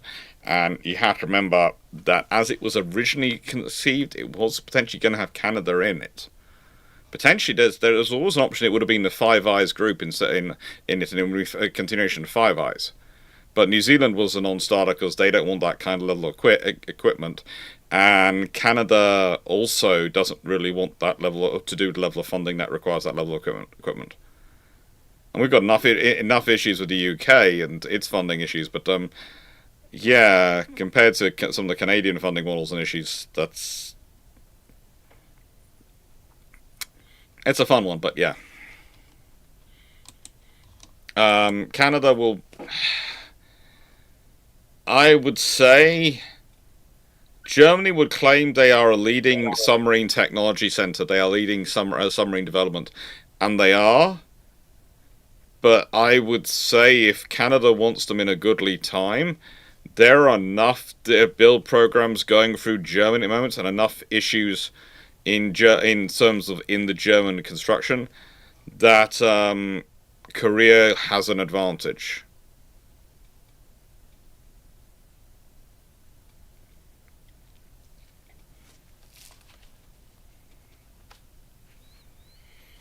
And also there is a significant Korean population in Canada, which does link them in quite nicely.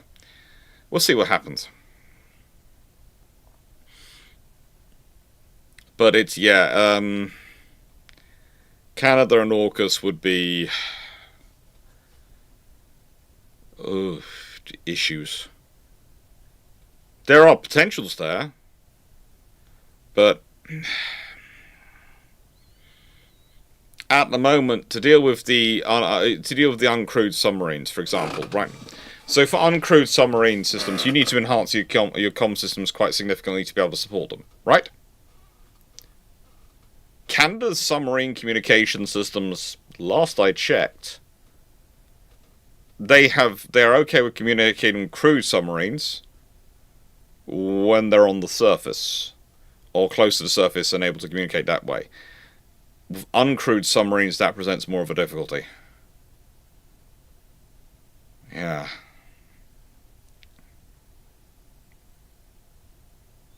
And also, there is the problem, yeah, with Germany and Germany recently and how they have been To be honest, Germany can be as activist as America can in terms of you're using our defense equipment, we don't agree with how you're using it, so we're going to not support you. And that's a problem. Korea hasn't yet had a situation where that's come up and been a potential problem. Germany has done that. Now, you might presume Canada's always going to be fine, because their options for defending themselves are always going to be in a way which Germany's going to be supporting. And so it doesn't matter. Then you don't worry about that. But if you do have that as a worry, then there's a problem.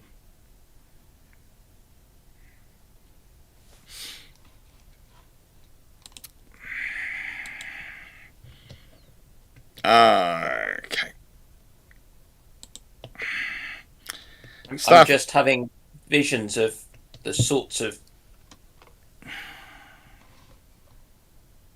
naughty things that Canadians might get up to if unleashed. Oh, they're gonna have fun. They've already got good sub crews, but they'll be growing from basically 4 old subs to 12 brand new subs. 4 old subs they refurbished and put into service, which come with all the issues of refurbished submarines, to 12 brand new submarines. That's going to be a very big difference in terms of operational capability, whatever they get.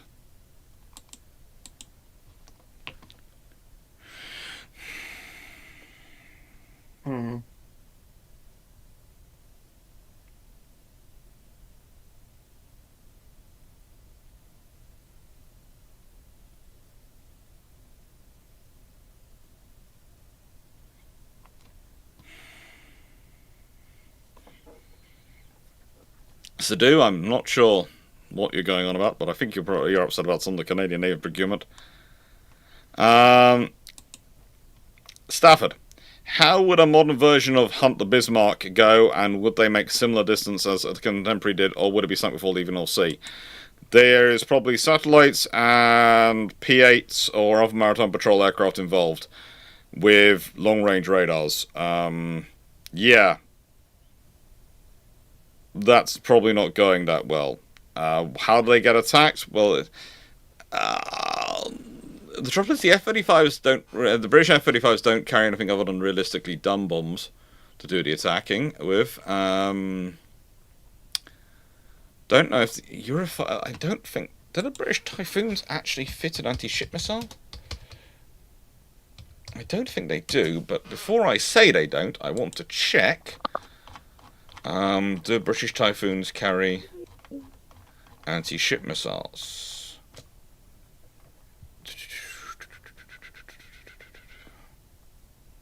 No. They have not got an anti-ship capability. We have anything with ability then. Well, theoretically, I suppose they could use their Storm Shadow or Brimstone, but yeah, that's about it. Basically, we'd rely on one of our submarines or one of our surface ships with its missiles to engage them.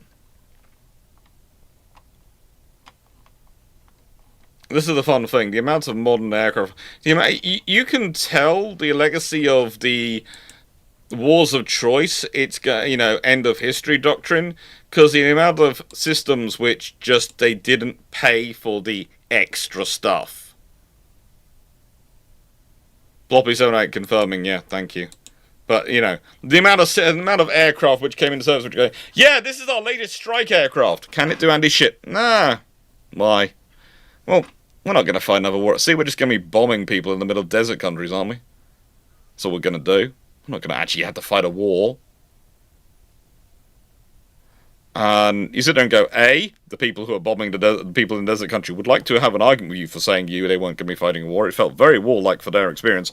And B, they are currently now, it'd be really nice to have an anti-ship capability.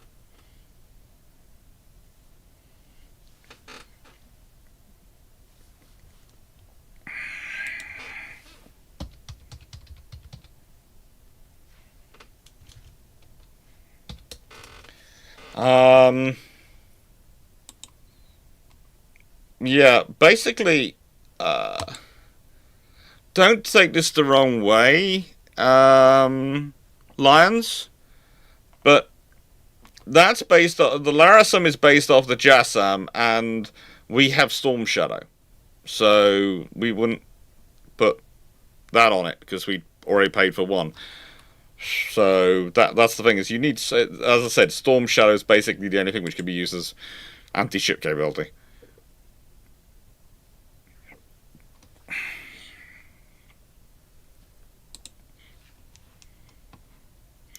Sea Eagles and Harpoon. Ah, yes, Sea Eagle. I love that missile. Zach Heatley, would a more America-class LHA be a good off-the-shelf option to multi-roll as a backup carrier in a amphibious cruise ship, but replace the ESM and rolling frame launchers with VLS? Not really. Look, a nicest way... How do I put this? Let me get it. Okay, so...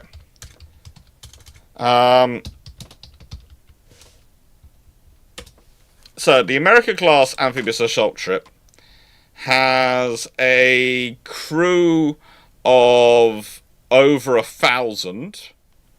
It's about 1,060 and can carry 1,600, well, nearly 1,700 Marines. The British Queen Elizabeth class aircraft carriers, okay,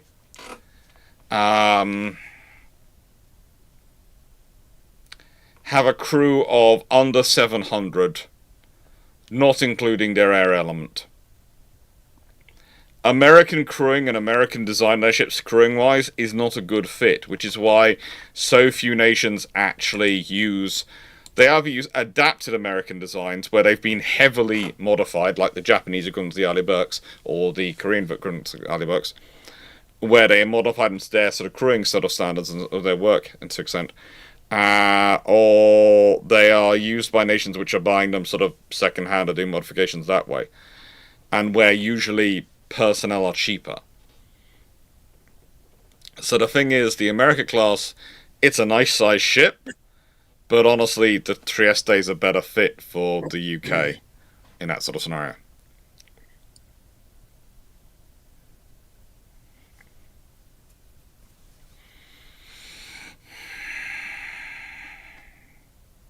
Chingy from Oz.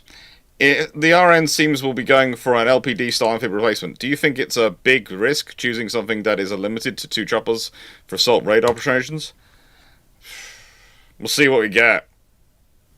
We've gone backwards and forwards so many times, Chingy, that honestly, until they actually place a contract order for anything, which is more than just a phone call and a, yeah, we want back in the program, I'm gonna hold my tongue. Also, the latest versions of the Dutch system are looking increasingly like an LHD. They have a full-length flight deck now. Just can't take, and it can take drones forward and helicopters aft, is what it's being described as.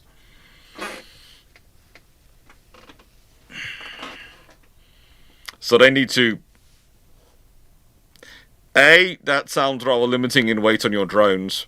And B, that sounds rather silly to have your flight deck orientated, so it seems far more sensible to have your flight deck built to be able to take the same large aircraft the whole way through, and then you should be able to easily operate light aircraft.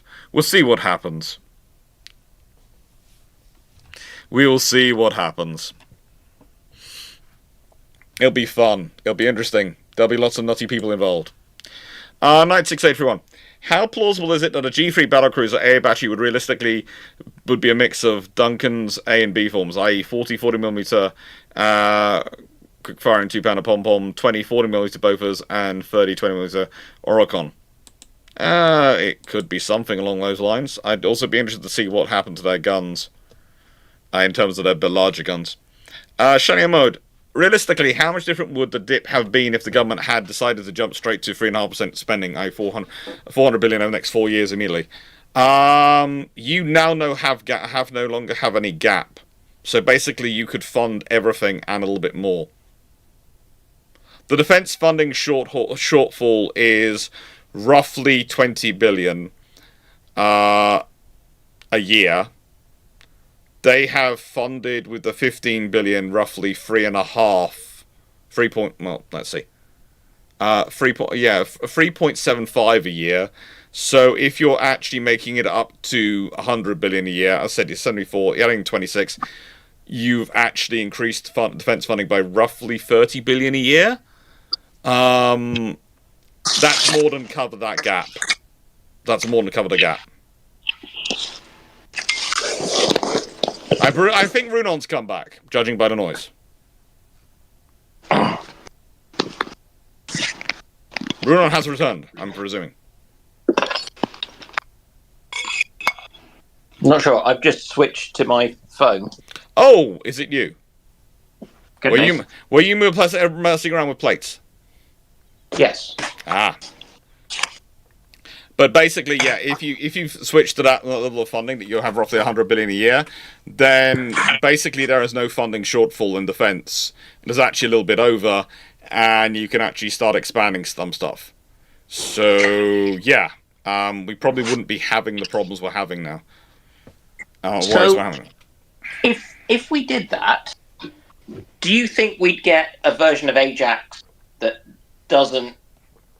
would actually be in any way workable? Or is that just beyond any amount of defense investment? We'll see. Ajax could theoretically work. I still think Ajax is going to be the new, going to be the first kind of uncrewed thing, because we can't actually find anyone to put in it. And then you're going to find that the computers that are set to run it are going to try and walk out. Who knows? But it'll be fun. We'll see what happens. Or they try and get it to work, and the vibration ends up shaking all the computers apart, or something. Senator Canera, are flag officers and chief petty officers paired up like in Peacekeepers or Sol Not? To an extent, they are. There is often a senior NCO role that goes along with a senior officer role, and occasionally you will find that the two careers mirror each other if you have a very good team that works together well.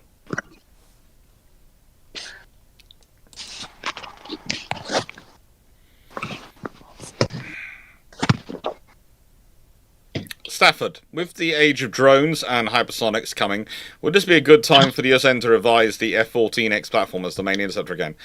Not really. They need something, but I don't think going back to the F-14 is necessarily the best idea. You need to move something. Sadu, you're saying I missed your question. Oh, sorry. I got distracted. Which is the one piece of technology you would like to see go on a surface combat? Honestly, I keep wanting to put in more Auto Malaria 76mm on so many of them. It would be useful. It would be really useful to have enough of those on each ship. Night Sailor Front, so why would a name like Hood only warrant a second ship of the line in the Age of Sail? A second-rate ship of the line. That's actually quite an honour, considering how few first and second rates there are. Getting one of them is quite an honour.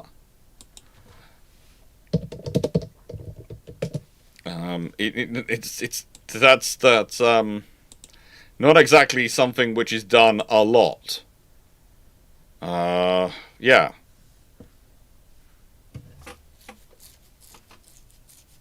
Let's be honest. The Royal Navy were talking about having the Royal Navy said its extent had single digits of first and second rates out of hundreds of ships in the fleet, thousands if you can, some small vessels. So let's be honest. If you've got something, one of the ships which could be numbered on one hand, or well, let's see this, Royal Navy ships aligned. Let's go for it.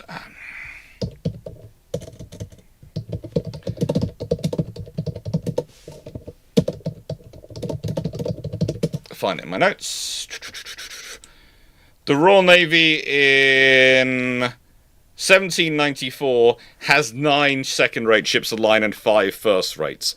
In 1814, they have 8 first-rates and 7 second-rates on the line. So, you're talking about a force of ships which is usually combined in the first and second rates is measured in the low teens.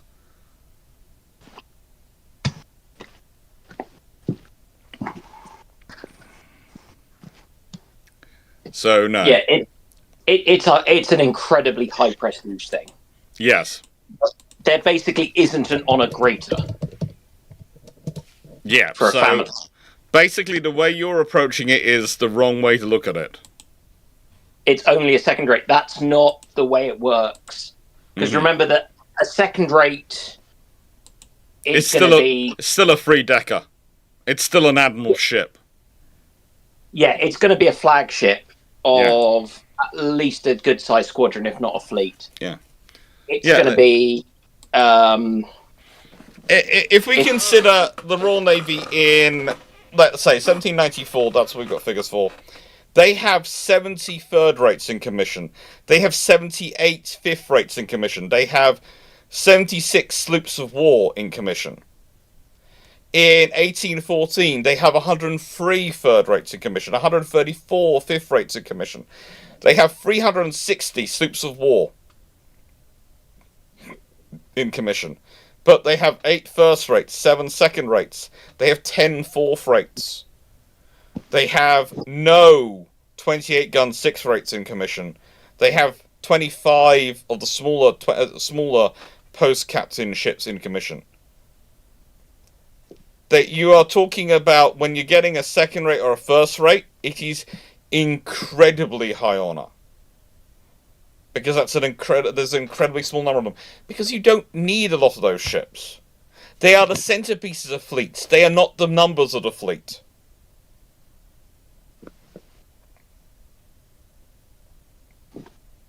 They are the super carriers, almost literally in terms of the numbers. Yeah, and you see if a second rate or a first rate is turning up, that's basically boss music time.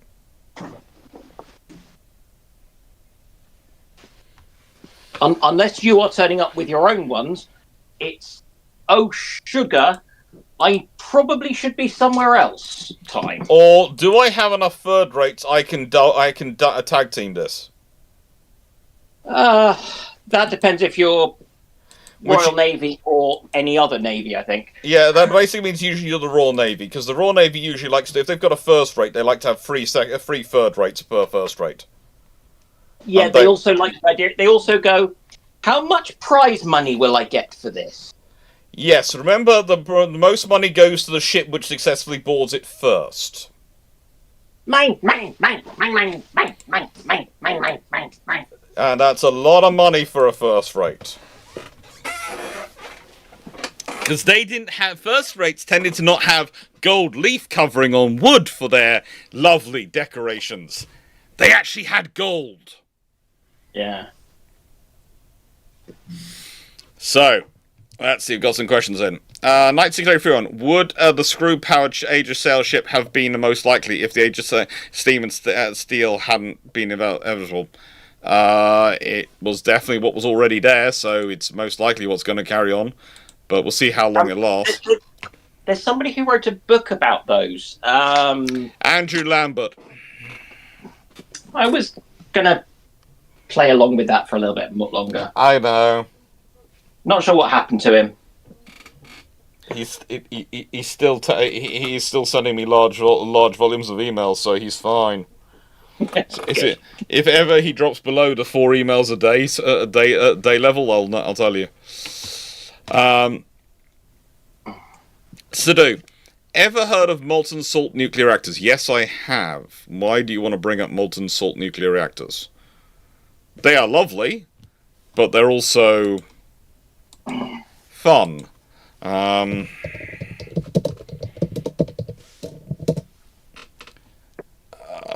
Most of the ones which are in service...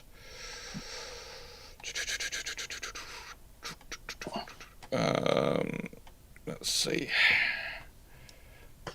Yeah.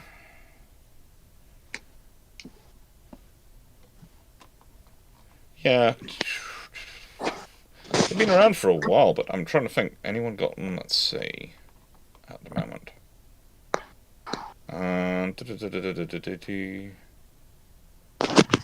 No.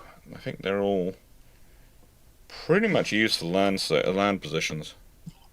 I'll double check. Didn't the Russians use them on their what we called the Akula and they called something else or something?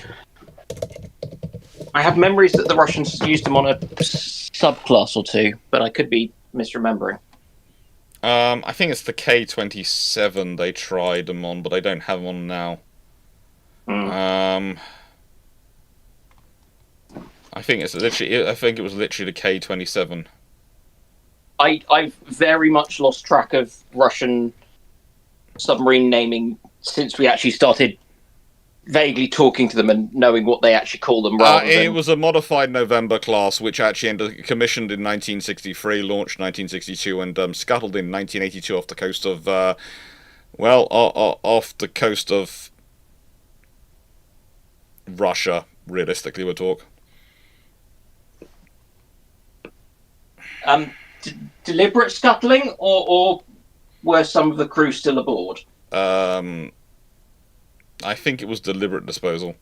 There were issues with her reactor compartments, from what I remember. I think she had a molten salt reactor. I think she was the one. Yeah.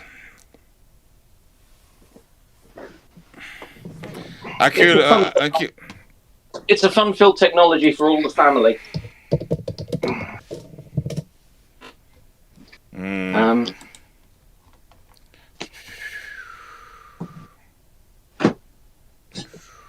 It's my kind of recollection of it. No, the nicest way, Steve. I know you keep saying the Akula were liquid, liquid salt, but all I've found listing is that the OK 650B, 650M were pressurized water reactors.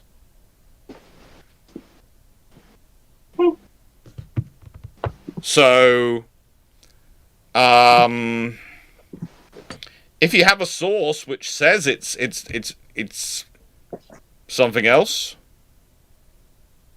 I'd be interested in reading it. But yeah, I've got it listed as a pressurized water reactor system on my notes.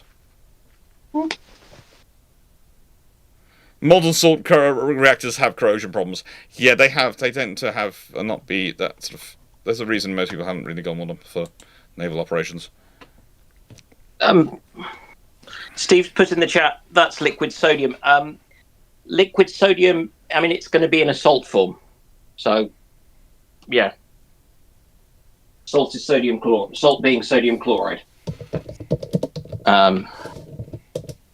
It gets very messy because it's table salt and it's also one of the salts, and it's, yeah.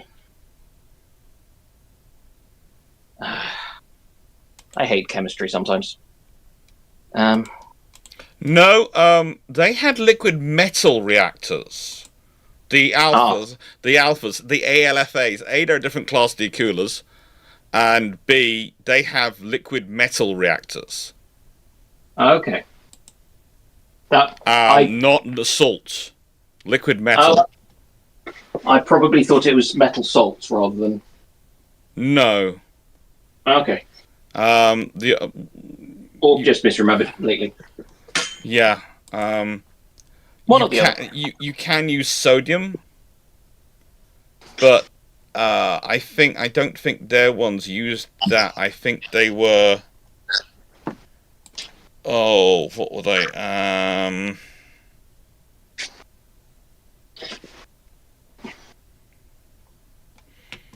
I'm gonna have to remember that. I'm gonna have to remember that one up. But I don't think they used sodium. They were liquid metal, not liquid, not what was the question was asked. The question was asked was about molten salt, and that's not liquid metal. Yeah. That's a different reactor system. So because salt's metal ion and a something else ion. Yeah. I know where you're coming from, Steve, but they're different reactors. Yeah, and I'm getting sodium. I'm getting things mixed up. Yeah. Sorry. No worries. These things happen, and Steve was also getting alphas and Akulas mixed up. Yes, I was doing that as well. Because I think, didn't they call what we called the alphas Akulas or something? There's something like that. Yeah, there's that also we discovered There's all Yeah. there's all sorts of fun. Nice way. That's what I meant by I get very confused since we actually found out what they call them, rather than just them being the baddies. Mm. It's nice that they've gone back to being the baddies. It makes life easy.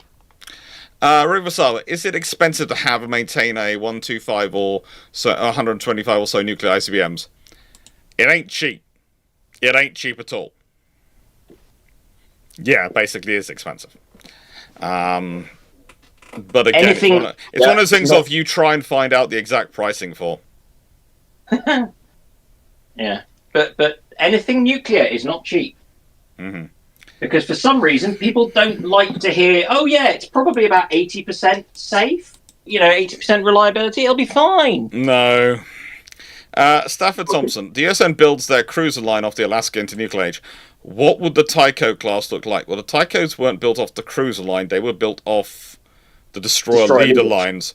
If they'd been built off the cruiser line, they'd have been looking like the strike cruiser planned strike cruisers. The Tychos would have been a lot bigger. And if they'd been built off the Alaska large cruiser line, they would have been really... The American cruisers would have been really massive ships with humongous VLS quantities. We'd be talking about them going around with 192 plus VLSLs.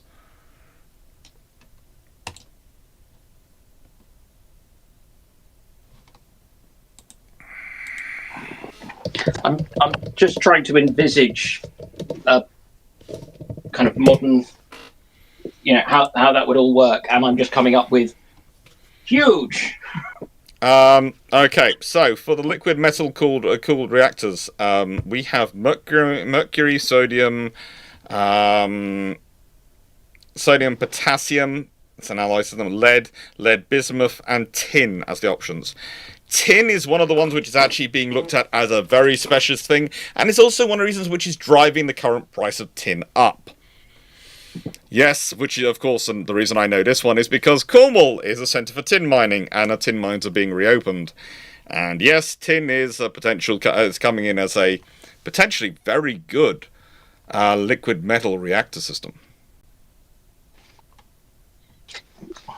And the alphas use lead bismuth as their content. So not sodium, lead bismuth.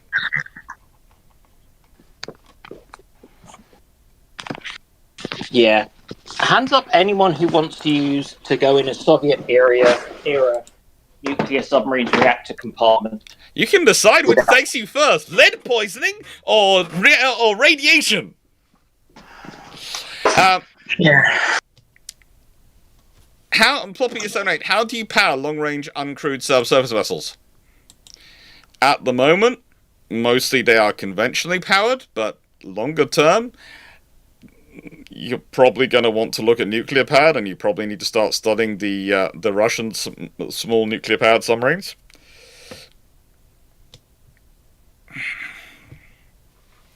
Steve Clarke. I think this is from Shantanana Kuman. Would it be possible to have a Trieste-class LHD variant with arresting wires? It's possible if you want to do the design work. I'm not sure why. I'm not sure I want to fit catapults to it, but, you can. And that's why if we've got Vistal aircraft, you don't really need to. But if you want to, you could do. You got this one in. And we finished the questions, and it's midnight. So I will go... As my colleagues, Dan, do you have work tomorrow? Or rather today? Yes, which is why I'm currently brushing my teeth. I think we will say good night to everyone, and thank you for being here. Thank you for taking part. Thank you for support of the channel. Hope you enjoyed tonight's video. Please do like, share, and subscribe. It really does help the channel grow. Current plan is and aim is to hopefully be at 25,000 subscribers by Christmas, in order to stop the ongoing bet between my mum and my aunt over this.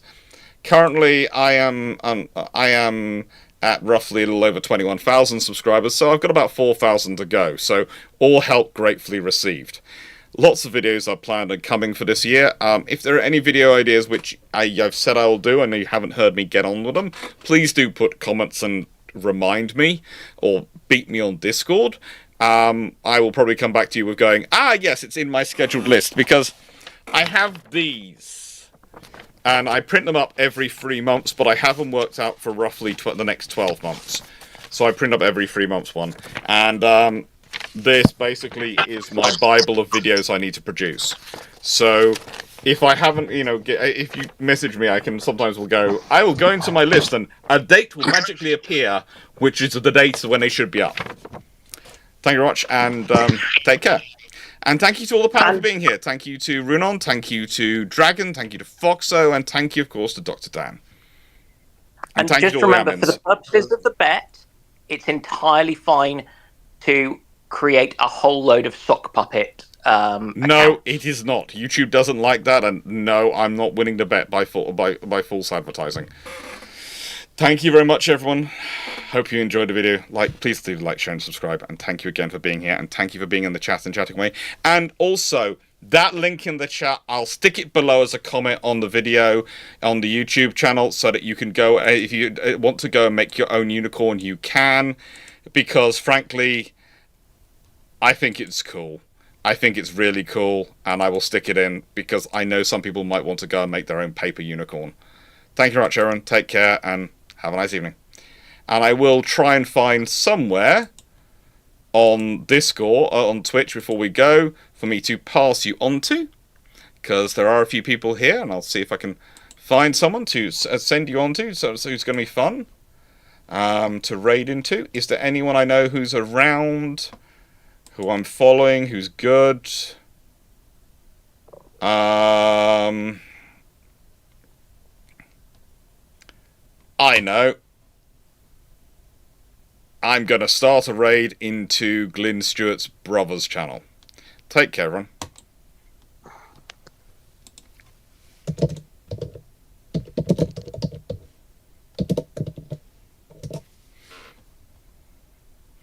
And hopefully you're going to enjoy it. Take care. And thank you very much, and take care. So let's do this.